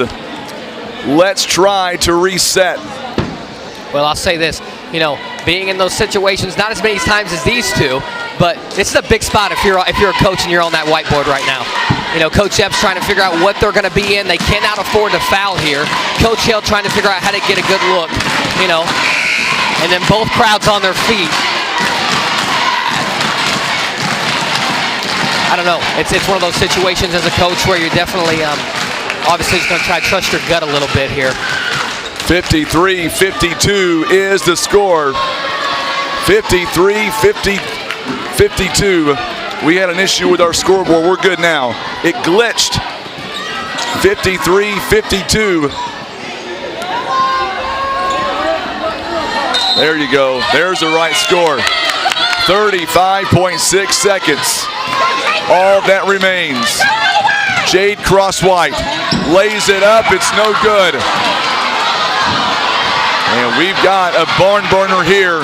22 seconds. They've got a foul. Uh-oh. Didn't mean to push her. And Monahan is slow to get up. Coach Epps needs to be careful here. Not a great time to get a technical foul. I understand you got to protect your player. That's one of those tough situations, Did she go for the ball? Did she not? It was a hard foul, no doubt.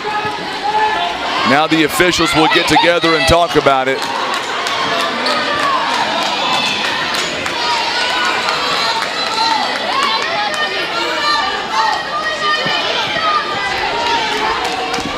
So the officials will talk to Coach Adam Epps. But I would do the same thing if I was his in Absolutely. His shoes. Absolutely. Either way, I 100% agree. I just would hate to see him get a technical foul here, but he's calmed down now. He calmed way down. He does a good job. First free throw is good. 10 points. What a battle. Monahan, she has battled this second half. We're on the point spot for the Donettes. The ball's in her hands 90% of the time. She does a great job distributing. 54, 55, 52 now. We're going to get a timeout. 55. 52 the score. 20.4 seconds. 55-52.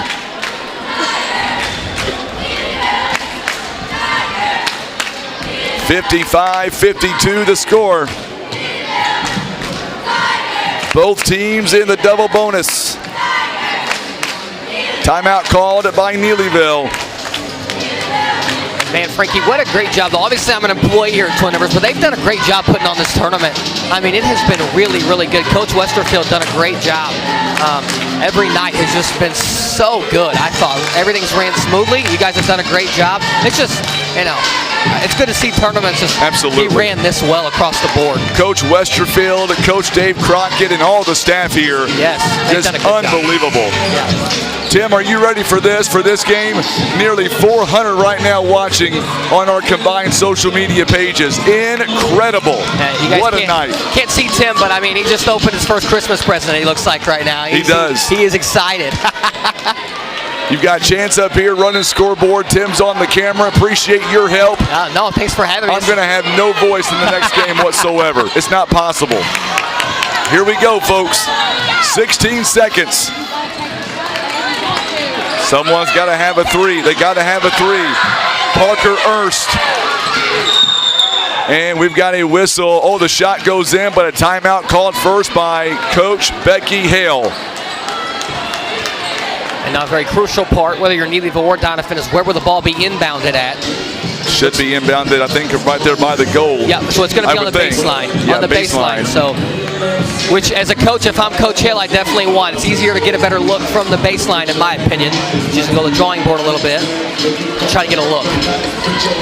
I agree. Haley Bell says, love my Doniphan folks, but Becky Hale has always been one of my favorite coaches. She's got tricks up her sleeve for a game like this. I agree. You can't count her out. I mean, she's been in this spot how many times, You can never count her out. I mean, I will say, though, I'm telling you, it's been phenomenal. These are two very, very good coaches, and it's great to see their athletes come out and perform like they have. I mean, two coaches that definitely have earned their stripes a little bit. And this has been good basketball. It's been great. Make sure and hit that share button for us right now. You're in for a great finish.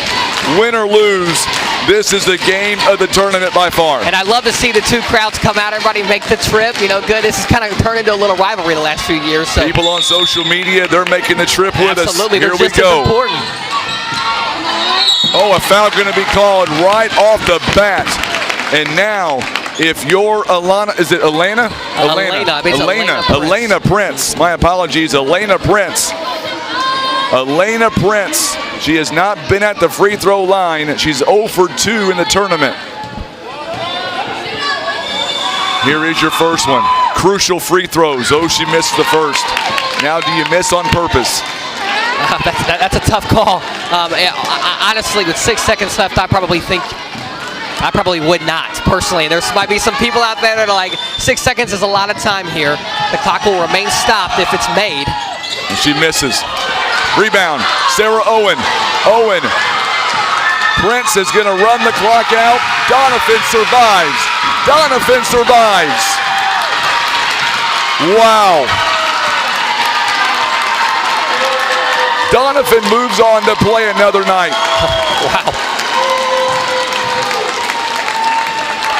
I'll have Tim get that handshake there in the camera. What a battle. Well, we know these two teams will see each other in the regular season. And like you said, the OFC tournament, you're probably going to see a similar matchup. Good chance. So, I mean, at some point. Let's get those comments coming. Let's show some love to Doniphan and Neelyville. Game of the tournament so far tonight. Like I said, you hate to see a loser. I mean, absolutely. Both teams, I thought, had a very, very good outing. Doniphan, 19 out of 42 on the free throw line, still able to figure out a way to make this game happen. If you're Coach F, like you're going in there, I mean, obviously you're happy for the win, but you're just like, oh my gosh, you know, I could probably, my blood pressure would be a little bit better, you know. If, what a game. We're going to step away. We need a timeout ourselves. Don't go anywhere. Come back and watch our finale tonight. Dexter, East Carter. Taylor, can it be as good? Hey, I don't know. Honestly, I hope so for the viewers' sake because that was phenomenal, but I guess we'll just have to wait and see. Keep those comments coming. We're going to get back to you in just a moment. Thank you so much for tuning in. We're coming right back. You're watching exclusive coverage of the Lady Royals Christmas Classic Tournament. It is presented by Southern Care and Comfort.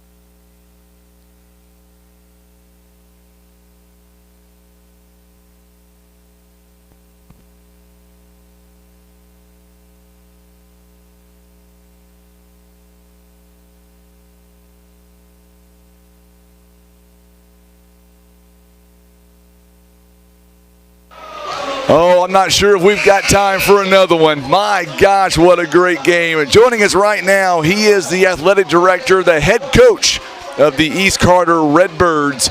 I've got Coach Jordan Penn, which, by the way, before we get started, Coach, thank you so much for joining us. And I got to tell you, earlier today we took a poll. Congratulations, your trophy is in the mail.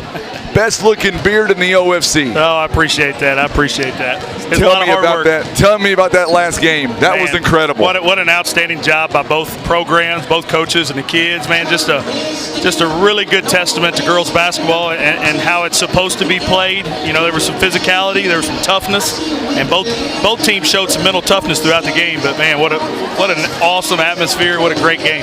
The question is, can East Carter tear the house down with Dexter like we just saw a moment ago? Well, it's going to be tough. I mean, last year these two teams matched up in the semifinals here, and Dexter got the best of them. Great program there in Dexter, and an East Carter program that's up and coming. A lot of talent. They're going to have their hands full. We got about 90 seconds here before tip-off. Can I be serious for just a moment? Absolutely. I want to send my condolences to the East Carter community. I know today there was a tragic loss involving a teenager, and our hearts and prayers go out to to the family affected, and we just wish you guys all the best right now. Thank you. It's been tough. We kind of went back and forth on what to do tonight. When you have something like that happens in your community, in your town, it just kind of shakes everybody, and you don't really know what the right thing to do is. And we've had some counselors and other people at the school today consoling our boys basketball team, our girls basketball team, and our cheer team, which she was a part of. Right. And it's really a testament to these girls and kind of the toughness that they have to just be able to experience something like that and come out and try to do their best for our town. But you never want anything like that to happen to anybody's school, and then when it happens to yours, it's just so heartbreaking. But prayers go out to the family of those that were affected. And just so you know, our community here who is watching, they're the same way. Our hearts go out to you guys, and we're just glad that you guys were able to be here tonight to kind of be with us. And I know that this is on their minds also. We're wishing them all the best too. Thank you. So we're going to go down courtside for the starting lineups. It is East Carter, it is Dexter, it is a championship semifinal. Semifinal contest. Before we get tonight's starting lineups, we ask that everyone please just take a moment. As we'd like to remember East Carter student Serenity Warren, who lost her life in a car accident this morning. Serenity was a cheerleader, a Jack Missouri State officer, as well as a member of FCCLA, FBLA, Beta Club, and choir. Please keep East Carter students, and community, and her friends and family in your thoughts and prayers during this time. We ask that everyone please take a brief moment of silence in her memory.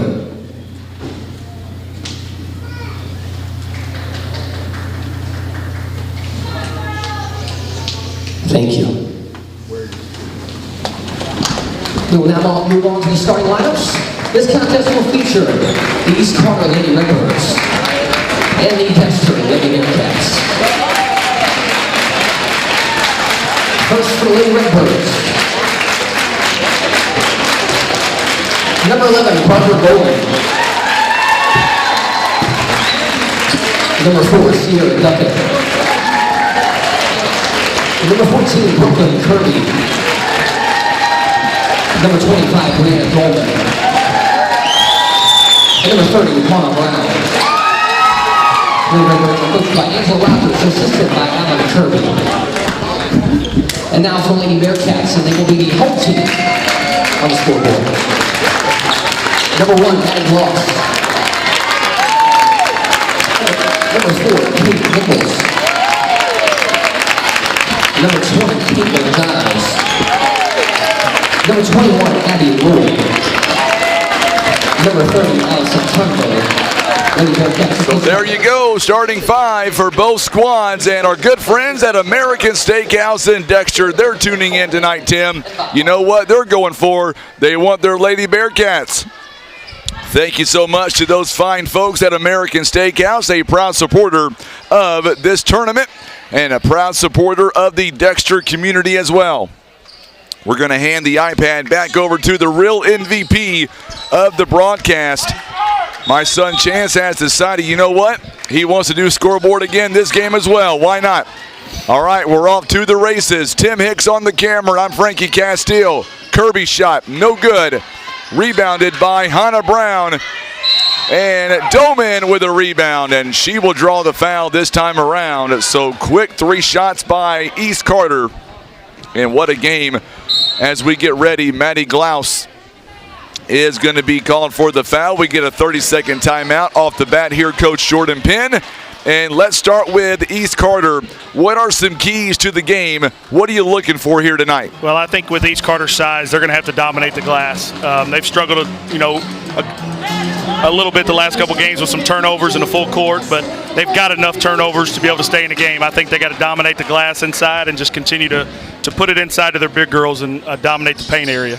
If you're Dexter, if you're Coach Eric Seitz, who just took a timeout, what was that timeout about? Well, I could tell he was really frustrated. A lot of their conversation had to be about rebounding with East Carter's size, and that first possession to give up 2 offensive rebounds, I'm sure he wasn't very happy, and he got on their girls about it. So that'll be the key to the game to Dexter, is to keep East Carter off the glass and to be able to score a little bit in transition. Absolutely. Second free throw is up and good. Donna Honeycutt says, great effort by the Donettes.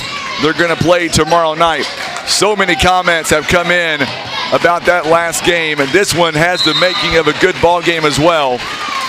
On the floor for Dexter, Maddie Glaus, Kate Nichols, Caitlin Giles, Abby Lloyd, Allison Turnbow. For East Carter, Parker Golden, Sierra Duckett, Brooklyn Kirby, Brianna Dolman, and Hannah Brown. We get a whistle and a turnover against the Lady Bearcats. It'll go right back to East Carter. There's a steal right back by Kate Nichols. Nichols now inside the paint, goes up, shoots, and scores. Those are the type of turnovers the Lady Redbirds can't afford to have. They got to take care of the ball against this pressure to be able to stay in the game. Absolutely. Sierra Duckett now, they are wearing their away black jerseys with the red trim, white numbering. Long 2-pointer by Brown, no good. It is rebounded by the Lady Bearcats. They're going to give it to Maddie Glaus. And I believe we're going to get a whistle here and a foul coming up on Brooklyn Kirby, it looks like. It was on Golden, I believe. Or is it going to be on Golden? The official has his back turned away from us. Parker Golden wearing number 11 tonight. There's a good move inside. Allison Turnbow. Well, that was great passing there to beat the press of East Carter. Dexter does a nice job taking care of the basketball. It is now 4-1. So now Parker Golden, good job by Sierra Duckett, giving it to Brianna Dolman. Couldn't finish, but Brooklyn Kirby does. Boy, it helps to have someone like a Kirby that can finish off shots.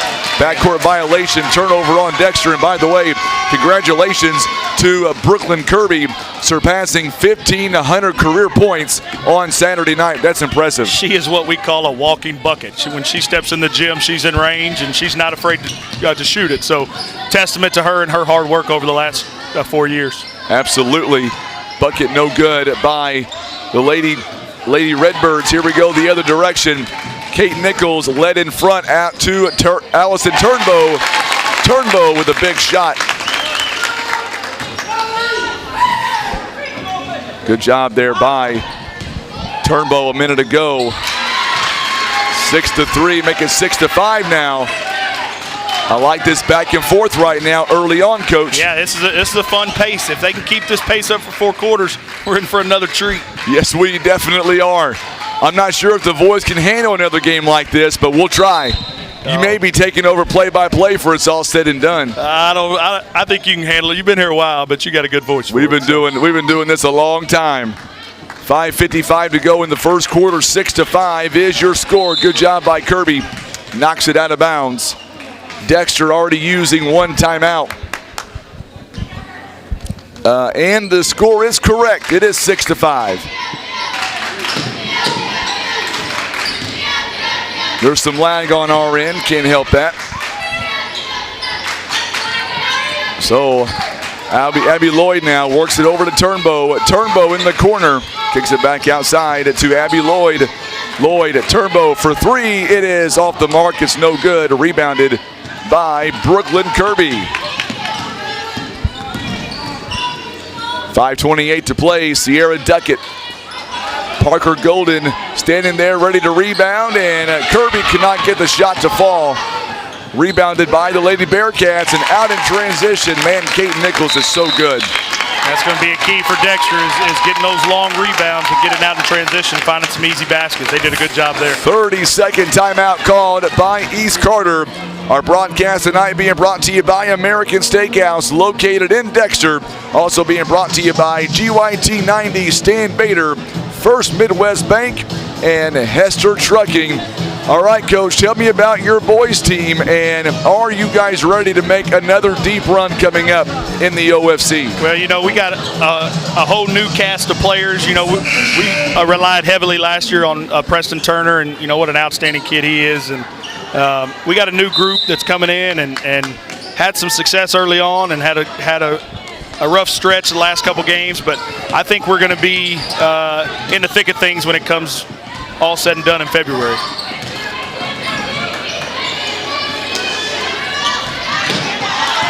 Another offensive rebound there by East Carter.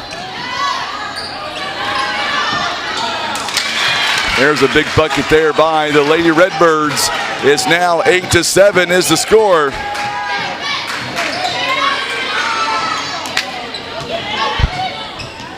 Score 8-7 as the Lady Bearcats lead by 1.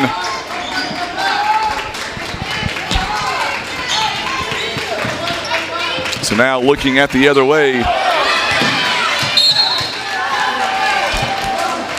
Good job there by Sierra Duckett as she takes it away briefly from Maddie Glaus, and it goes out of bounds, and Dexter will re-keep it. This Dexter team's not going to get rattled with this pressure from East Carter. They're used to playing in the SEMO Conference, a lot of bigger schools, and boy, they do their best to compete with those teams, so they're not going to get rattled. Turnbow takes the shot. It goes way out of bounds. So Brooklyn Kirby now tries to go behind the back there. Good job. Ditches it off inside to Parker Golden. What a move. And give East Carter 2 more points. They now lead at 9-8. Sierra Duckett with a big steal. I'm going to have to tell Kelly Westerfield, turn the air conditioner on in this gym. It got really hot quick. I was telling my wife down there, my heart rate was up over 100 during that game, and I wasn't even on the sideline. I know. It was an awesome game. It's 11-8 now as Brown with a big shot. Redbirds going on a little run here. Picks up their defensive energy after some offensive baskets. Sorry for the issue with our scoreboard. We're good to go now. Should be the right score, 11-8 East Carter. 3-point basket is good. What a shot by Allison Turnbow to knock it down. It's now 8-8. Big response there from Dexter, being able to knock in that three-pointer after East Carter went on a little run. Sierra Duckett now, good bounce pass to Parker Golden. Inside to Doman. Doman's shot is no good. Man, she hustles so hard. It goes so quick. She tried to save it. And we're going to see a sub coming in now. For the East Carter Lady Redbirds, Cora White is going to come in for Hannah Brown. On the other end, Maddie Glaus is going to take a seat. And Marie Fees will check in. Under 3 minutes to go here in the first quarter. So now here is Abby Lloyd at top of the key, 2:47. We are tied up at 11. On paper, this game has the making of a good ball game. Dolman doing a good job defensively. It goes out of bounds. Lloyd could not get that shot to fall. You look at the overall records. Once again, Dexter 8-1, East Carter 7-0. Between the two schools, only 1 loss. Pretty impressive. Yeah, I mean, these, you know, like I said, Dexter competed early in the season in the SEMO Conference tournament and had a lot of success there early on. And East Carter's played some tough teams early in the season. So these two teams really getting off to a good start, and you can see it paying off here. Kirby misses the shot, but Brianna Dolman with a quick putback. She's got 3 points here tonight. That offensive rebounding's got to be a key for Dexter to keep East Carter off of it, and it's got to be a key for East Carter to keep attacking. Oh, Turnbow with shots like that. 14-13 now. Right now, East Carter 5 offensive rebounds, none by Dexter. No good on the shot. And we're going to get a whistle here and a foul going to go against East Carter. So Golden could not get that shot to go down a moment ago. We get a foul on Brianna Doman, and that'll be her first. Dexter could keep making those threes like that. You got to like their chances if they can continue to spread out this zone of East Carter and knock those shots down. Absolutely. Scrumus on the floor there. Good job there by Caitlin Giles. Giles now guarded by Hannah Brown. Giles' shot is not going to fall. Good job by Parker Golden. Each team have already used a timeout. I think Coach Nathan Walk said it best earlier today on the timeout situation. You don't get any extra points for having them, so you might as well use them. Yeah, you got to use them early to get some, some of your keys to the games, stress to your teams, and kind of get them under control. 14-13 the score. Dexter leads by 1. Good move inside at Turnbow. She's got the hot hand here right now. Good move inside by Giles. Goes up and over Parker Golden for 2 more points. It is a 3-point game. Oh, a bumping foul there. And I believe that one is going to be on, is it on Giles or Brown? I think it's going to be on, it's on Giles. On Giles, yep. So, a second foul of the ball game here for the Dexter Lady Bearcats. And we're going to see Doman, or make that Parker Golden rather, take a seat. Kirby going to inbound. Top of the key to Cora White. Doman along the outside. Good job inside. Doman thought about taking a three-pointer. Kirby will. Kirby's shot off the mark is no good. That's about as good as look as she's going to get. It is. Dexter couldn't find her there, and she just wasn't able to knock that one down.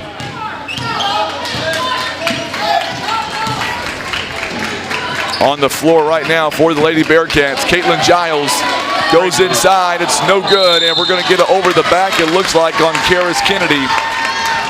And that will be the 3rd team foul for the Lady Bearcats. It's one of those I bet Giles wish she had back. She was open under there and just kind of shot it too hard, which caused that over the back foul. 27 seconds, all that remains. 16-13. Doman, she gets a one-on-one. She'll pass it outside to Duckett. Now goes back to Doman. Doman inside the paint, banks it in and scores. Good move. A lot of people these days put the ball on the floor. She did a good job of keeping it high there. 16-15 now. 3-point basket by Essner. Knocks it down. That is big. 19-15. Boy, Kate Nichols on the assist. We got ourselves a ball game here, folks. It is a 4-point lead. We're coming right back. You're watching live coverage of the 25th Annual Lady Royals Christmas Classic Tournament. It is presented by Southern Care and Comfort.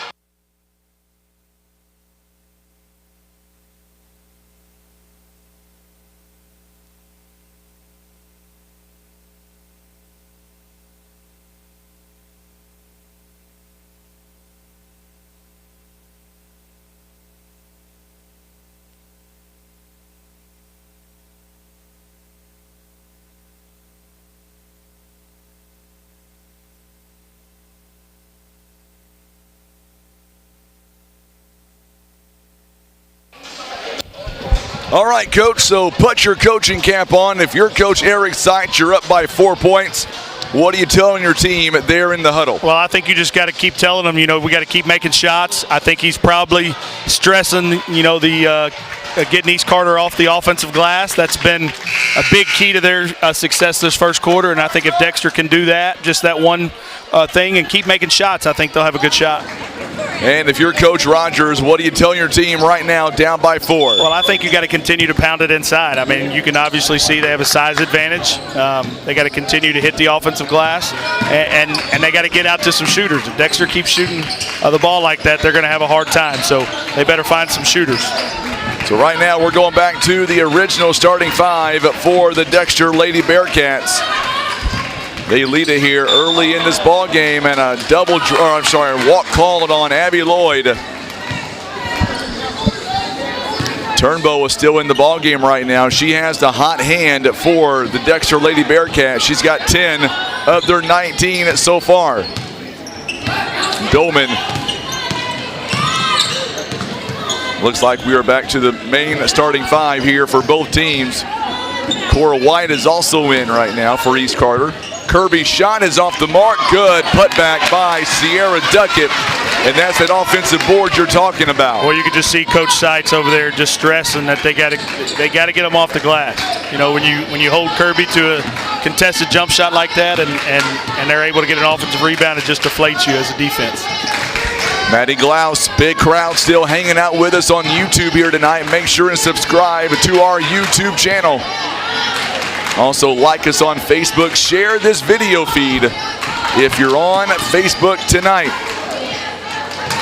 Going inside, good job by Kate Nichols. What a better pass by Caitlin Giles, 21-17. That was a good backdoor cut there. Everybody kind of looked at the girl who had the basketball, and she snuck right behind them. Turnover there by the Lady Redbirds. Turnovers might be a factor later on tonight. Kate Nichols for three. It's off the mark. It's no good. It's going to be off of Maddie Glaus's hands. Yeah, how the Lady Redbirds handle this pressure from Dexter. You know, Dexter's a team that's just not going to make a ton of mistakes. They're well coached, great program, and so East Carter's going to have to take care of the basketball, give themselves opportunities to score without turning it over. And I haven't told you yet, Coach, on a side note, have you been watching the weather forecast at all for Thursday and Friday? Yeah. If you want up-to-date information, ask our station meteorologist as Brooklyn Kirby from downtown. Big shot. Big shot. I was going to introduce you to my son over there who could tell you everything about the weather you want to know. Man, I'm telling you what, that weather coming in this weekend does not look promising. It does not look good. All those people that like the white Christmas, they may be excited, but others won't be. No. I'm not excited about wind chills, -30, that's for sure. Yeah, it's going to be one of those weekends where you want to stay inside. You're going to get a turnover here. Travel. Going to go against the Lady Bearcats. A lot of folks unhappy with that call here in the gym. Well, half like it, half don't. Yeah, when you're in the stripes, you're probably not going to get it right one way or the other. Kirby again for three, it's no good. It's going to go out of bounds. Man, Kirby is such a natural shooter. 21-20 to score. 5:26 to go.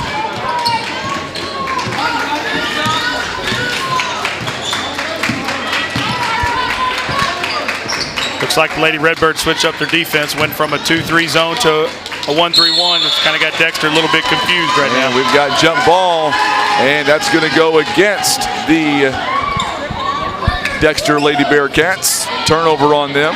It's a great job for Coach Rogers by realizing that, you know, one thing's not working. Let's try something else early in the game to see if we can figure out a good way to attack them on the defensive end. 5:10 to go here in the first half. Already in the second quarter, and we're going to get a carry. Turnovers right now look like this. East Carter has 4, Dexter has 6. Winner tomorrow night is going to get Doniphan, and it's going to be a really good matchup either way, no matter who wins here tonight. Well, you got to love the grit of that Doniphan team coming back from double digits, you know, down at half, and even in the third quarter, and just continue to grind. Good move inside. Kate Nichols' shot can't fall. Giles on the rebound. And then on the other end, Abby Lloyd with a big bucket there. She's got 2 more. Her first bucket of this game is a 3-point game again. 23-20. Good job by Dolman. Little wild there, able to get it to Cora White. Now Duckett. Duckett going outside to Dolman. She'll take a 3 off the mark. It's no good. Anna Brown, count it, and the foul. There's another offensive rebound by the Lady Redbirds, and that one cost them a foul as well, with a chance to tie it up here at the line. Let's look at offensive rebounds. Right now, 7 by East Carter, 1 by Dexter. Well, and of those 7, you can almost bet that at least 6 of them have, you know, went back in the hole, and that's 12 points of their 22. So it's got to be a key for Dexter, and I'm sure it was with Coach Seitz looking at his frustration right now. Anna Brown is able to tied this ball game at 23. Brown's got 5 points. What can Brown do for you on the free throw line here in the first half? What a great atmosphere for high school basketball, for girls high school basketball here in Broseley, Missouri. I mean, just an outstanding job by Twin Rivers of getting this tournament going a long time ago and just sustaining it and continuing to improve it. You know, they've added some better teams this year, some different teams that, you know, bigger schools like Cape Central and even a team out of Arkansas and Piggott who's competing their tails off. So just an outstanding job of continuing to develop girls basketball. And we're going to get a whistle here. Parker Golden, by the way, she's got 2 personal fouls. You know, a lot of times girls basketball and girls sports in general don't get the recognition that they deserve. You are correct. You know, the girls put just as much time in as the boys do, and to see these girls get this atmosphere like the one we had the last game and another one in this game, and just to get to see 4 days of basketball here at the high school level with girls competing their tails off is awesome to watch. It really is. Crowd loves it too on social media. They love what we're seeing right now. I mean, you guys do an outstanding job too. We'd be foolish to not give you guys a shout out to be able to sit here from 9 o'clock on Saturday till 8 o'clock, and just the work you guys do here to promote high school sports is. I appreciate that. It's really cool. 24-23 the score. And we're going to get a whistle here.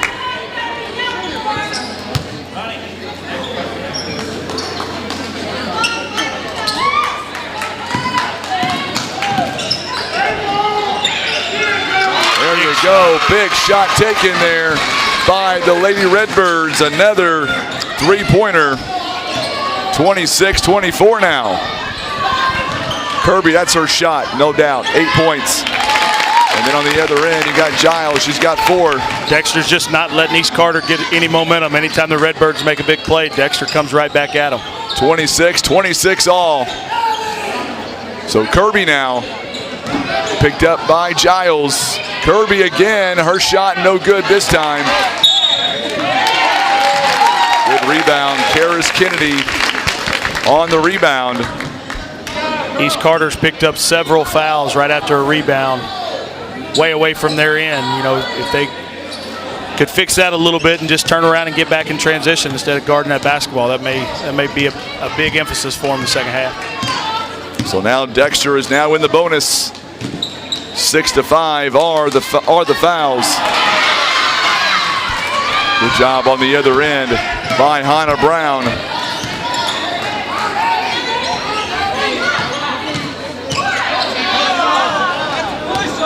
Kirby now, top of the key, 26 all here before halftime. Dumps it off to Sierra Duckett for 3. Hits the front end, it's no good. It looked good on the way up. Abby Lloyd, or make that Giles rather, has it taken away. Good move, Anna Brown to Parker Golden, you betcha. She's got 8 points here in the first half.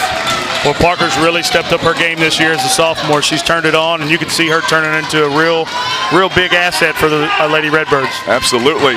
I appreciate that, Miss Ann Miller. Thank you so much. Karis Kennedy, 28 all. There's Dexter again, coming right back at him. We got a good one going here. Tell you what, Ann, we put a lot of time in prepping for this tournament, learning 16 teams at 16 different rosters.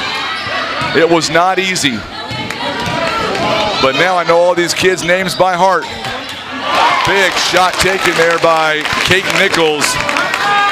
It is 30-28. Good back and forth here in the early going. Adjustments will be made coming up at halftime. You can bet on that. Both coaches, they know what's at stake in the second half. Yeah, this is a well-played game in the first half. Several turnovers, but both teams are battling and making some adjustments now. We're in for a good one. We really as this are. one continues. 3-point basket. Oh my goodness, what a shot by Brooklyn Kirby. Any little bit of space, she's got the green light, and she's made a couple here that gets her confidence going. So That's a three-point basket, and she's already got 11 here in the first half. You can see why she's got 1,500. I mean, she just does a great job of continuing to play. Even, she missed a couple early. She just doesn't get her head down and stays level-headed and continues to fire up shots. So now both teams are in the bonus the next foul. We're going to see for the Lady Bearcats, Abby Lloyd taking a seat. Claire Essner is coming in for her. On the other end, Hannah Brown will take a seat. And coming in is Addison West. Parker Golden, her shot is no good. Rebounded by Caitlin Giles. Three-point basket by Kate Nichols, no good. Boy, good job there on the rebound by Karis Kennedy. And now we get a jump ball. Possession will stay with Dexter. You can tell both these teams really want to get to the championship. There's diving bodies on the floor and physicality. They're really getting after it. So I didn't know about this, Kelly Ann, so I'll ask Coach Penn as we see Caitlin Giles for 2 more points.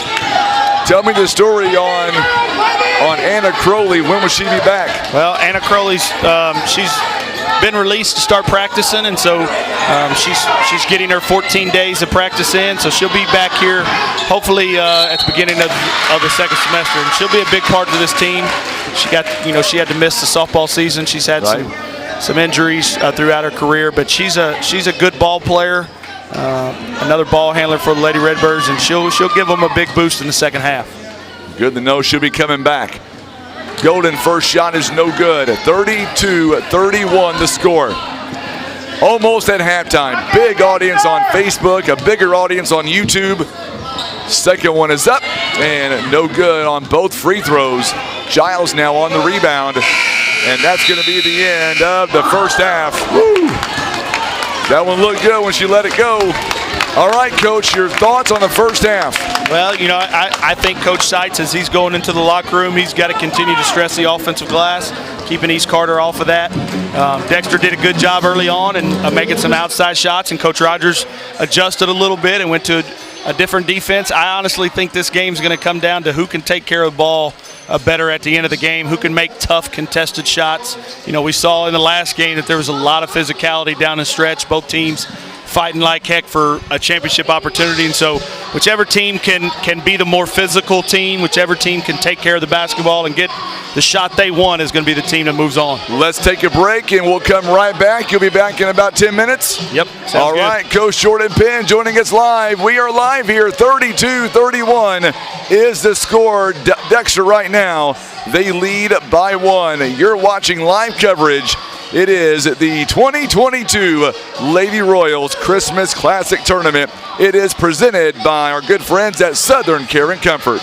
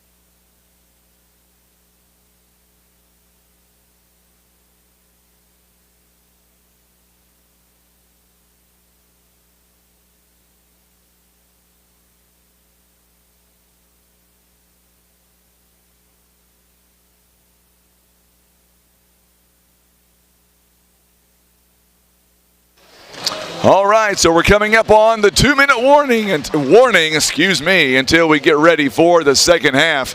What a battle so far, 32-31. Coach Jordan Penn. Right now, East Carter shooting 41%, 4 assists, 4 turnovers, 13 of 32 overall, 3 out of 9 from downtown. Bearcats 64% early on, 9 turnovers, 3 out of 8 from downtown. Overall, a really good ball game. Oh yeah, that 64% number for Dexter is an outstanding clip in the first half. East Carter's got to figure out a way to slow them down and just make their looks a little bit more contested. Dexter's doing a great job of getting the looks they want. If they could fix some of those turnovers, I think you said 9 in the first half. If they could take care of the ball a little bit better, they could, maybe pull away with this one. Question is, who wants it more? That's what's going to come down to. As a coach, I guarantee you both of these coaches were in the locker room and they stress the fact that whoever wins this game gets to play for a championship. And I don't care what league you're in. I don't care where you're playing, what level of basketball you're playing. Anytime you get a chance to play in a championship game, that's an accomplishment in and of itself. So you're about to see a different level of intensity, I think, from these two teams and just see who really wants to battle for that championship tomorrow night. Jamie Allen Baucom says, let's go Redbirds. So, all right, Coach, put your coaching cap on. Coach Eric Seitz, you're up by 1. What adjustments do you make early in this second half? I think a lot of what Dexter's done is what they have to do to win a game, other than the offensive rebound. They got to keep East Carter off the glass. They got to continue to get the shots that they want, and as you can tell with that 64% field goal percentage, if they get the shots they want, they can knock it down.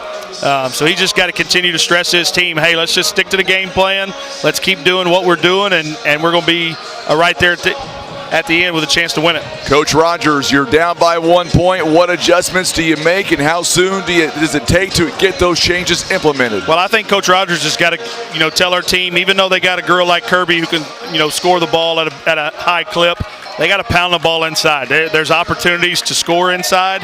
The offensive rebounding has been a big key, but I think they got to go to Dolman here early on. She's had a great start to the tournament, and I think she's got to be a big presence for them here in the third quarter. All right, we're going to find out. We are back to live action. I'm Frankie Castile, Tim Hicks on the camera, and Jordan Penn, athletic director, head boys basketball coach of East Carter, also joining us as well. They're going right in to Parker Golden off the top and give them 2 more points. What a good move by the Lady Redbirds. Yeah, that's a good start for East Carter getting the ball inside. Now let's see if that can translate to some defensive effort here. 33-32 now the score. Good move inside once again. You've got Giles there. Maddie Glaus able to hit her in stride at 34-33.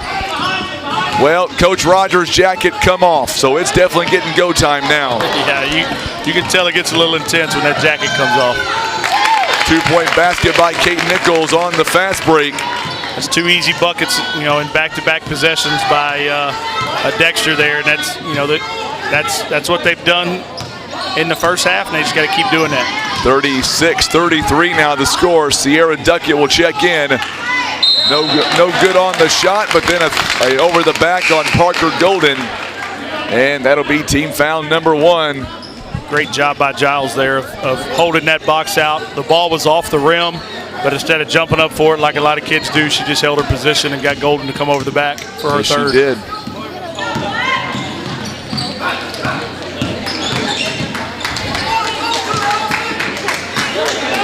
Kate Nichols for 3. It's in and out, no good. Oh, the Lady Bearcats didn't block out, and a block shot there by Dolman.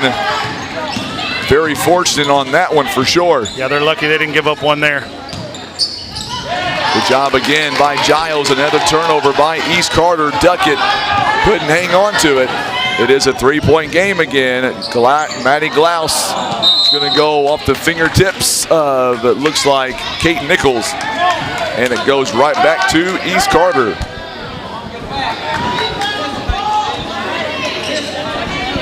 (36-33), 6:16 to go. Whoever can control the tempo of this third quarter the best, I think is going to have a good shot at it. East Carter wants to get out and run, and Dexter wants to slow it down and execute some stuff. So whoever can control the tempo is going to have a good advantage going into the fourth. What a great crowd we have had all night long on social media, YouTube and Facebook. Good shot there by Kirby, just couldn't fall. Gonna get a good job by Dolman there. She went for it, couldn't come up with it. Nichols on the rebound there. Good move inside by Turnbow. She's got 12 points, 38-33. Dexter's doing a great job of just frustrating Kirby. She's forcing a couple shots here early on, and Dexter's got some easy opportunities because of it. Dolman now going to go inside the paint. High arcing shot, no good. Rebounded by Turnbow. Turnbow now gets it over to Kate Nichols. Taken away. What a good job by Sierra Duckett on the turnover there.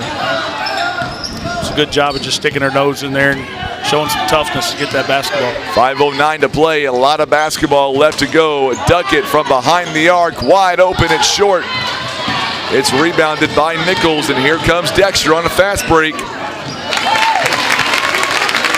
7-point lead, and we're going to get a timeout.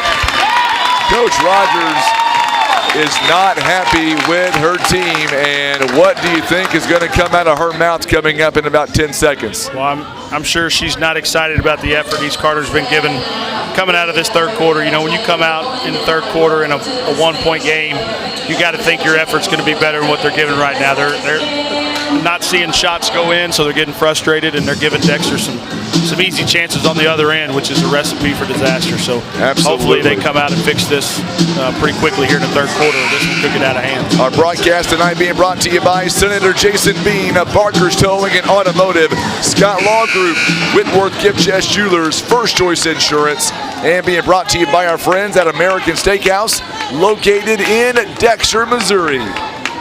3 timeouts remaining for East Carter. 4 by the Lady Bearcats. It is a 7-point lead, Dexter's biggest lead of the night. They're up 8-1 so far in this third quarter. Yes, they are. Great job by Dexter coming out and responding. They made their adjustments, and they are the first ones to get it done. Kirby's shot no good. Rebounded by Abby Lloyd. Once again, they bounce pass it to Giles inside. Giles gets it to fall, and the run continues now. It's a 9-point game. But like Doniphan, East Carter is a team where they can be down by 15 and make a big run. Like right there, Dolman may got to walk with the travel, but still the points go to her. I think that's where East Carter's got to go here to kind of settle everything down. Kirby's not making shots right now, and she's forcing some. So I think to settle things down, they just got to pound it inside to Dolman and Brown. So a good steal there by Sierra Duckett as Lloyd turns it over. Dolman now one-on-one with Giles inside to Brown. That's good ball movement there by East Carter. East Carter's got to continue to go in there. That's a great job of Dolman by beating her defender, and then Brown moving to the goal for an easy one. So here we go. Giles again. No good on the shot, and a rebound by Cora White. Dolman is going to be hard to the floor, but Anna Brown thought she was able to get the ball and put it back up, but Turnbow on the other end. Turnbow's shot is no good, and Brown will come down with the rebound. Boy, it's definitely picked up now as Dolman is going to put up 2 points. Coach Size says, hey, that's enough. I need to control my girls, and we got to slow things down. Sight says, give me a 30-second timeout. So now you had East Carter go down by nearly double digits, but ever since then, they have turned it around back to a 1-possession game. Well, I mean, you can tell East Carter has got to be an inside-out team. You know, when you have size like that inside with girls who can play, that's where it's got to start. Any team, you know, I always talk to my players about Steph Curry and how I'm not sure he's the type of player I want my kids to watch because he stands around the arc and none of the kids I have can shoot it like him. So to be able to play inside-out basketball is a winning recipe, and you know, you can see that right there play out in that little run by East Carter. Absolutely, indeed. So now the Lady Bearcats come back out, and now they're going to hand it off to Essner. Dexter trying to put more points up on the board right now. They're kind of in shell shock. East Carter switching it up a little bit here, goes to a 3-2 zone out of a timeout. It's got Dexter kind of confused here. They do. Let's see if they can respond and get it where they want it. Nearly a turnover there. Good job by Kirby. Knocks it away from Kate Nichols.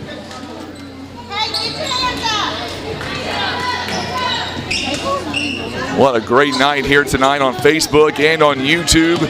Essner out to Kate Nichols for three. Hits the top of the backboard, it's no good. Rebounded by Dexter. Boy, what a battle underneath. Nichols will win that battle. There's some of that physicality we were talking about, and you're starting to see it play out here in the third quarter. She's got 15 points, by the way, Coach. Yeah, these teams are fighting for a chance at a championship. 44-39 the score. And we're going to see Maddie Glaus coming in for Karis Kennedy. Well, you talk about physical basketball. That last one we watched sure was physical. Oh, you just my saw goodness. Those girls just giving it all they had, laying it all on the line for a chance. And credit to Doniphan for pulling that one out. Doman will take a seat for a minute. She won't be in there. She won't be on the bench very long. Kirby throws it to Brown. West, long pass to Sierra Duckett. Duckett on a Brown, a big two-point basket there in the corner.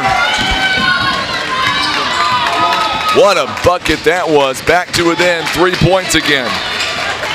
How big would it be for this program to pull out the win here tonight? Oh, man, it'd be an outstanding win for this program. You know, they've had a good start to the season, but anytime you get a chance to play for the championship, that's kind of, you know, they were close last year, just came up a little bit short in this game, so to be able to respond and pull one out this time would be huge for Coach Rogers and her program. But I can tell you, Dexter's not going to let them have it. They want to get back to that championship game. Dexter's a very good team, very well coached. Kirby, my goodness, what a shot. I hope you got that on camera, Tim. My gosh, what a shot that was. 44-43 now, and there's a steal by Duckett. Good heads up by Duckett to wait for her teammates to join her.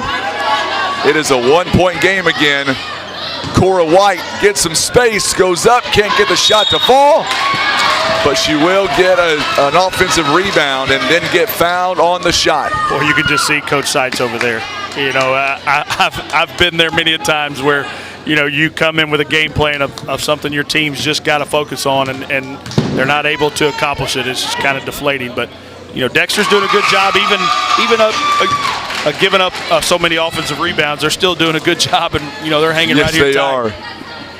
And, Coach, don't look now. We're tied up again, Coach. Man, we got a battle in our hands. Both these teams came out in this third quarter on a couple different runs here, and we're going to find out who's got the most left in them in the fourth quarter. And East Carter right now with a one-point lead. Kate Nichols outside the Turnbow. Turnbow back to Nichols. Blocking foul on Addison West. You know, it'll be her first. Basketball is just such a game of runs. You watch Dexter come out at the beginning of this third quarter and go on their run, and then East Carter comes right back. It's just a fun game when it's back and forth like that. You just got to figure out a good way to – great play there by Dexter to find an easy one. Good inbound to Giles. So Giles on the inbound, 46-45 the score. Doman, who just checked back in a moment ago.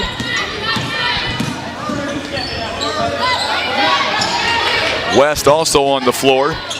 Doman's shot is no good. Batted around, right back to her, and she's able to go right back in and score. There's Doman again, right around the rim. Anytime you hang out around the rim, you're going to find yourself in a good spot. 47-46.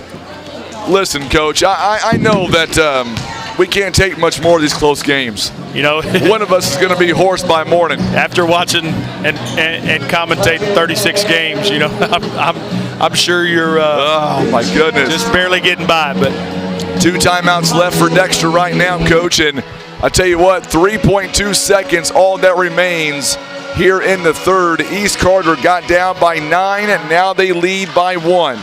Yeah, I mean, just a credit to East Carter and you know, their kids and Coach Rogers for being able to withstand that run. You know, sometimes when you're a young program and you're still trying to figure out how to win, when you get down big like that, it's hard to respond back. And, you know, these kids, they work hard. they want to be good. You know, they're tired of East Carter girls basketball being the laughing stock of, high school in Southeast Missouri. And so, they put in a lot of time. Coach Rogers does a lot. I mean, she coaches second graders all the way through 12th graders. And so to put that much time in and kind of see it pay off right now is a good thing, but it means so much to that program and our school for them to be able to. I don't want to jinx anything, but so far in this ball game, Coach, first 3 quarters, very well played by both teams. Not real sloppy at all. No, it's been good basketball.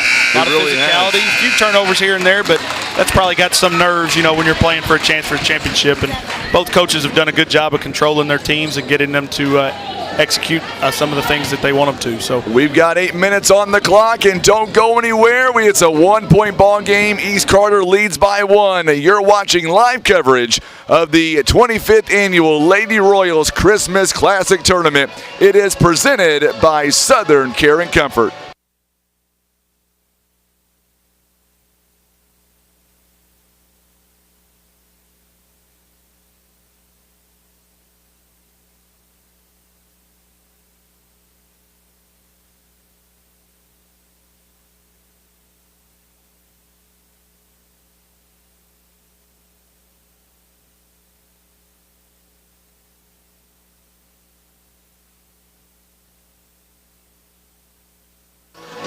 All right, I'm Frankie Castillo alongside Tim Hicks and Coach Jordan Penn on an exciting semifinal night. I know who the fans in the crowd are going for. What about social media? Let me know on the comments section what team you're pulling for. Final 8 minutes on the board. Dexter going to inbound. They are going left to right on your TV. So now we'll see. This is a big possession here, no doubt, for the Lady Bearcats. Giles, or make that Abby Lloyd rather. Boy, East Carter right now, they are good steal Great by job Dolman. Of reading that play right there by Dolman. Yes, it was. That's a big steal. East Carter now with the rock. Kirby with the ball. Cora White in. Also Parker Golden. They get it right to Cora. Count it and 1. What a pass by Anna Brown. And now it's a 3-point game. That was a great job of looking through the rim to the backside by Hannah Brown there. Found her teammate wide open, and Cora went straight to the rim and got fouled and put it in. Free throw is up. It is good by Cora White. It's a good start by the Lady Redbirds with a steal and an and one on the other end. Let's see if they can continue on the defensive end here. Another big crowd here on Facebook Live, also YouTube. Going to be last touched, I believe, by Parker Golden. 7:11 to play here in the ball game. 50-46. Inbound. Good shot selection taken. Offensive rebound by Giles, and she'll get fouled on the shot. Giles does a great job coming into this game. She's one of the taller players for Dexter, and she's battled all night long with those bigs of East Carter, and she's held her own and even succeeded quite a bit inside. Free throw coming up. It is on the way and good by Giles. What I want to know, though, what exactly is in the water at East Carter? You've got Dolman 6'2", Parker Golden 6'2". How do you come up with those kind of numbers? Man, those girls just, they were blessed with some height. And, yes, they were. We're glad to have them at East Carter. Kirby gets a wide open lane. She makes them pay for it. 15 points on the night. 57-42 now. Long two-pointer by Kate Nichols. Good offensive rebound by Kennedy. Boy, Dexter right now, they are hammering the offensive rebounds. Good blocking there by Dolman as Nichols could not get the shot to fall. So now East Carter going to slow it up. You want to see this right now with 6:30 left in the game. Yeah, I think, with a lead like this, you can slow down and work the ball a little bit to find a shot you want. Three-point basket is no good by Cora White. Turnbow with the rebound. Great rebound by Dexter, then they get out in transition. Nichols, shot not going to fall. Good job by Kirby on the other end for the rebound. Kirby now, pull-up jumper. She'll be fouled in the process by Kate Nichols. Dexter fans do not like the call. It'll be the third personal foul by Nichols. Each team with 3 fouls here in the half. Kirby, 15 points. Free throw is up, and it is good. It's a little bit different second half here, but I think by this time both teams in that last game were both in the double bonus. Yes, they were. Timeout called by the Lady Bearcats. They're going to have one left to go with 6 minutes to go. What do you think this game comes down to? It's a 6-point game right now by East Carter. They've got momentum. What is the final key, do you think, for East Carter to get over that hump and meet their OFC rival tomorrow night, 7:30? Well, I think, you know, in the first 3 quarters, East Carter's had to kind of take whatever they could get. Dexter did a good job of taking some things away, Kirby at times, and then they're inside at times. With a lead like this, I think East Carter can slow it down a little bit, pass the ball around, and get it exactly where they want it. Make Dexter work, run some time off the clock, and make sure you get the shots you want each possession. It's going to be a good finish here. Can't wait for this to be complete tonight. And then Tim and I get to get about, instead of a 13-hour break, maybe an 18-hour break and come back and do it again. Get to sleep in a little bit tomorrow. Just a little bit. You know, like I said, always, this Dexter team, man, they're just so well coached. This program's been, you know, one of the top programs in the area for a really long time. You can bet your bottom dollar Coach Seitz has got this team ready to come out after this timeout and make a run here. Yes, they do. Kirby now on the free throw line, 16 points. Big free throw coming up. You betcha, knocks them down. It is now a 7-point lead. The Lady Redbirds now, their biggest lead of the game. 3-point basket by Turnbow. She had the hot hand there in the first half. Kind of cooled off a little bit here now. Yeah, you see East Carter now had some transition opportunity there and passed it around back to Kirby to set something up. Let's see what they get in this possession. Dexter got the shot they wanted that possession, just didn't knock it down. Let's see if East Carter can do the same. Bucket no good by the Lady Redbirds. Nichols, jump stop, you betcha. Boy, Nichols, what a job she just did there, 54-49. Coach Seitz is just begging his team to get up and pressure the basketball right now. Yes, he is. Doman, I don't have to say anything. Good sportsmanship there by Allison Turnbow to help out Brianna Doman. Crowd, half of them did not like the call. Foul going to be called on the Lady Bearcats, and that'll be on Giles. It'll be her third. Doman, 11 points in the ball game. She is 2 of 3 now on the free throw line. And right now, the Lady Redbirds continue to add to their momentum and their lead here right now. You know, I'd like to give a shout out right now to these guys and girls in stripes. Absolutely. Those people don't get enough credit for what they do. You know, without those people, we don't have high school basketball. That's So, right. Amen to that. If you're one of those people in the stands that want to criticize them, we would love to have you as an official. Yes. Essner could not get, or make that Kennedy rather, could not get the shot to fall. Parker Golden on the rebound. I was bragging the other night because for the first time since I've been around, I've seen an all-female crew, and that's awesome to see. Yeah, we had one for our first home game at East Carter. We had 3 females that were calling the game, and they did a great job. They did. There's Amazing been more job. and more females that continue to get into this game, and even some young people that are starting to get in that, you know, as a coach, it's hard sometimes to stay off of them, but, you know, we got to keep those people around. Absolutely. Anna Brown, big bucket there, 58-49. East Carter's doing a good job of getting the ball inside and extending their lead. Dexter's got to find a response here. Yes, they are. 3-point basket is no good. It was a good shot taken. Good rebound by the Lady Redbirds. Parker Golden now to Anna Brown. Brown shot is up and good. She's got 13 points. And now, just like that, East Carter has flipped the switch, and now they lead by 11. And this team has been doing it from the inside out all night, and that's a recipe to win a lot of games if they can continue that. You realize that we are just under 4 minutes away as Brown picks up her third personal foul. We're just under 3 minutes away from potentially an OFC championship game. Nichols shot no good. Got to feel good if you're Coach Rogers coming down the stretch with the ball in Brooklyn Kirby's hands. An experienced senior guard who can make free throws and make tough shots when you need her to. But like I said, there's still too much time left. Dexter's way too much time. Doman powers her way in, and she'll get the shot and draw the foul. What a great job by East Carter right now, just understanding that they're having some success inside, and they continue to go back in there time and time again each possession and not settle for some jump shots, but they're pounding it inside and doing a great job. Doman now, free throw coming up, 15 points. Make it 16. Giles, by the way, picks up her 4th. It is 9 p.m. Past my bedtime. Way past mine. And poor Tim's got about an hour drive home.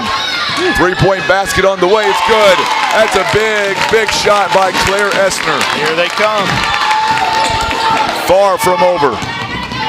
A lot of game left to be played. See if the Redbirds can handle this pressure. Anna Brown gets it from Doman. Shot is in and out, no good. Last touched, I believe, by the Lady Redbirds. And it's going to go right back to Dexter. Kate Nichols, top of the key. Going to have it partially blocked there, and Giles' shot is no good. Nice good rebound. By Golden. Yes, it is.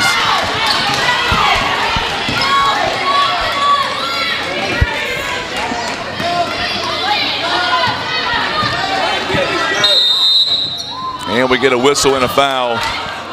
Great job here by Coach Rogers. She could tell her team was a little bit gassed and needed some calming down, so she took a timeout here. She's going to tell her girls, hey, we got an 11-point lead. We don't have to force things. We can hold it, make them foul us, and try to take some of that time off that clock.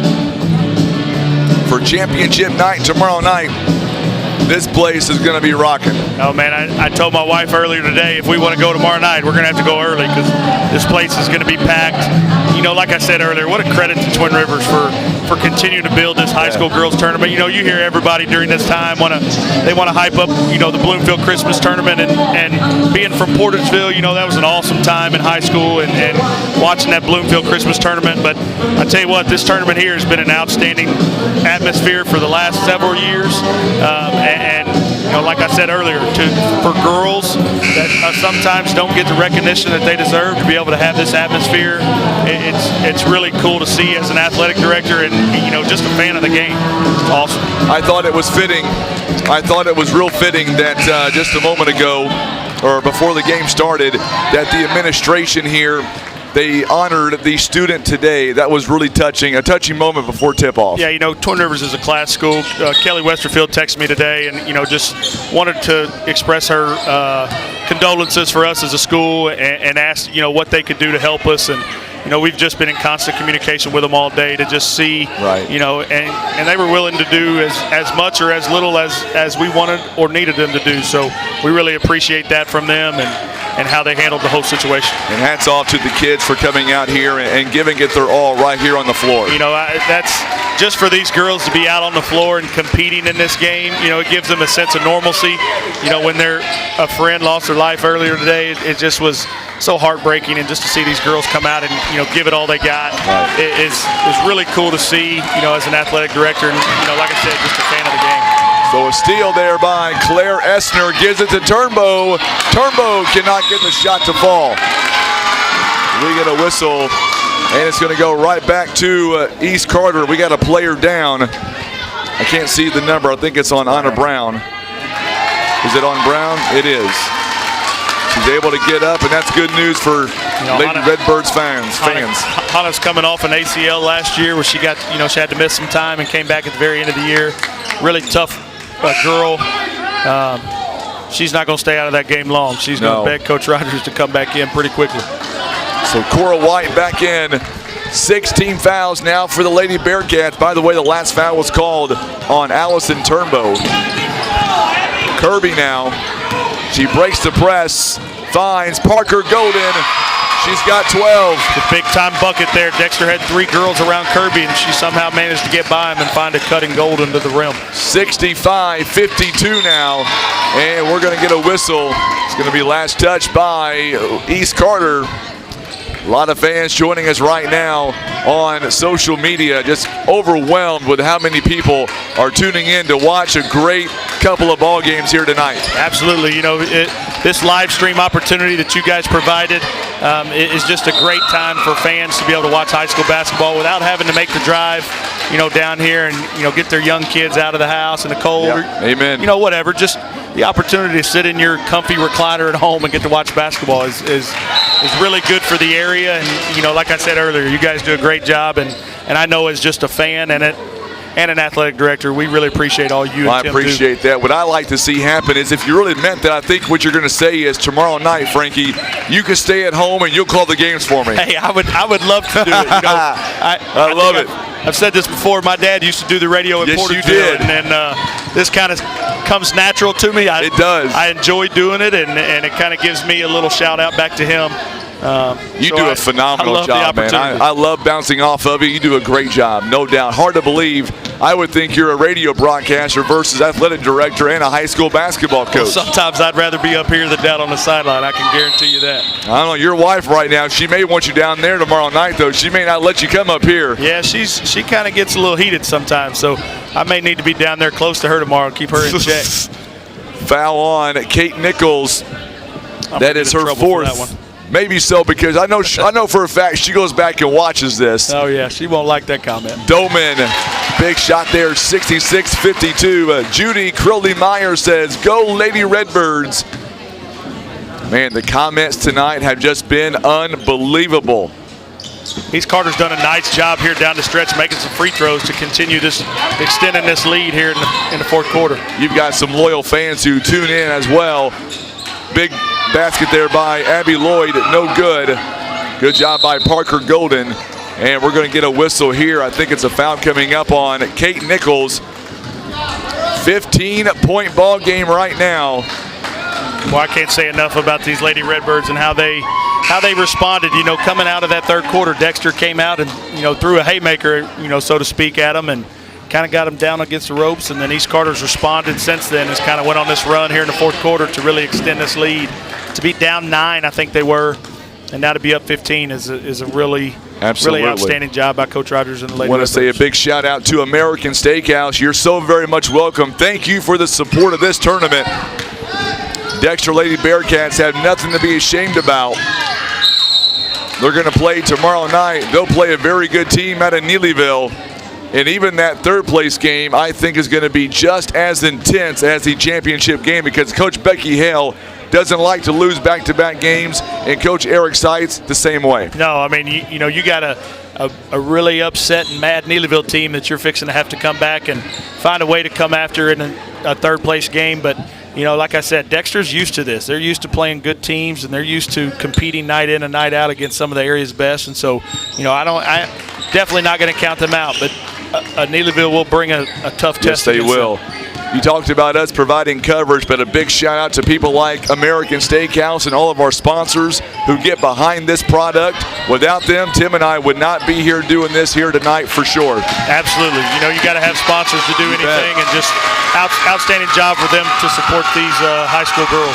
Are you ready for an OFC finale tomorrow night, Coach? Yeah, I think it'll be fun. You know, we saw them last year in the OFC championship game and held with them for three quarters and just didn't have enough there late. But it's going to be a tough one.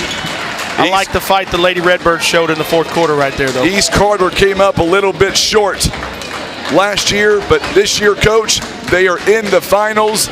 Tomorrow night, 7:30, Broseley, Missouri. If you can't make it, we're going to have you covered. And I'm not so sure that I may not sweet talk your wife and let you come back up tomorrow night. Yeah, I'll let you take care of that one. She probably wouldn't mind, but we'll have to see how it goes. Like I said, I just want to again congratulate the Lady Redbirds on just being able to be in the game. You know, all they went through today. They had an emotional team meeting at 4 o'clock to even figure out if they wanted to come over here. So for them to be able to come out and play the way they did and respond to that run that Dexter gave them, just a credit to those kids. We got some tough kids, and I'm super proud of them. Absolutely. Make sure and let us know how you feel about the broadcast here tonight. Which congratulations to both teams. Coach, thank you so much for the opportunity. Safe travels back to Elsinore tonight. We'll see you back here tomorrow, my friend. Absolutely. Thank you, Frankie. You betcha. Coach Jordan Penn joining us live here tonight. Tim, what an afternoon for high school basketball. So glad that we were a part of this. A big shout out to Tim. A big shout out to all of our guests here tonight. Taylor Harlow, Seth McBroom, Jordan Penn. And I want to give a big shout out once again to my son Chance. Did a big deal tonight running that scoreboard. He was absolutely, he's only 12. He was phenomenal, wanted to help, and I appreciate him. He is our local weather guy. If it doesn't snow, we blame Chance. He's been promising it for a long time. If it doesn't happen, I blame him. Once again, let's thank our sponsors. We're going to get out of here tonight. I've got about 18 hours to get a voice ready to go tomorrow night. Let's say thank you again to Southern Care and Comfort, Barker's Towing and Automotive, the Scott Law Group LLC, Whitworth Gift Chest Jewelers. Also being brought to you by First Choice Insurance, Christian Automotive and Tire. Also being brought to you by J.W. Walker & Sons Recycling, Fox Agency, Baker Implement, Elite Trucking Academy. Also Russians Towing, Los Margaritas, Mayas, and Taco Taco, Liberty, Countryside Chevrolet. Also Senator Jason Bean, American Steakhouse out of Dexter, GYT 90, Stan Bader, First Midwest Bank, Hester Trucking, and of course, White Sanders and Twin Rivers Booster Club. For Tim Hicks, I'm Frankie Castile. We're saying so long. 3 nights in, 1 to go. It is a championship day on Wednesday. Our live coverage begins at around 2:30, and it will go all the way until championship night. Safe travels. Come back tomorrow night, and we'll have another exciting night for championship night right here, live exclusively on the 25th Annual Lady Royals Christmas Classic Tournament. It is presented by Southern